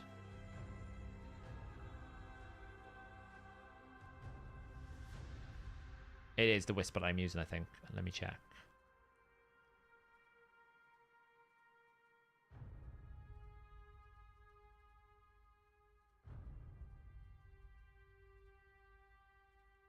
Yeah, it's the Whisper I'm using. Because obviously the other one is not in Merciless. So, I mean, this one would basically take the chest piece away from Whisper. So we'll look at this one and we'll say this is option 2.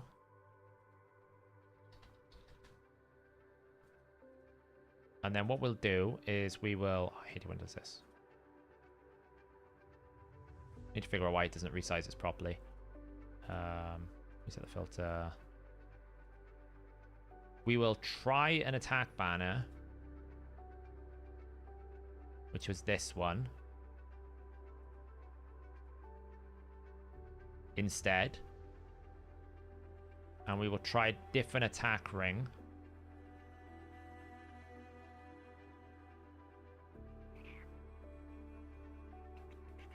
Primary stat, attack. Sort by attack percentage.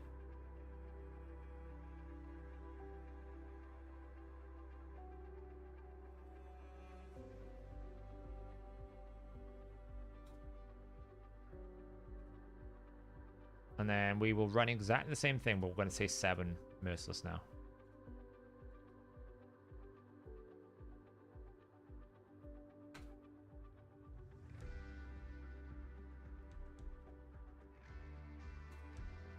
So this would be if we ran 7 Merciless. Damage comparison.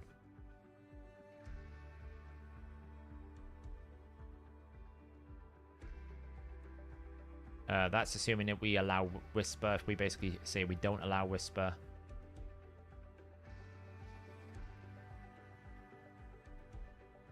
that would be that. So I'm going to say that's option 3.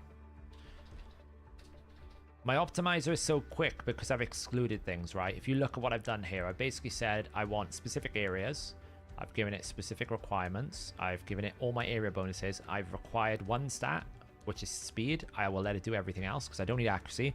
And because I'm doing damage mode, I don't need attack or crit damage. It's going to do that for me.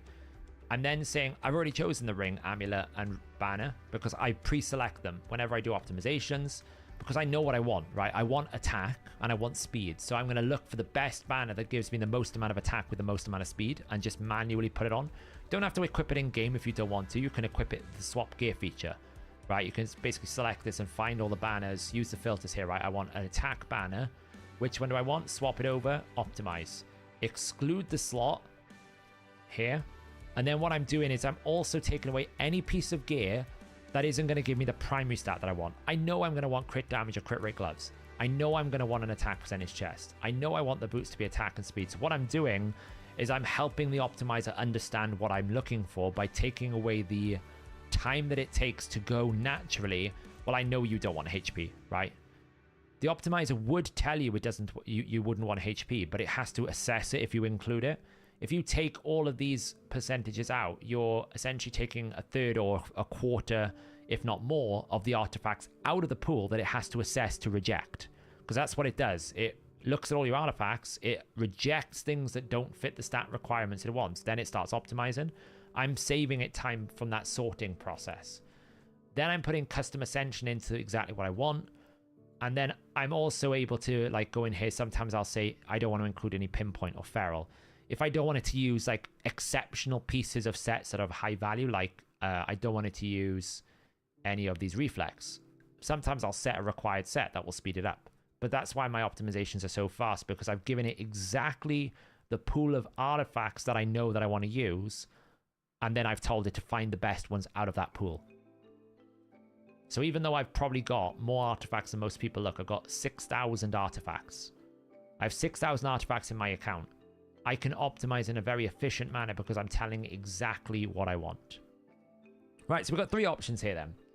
Option one is this, 6.2k, 327. That's without area bonuses, right? I need to improve this build to actually allow you to pick area bonuses and put some damage comparisons in. This is my next phase of this. This is basically build one, 327, 628. Build 2 is 7.2, 325. So the big difference is a lot of attack. It's 1,000 attack is the main difference here. And then pretty much the same here. It's 1,000 attack. If I allow this, it breaks Whisper.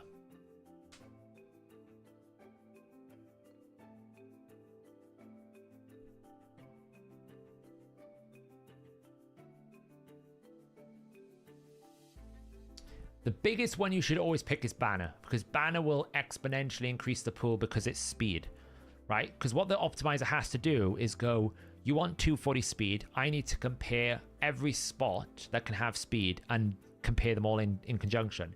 So it needs to look at the first artifact in the first slot compared with all the artifacts in the next slot compared with all the artifacts. So when you add another artifact slot, which has speed, well, that's 7 different options now. That's an exponential increase. So Banners cut the time down a lot. Does Supersonic boost his turn meter? I don't think so.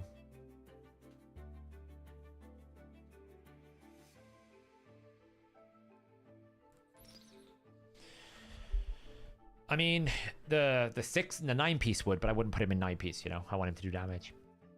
The question really becomes this versus this. Is 1,000 attack worth breaking Whisper? Question 1. And question 2 is it better instead to break the extra turn?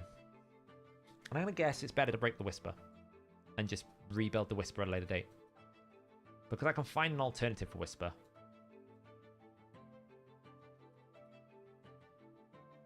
And it would only take... I only have to basically put a chess piece back. I can probably... Can I find an attack with crit rate? It's very hard, though. It's a very good chess piece.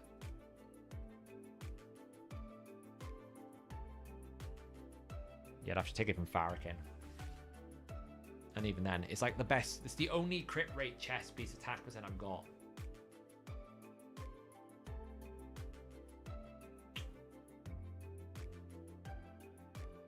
That chest is hard to replace. That, I think, is why it's so difficult, because if you look at his other builds, it's really, it's not a crit rate on it, right? The only thing that could happen is if I have crit rate roll on that chest. Oh, there is a new piece here.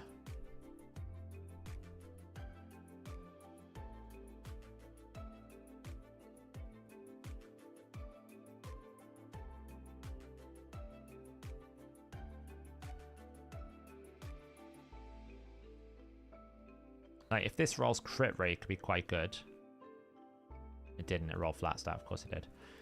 Yeah, I've literally got 4 attack percentage chests merciless on my count, and that's the main problem. Right, if you think how many Synchronous rotations we've had now, and I still only have 4 merciless attack percentage chests. 4.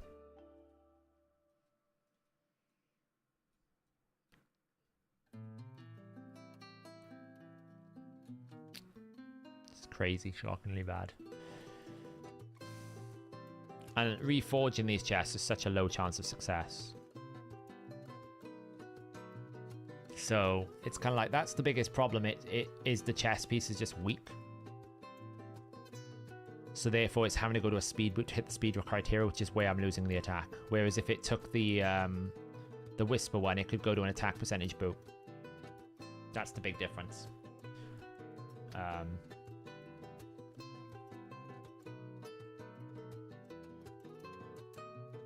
Don't know.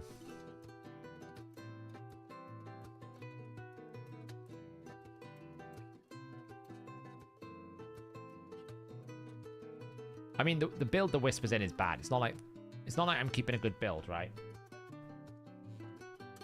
This is Whisper's build at the moment. So she is in Merciless, but it's hardly optimized. She's just built in a really slow build. And the other Whisper is built, but much faster. So I could easily just go, okay, where am I using Whisper? Let's see. I was using her in Dark Fae, or I can put her in this build here. So I could easily just go in, substitute out the Whisper, bring the other Whisper in, break the other Whisper for the time being, and deal with it on another day.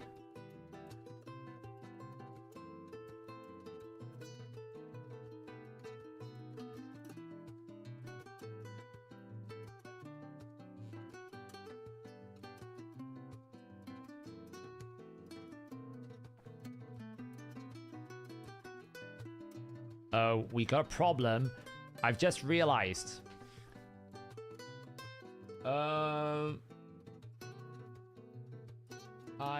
I kind of put Pony's crit damage into a point of view where he's got more crit damage than my target.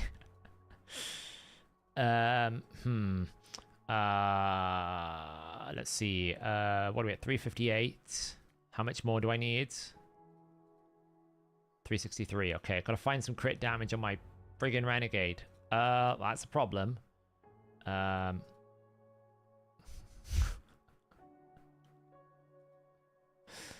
Okay, let's get some crit damage gloves with crit damage. Congratulations. Oh no, I need no speed. Can't have speed. Oh, the things we do. Damn it. I don't want to waste dust. I'm trying to give her 20% more crit damage. Give it one shot. One shot. Crit damage, crit damage, crit damage. Come on. No. What about giving her a crit damage amulet? Wait, hang on. Let's see if we can get one hit wonder. Come on. The tracker. Okay, let's just find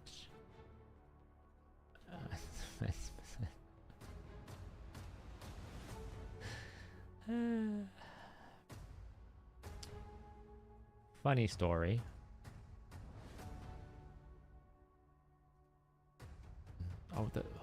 That'll work. I'm sure we've got something in crit damage set that does this.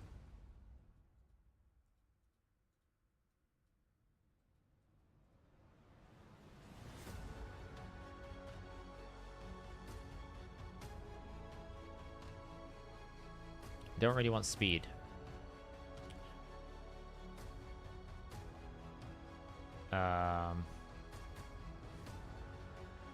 That would work.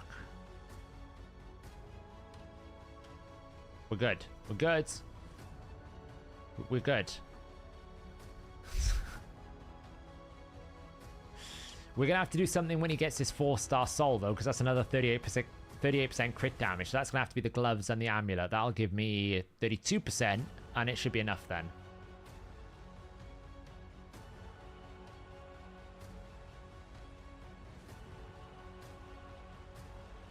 Lol. How much damage does this whisper do though? Wow, okay, well this is a bad test because we didn't get weakened, so we're not going to get the extra turn. I really would like it if Riho could stop 3%ing everywhere today. Like, she seems to just want to 3% all the time. Let's try this again.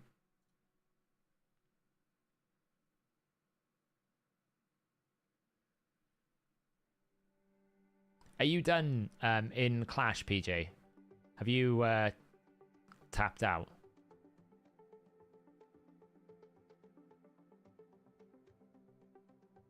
Okay, that's pretty good.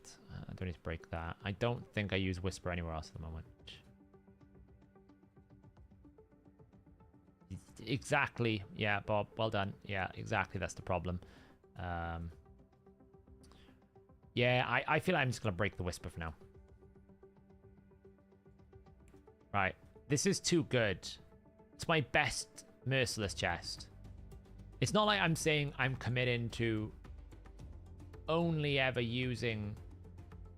It's not like I'm saying Shamael is going to keep this forever, but for the time being, until I find a better attack-based champion that has a use for these gloves, I feel like I'm just going to build Shamael like this. You've used your biggest keys, yeah. You had a lot of movers. Was it just a case of a bad matchup because you had a lot of people moving in and out this rotation for, I'm guessing for CVC, was it?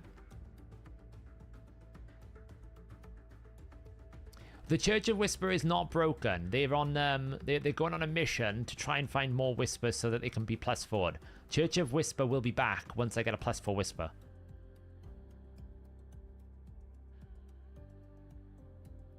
Not so much to save 2 seconds, Big Pops, because there's a potential that if I triple weak hit that I could cause a lot of problems against that boss. I don't want a triple weak hit. Did a big move. Yeah, I thought so. I already got +1 Armand. It won't take me long. Yeah, you like I said earlier on in the stream, your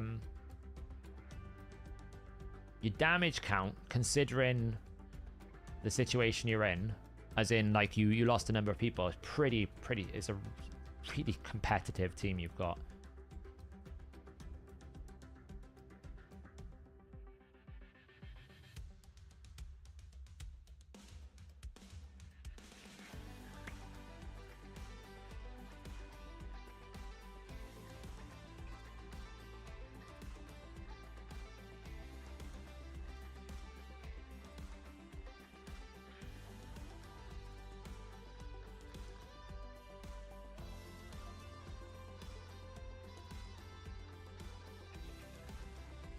Like, you've posted some great numbers considering you lost like 7 ineligible people. It looked like 5 people were ineligible. Really impressive. Right, so that's what we're thinking about going with here. There's potential for more rolls, mind, because... Oh, man. See, we got to roll... We're just wasting slots here at this point. What is that? We're wasting a bit of silver because we got to roll things that have got crit rate. Because if that rolls crit rate on the helmet, it could materially change the build outcome. So we're going to have to roll that to 12. That's 16. Is there an artifact enhancement tomorrow? Of course there is.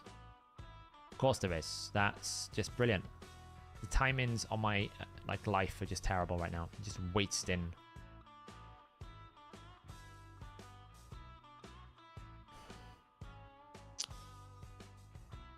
My friends, I feel like we're going to Chaos Ore.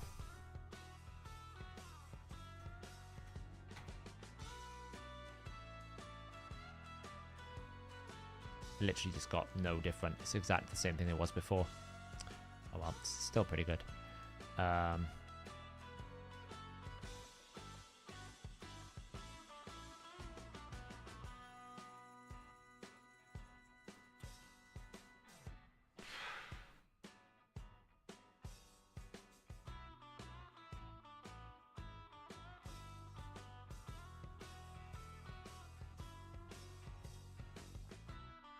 I don't want to waste any silver because I need it for the stupid Titan event tomorrow.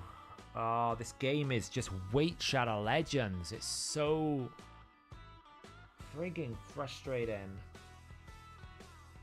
Like, I can't build Sulfurion because I gotta wait for CBC. I can't build Packmaster because I gotta wait for CBC. I can't build Shamael because I gotta wait for Artifact Enhancement.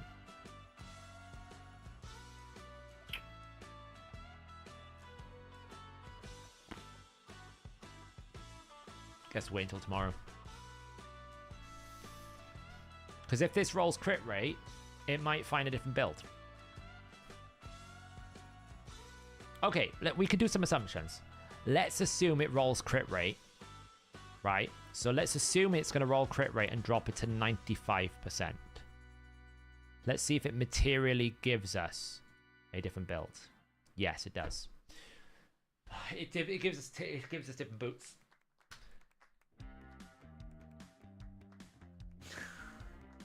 Oh, freaking game. Oh. And then the boots that it selected could roll crit rate again. So it's like, well, what if the boots give me another 6% crit rate? Would it materially change the build again? Yes. Because then it would select something else. Oh, man. Yeah.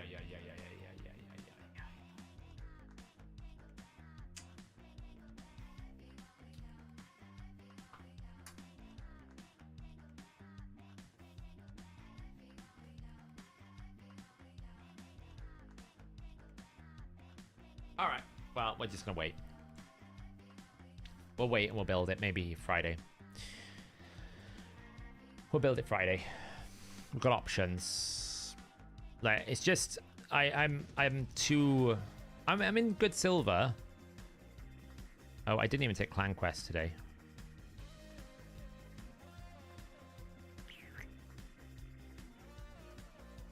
Oh, guys, you left me with nothing. Guys, think nicely of your clan leader. Crazy people. Wait, why is Bald taking 2? Bald, why are you taking 2 off? I hope that's for a mission. I better be for a mission, my friend. Right, can I do something here? No, that one's easy. It's boring, but it's easy.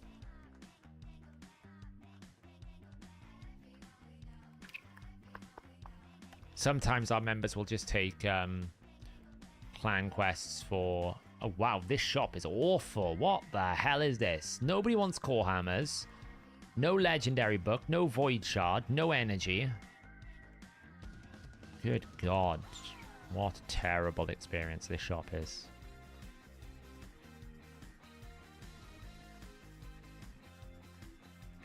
Good, terrible. Yeah, that was awful. Right, what we got here? Yes.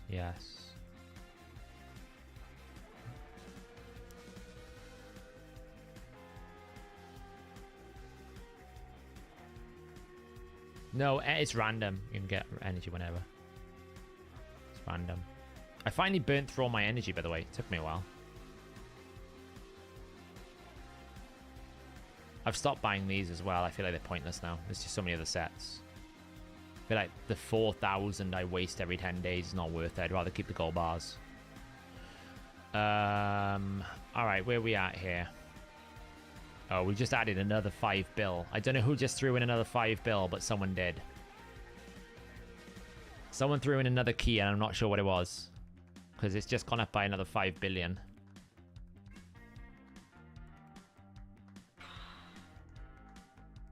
Nice. Well, guys, we're going to finish it off with a nice little bit of nightmaring.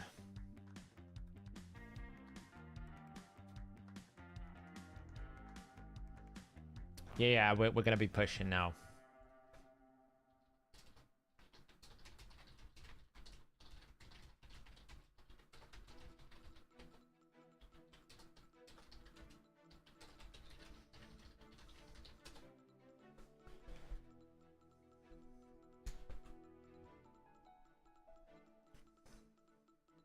Oh, nice. We got the provoke out straight away. Why can't I do that more often? Oh, look. We got another ally attack. Let's go ally attack this guy.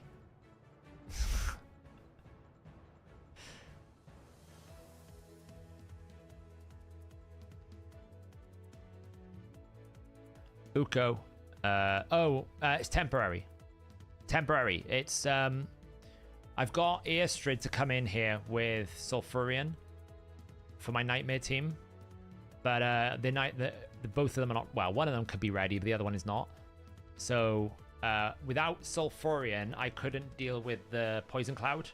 So I had to bring in a block buffs, and the only block buffs I had right now that could work with a revive, because Reflect and everything else was him. So this is like my temporary team until I can build up the Sulfurion and Packmaster. Once I get Sulfurion and Packmaster done, then they will come in, and Uko and Nekmo will come out. Earstrid and Sulfurion are going to come in.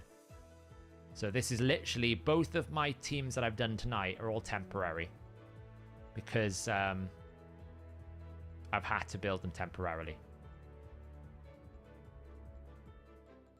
Yeah, it's only a tail on the cat.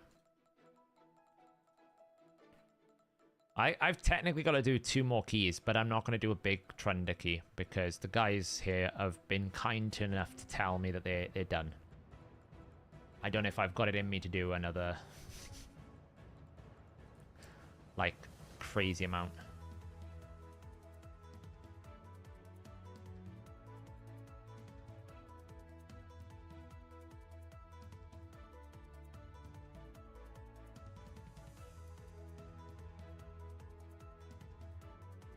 Like, what this team obviously lacks at the moment is weaken, because Earstrid would be the weaken. But in order to get, like, the decreased speed and everything, Nekmo's the best alternative. So that's why all of this is really temporary.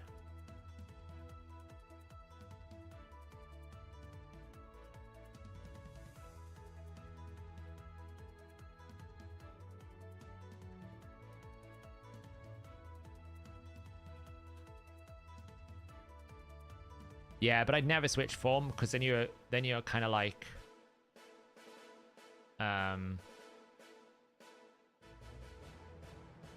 you're locked in that form for 4 turns, and it's like, well, I lose my ally attack, I lose my buff extension, right? And I lose the A1 counter attack, so I'd never want to actually do that.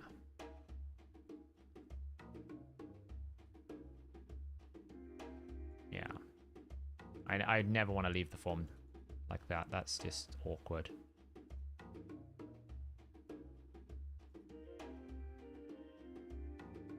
Once these 3 are fully built out, because I'm going to see if I can try and rebuild Michinaki to be a bit stronger. And if I can get them into 4-star, especially if Michinaki gets a 5-star more than anything else, because obviously Pony can't debuff, so it doesn't really benefit much from that. Cruelty would be beneficial on Pony. But once Pony gets to 4-star, like, he's going to be doing so much damage, it's actually disgusting. Like, these 3 probably are going to rip Nightmare apart. Not as much as a Toshiro, but quite a lot.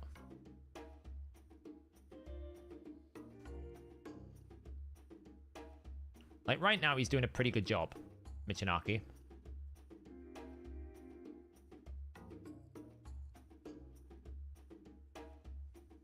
And this is why we like him, because he can punch damage through to this when there's debuffs and buffs.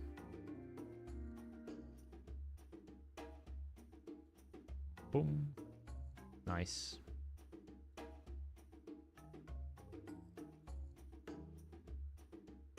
Night PJ. Good competition for the Clash this week. Very respectable scores you put up, considering your team movements. Very, very, very strong. Very impressive. It's pushed us to our limit, put it like that. We've all had to, like, really push hard for our teams this week.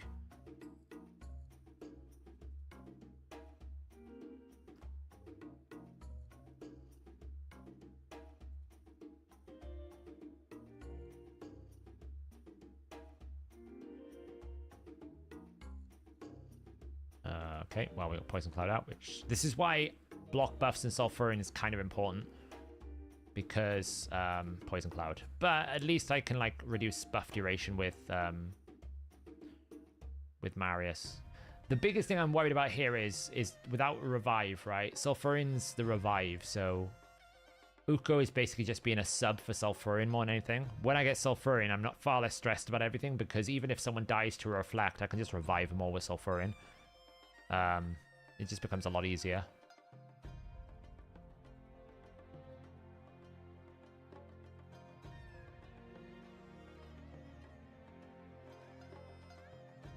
Like, it's how crazy it is. My Marius is doing 71,000 without any decreased defense or weaken to the Mischief Head in Nightmare. Look at this. It's just pumping damage. That's what I was on about. Look, 612,000 with an A1 Shamael.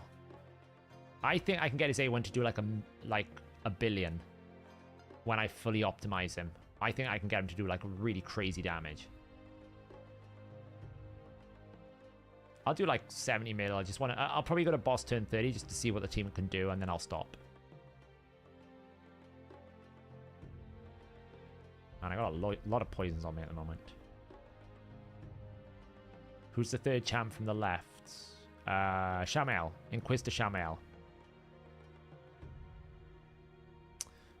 Oh, come on. Right.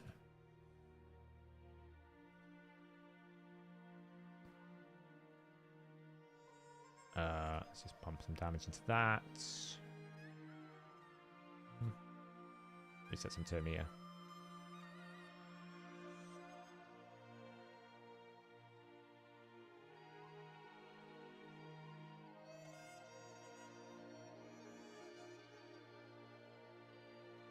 Alright, boost it up and smash, smash, smash. My Marius now actually hits max HP caps, I think. He doesn't quite for Suffering, but for pretty much most of these heads, Marius hits max HP cap, I think.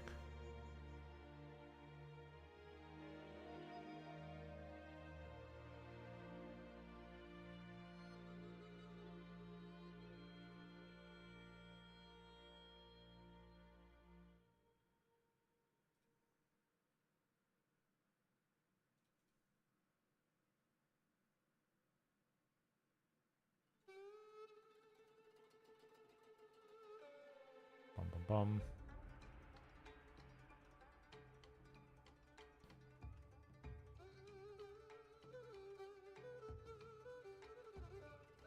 bum. Who's healing? Yeah, Necro's at the moment. When it gets to Sulfurin and Airstrid healing will cover it.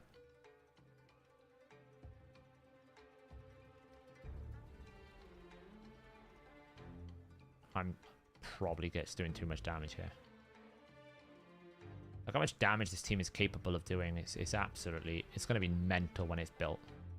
Like, keep in mind, this is without Weaken, and it's without Sulfurin's burns that are going to be reactivating, and we're already at like 73 million on Nightmare. And it's an unoptimized build for Shamael. We're not got a 4-star for both Michinaki and for Pony. But look how quickly we kill this head. Just 1A3. It's so strong. Anyway, we're going to end it at turn 25 because I don't want to push anymore. Richard, look at him. Look at the king. Pony time is the king here. Look at who is the king of this. It's Pony time.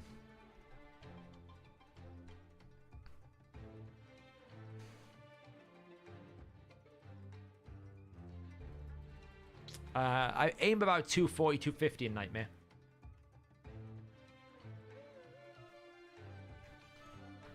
Literal pony power. 9-minute run. That's what? 80 million. 80 divided by 25. It's about 3.2 million damage per turn. It can be way better. It's really unoptimized at the moment. And the thing is, if I can get a +4 Shamael, 5% crit rate, 15% more crit damage, 40% more attack.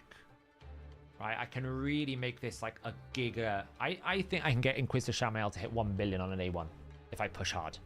I'm pretty confident I can. Like, get it super close to that. Like 1 million on an A1. Not 1 billion, what am I on about? 1 million. So, but the nice thing about Marius is he's able to just break heads, and it's really important to get to a decapitated head. Yeah, Warmaster with pony's fine. What you do want to make sure though is Marius is a means to an end, right? So what I mean by that is Marius's goal in this team is to break the head, get the head to decapitation, and then my Michinaki and Shamael are meant to come in to do the real damage, because Marius is always going to be capped on damage in the sense that he can't do more on his A3 than 10% max HP. And his A1 is not insane damage because it's AoE. He is a means to an end. He is to enable these two to go absolutely ham on heads. So we kill a head, and then we put these two in place, and they go smash, smash, smash, and then we get back, and then Marius quickly kills the heads again to get us back into that situation. And that's like the key to a good Hydra team is single target damage.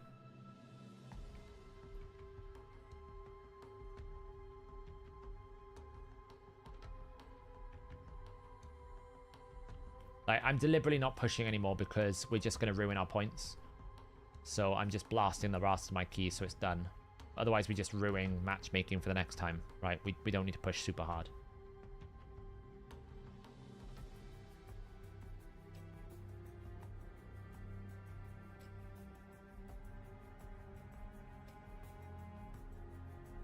Oh, someone wants to see the speeds of that last team. I'll show you now.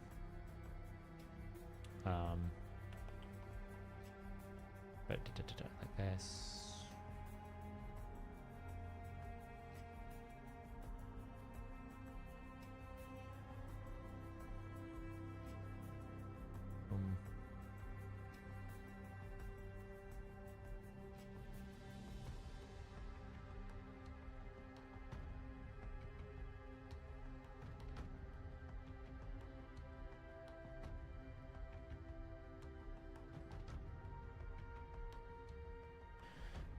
Which one would I choose? Yeah, I feel like they're just a little bit too similar. There we go. 1 minute. Hard clash. We're done.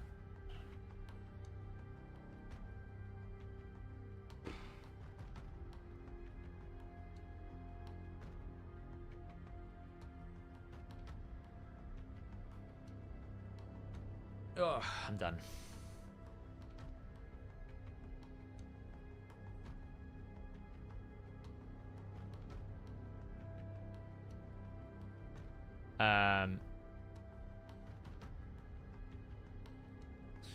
Marius is in a really big build. This is going to be it's going to be hard for people to achieve. It's a very strong build. We're talking, you know, pretty strong stats in full Slayer. It's hard. You're going to struggle to get this one because it's a combination of luck and buying all the Slayer passes.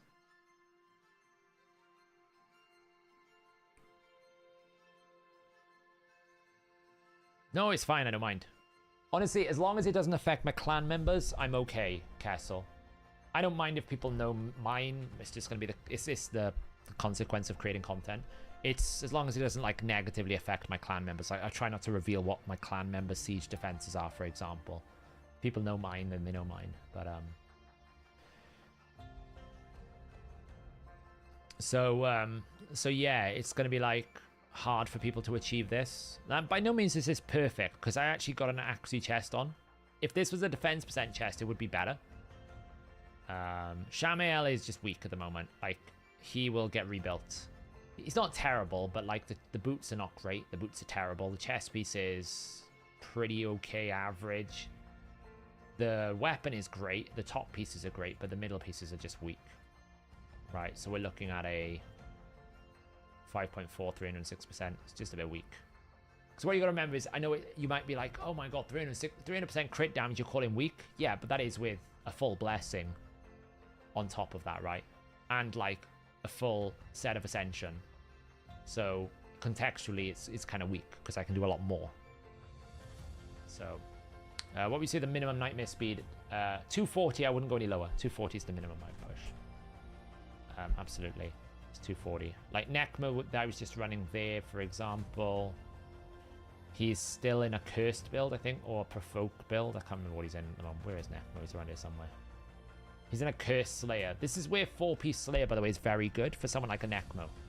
AoE, AoE. Every single time he AoEs, he just gets 20% turn meter in Hydra. It's really good to do a 4-4. So he is just in like 260 speed, a bit faster. I don't have Warmaster now. Yeah, it's much easier to do this. Michinaki at the moment is super unoptimized. Like, this is super unoptimized for him. Right, we haven't got everything rolled up. We haven't got the crit damage on the things.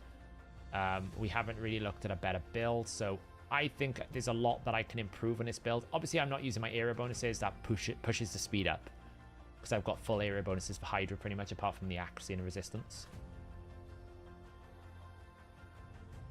Yeah, anyone who like does full AoE is really good if you need damage in 9-piece Slayer. Because you get the extra hits. So he's got good accessories, but his mid row is really poor. Could be improved dramatically. He's not great. Archer is built in. I've actually built Archer full damage. Again, Hydra bonus is 270 speed, 243%. She is built in pretty fast build, full damage, pretty strong boots. Again, not optimized, missing 20%. Like, Ascension is a big part. She does currently have my best Stone Skin Shield, which she should really not have, but she does. Right, she really does have my best Stone Skin Shield. She really shouldn't have it, but it's kind of funny. Pythian is in an arena build, but again, look, super unoptimized.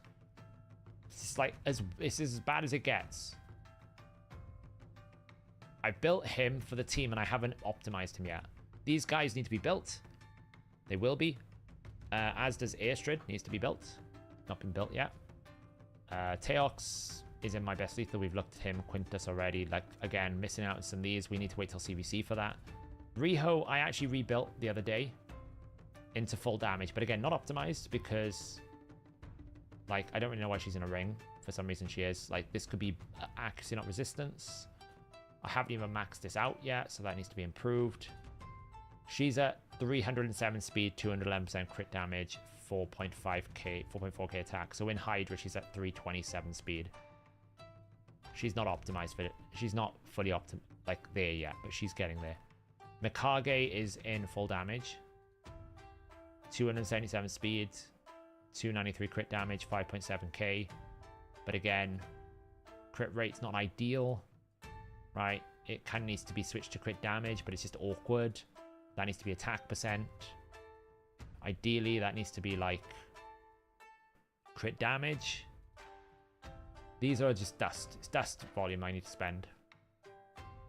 Trunda at the moment is as good as I can get her. I think the only thing I can do is switch this to attack.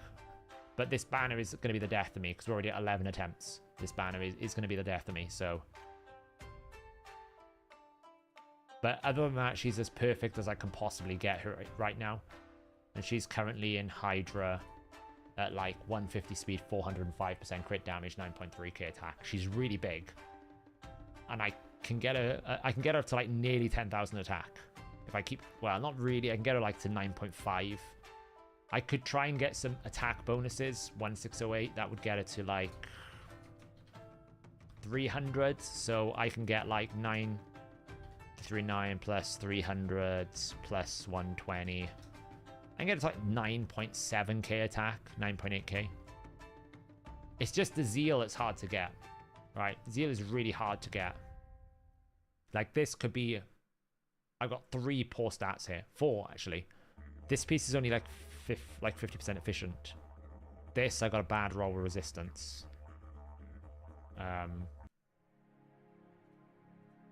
You know, these boots are great. Great boots. But again, like, look how much attack percent I've got, which is great, but that resistance roll could be crit damage. I could get more quad rolls. This could be much improved. I've put it in reflex at the moment, but if that was flat attack, I can boost it more. So, for the buff reduction, he does, but remember, Pony gives himself accuracy buff, so he doesn't need that much.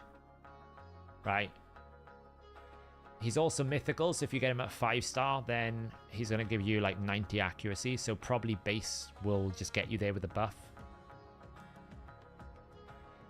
So, yeah, Dust is pretty expensive. Is Riho good for Shogun in that build? Yeah. I use Riho everywhere, look. Riho's used in my Sand Devil team. She's used in my Shogun team. She's used in a lot of my Dungeon team. A lot of my Doom Tower team, sorry. I use her in Spider 20. She's used in... I don't think I use her in Event Dungeon because I use Tumacia for that. I don't use her in Ice Golem because I use someone else. I use her... I don't use her in Iron Twins because I still got my old twins. I haven't really optimized this. Yeah, I use her in a lot of places, so... What do we got? Useless people. Add with. They log in. I finished the Loki chase. Loki chase is gone. Shame. I kind of enjoyed it.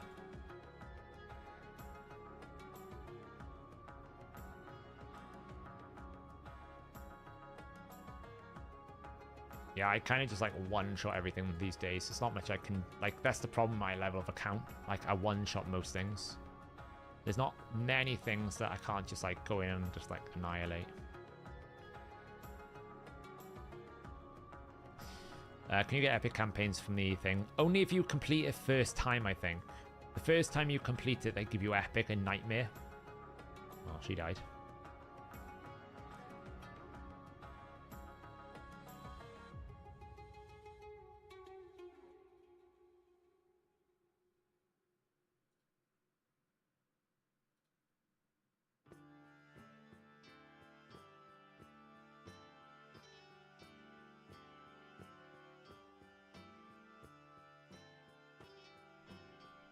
Where am I planning to use Thor? To currently guard the vault. I have no idea what I'm going to use or currently have any plans for Thor.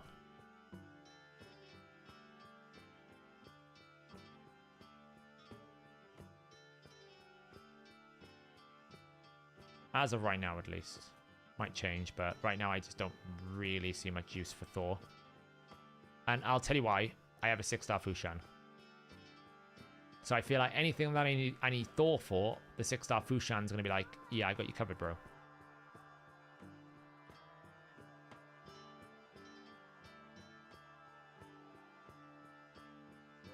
So...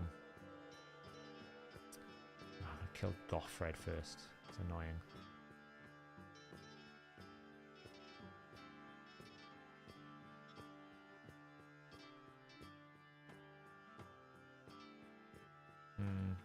Kill you.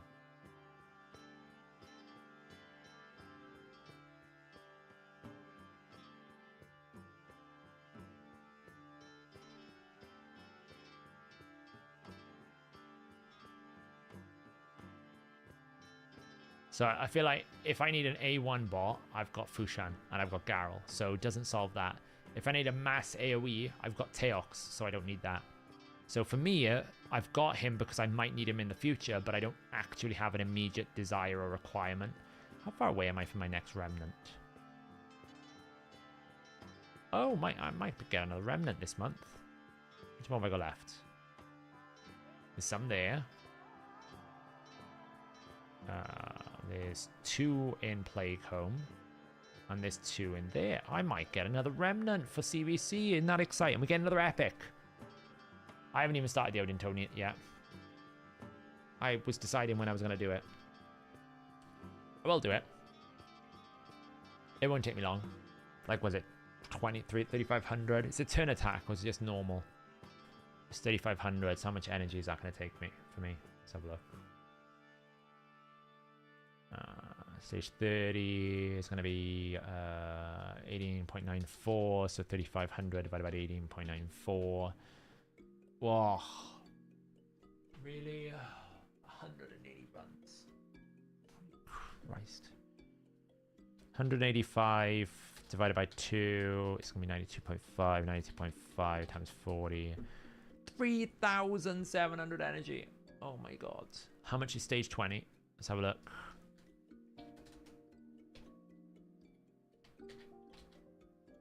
$197 runs. 3,100. Mother trucker. No, because I kind of have a use case for pinpoint because I got Calvalax, so I kind of need to farm pinpoint. 3,700. Yep. Which is effectively... What was that? 130, 28 refills, 29 refills. 1,000 gems for a couple of hammers. Fun. Where's my monthly at? Ages away. Weekly, ages away. Ugh. Can't even get energy from this shop. I can't get energy from here. Ugh. Ugh. Ugh.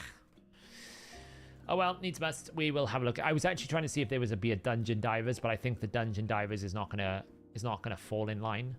I spent a lot of my energy doing this, which is now annoying. But I do feel like these Immortal Soulstones are going to come back to pay off in the Deck of Fate events, because I think these and this is going to be really good for the Deck of Fate event. That's my gut. My gut is telling me that. Could be wrong, but that's what I feel like is going to happen. So, we'll see. Anyway, guys. That is a phenomenal stream. Where are we at? 5 hours on this stream. Long stream. We were pretty much on time today. A new record for Hydra. Great fight by Chemical Insomnia here. Really, really good, big push. Considering, like, look how much ineligibility they had. Right? They literally had, like, 1, 2, 3, 4 clan members and 2 new ones just not there or not eligible. So they pushed really well, considering, like, 25 of them have done a key. Really, really impressive. You know, they are up against some hefty old hitters on our side. Like, Shooter is probably our strongest Hydra person, even though he hasn't got the highest points because of, I think, Shooter and Pikachu. But Pikachu's got a Trunder team. Shooter doesn't have a Trunder team, and he's pumping 12 billion without Trunder. Like, that is, like, some impressive stuff. His teams are pretty nasty. Very, very strong. He's got the Teox with Michinaki there, with Carnage pumping in. So, yeah, I mean, look at Harima there pumping out 1.9 billion in Brutal. It's crazy. So good fights, but we did get new record, 1.37 billion. Quintus doing work. What I think about Odin and Arman's in the same team, maybe. I think you got to be careful about limiting your support options too much. Odin's a great CC, but he's also a polymorph bot, so be careful with that. Anyway, I'm gonna go get some rest to get some food. You got a mythical, did you, Elyxium? Nice. Insane. How is Toshiro? Toshiro's OP. How much better is a crit damage ascension to an attack? Depends on the multiplier, but 9 times out of 10, crit damage will always be better. You get 12%, whereas you only get 265 attack. So if you have 1500 attack, like, that's basically what, like...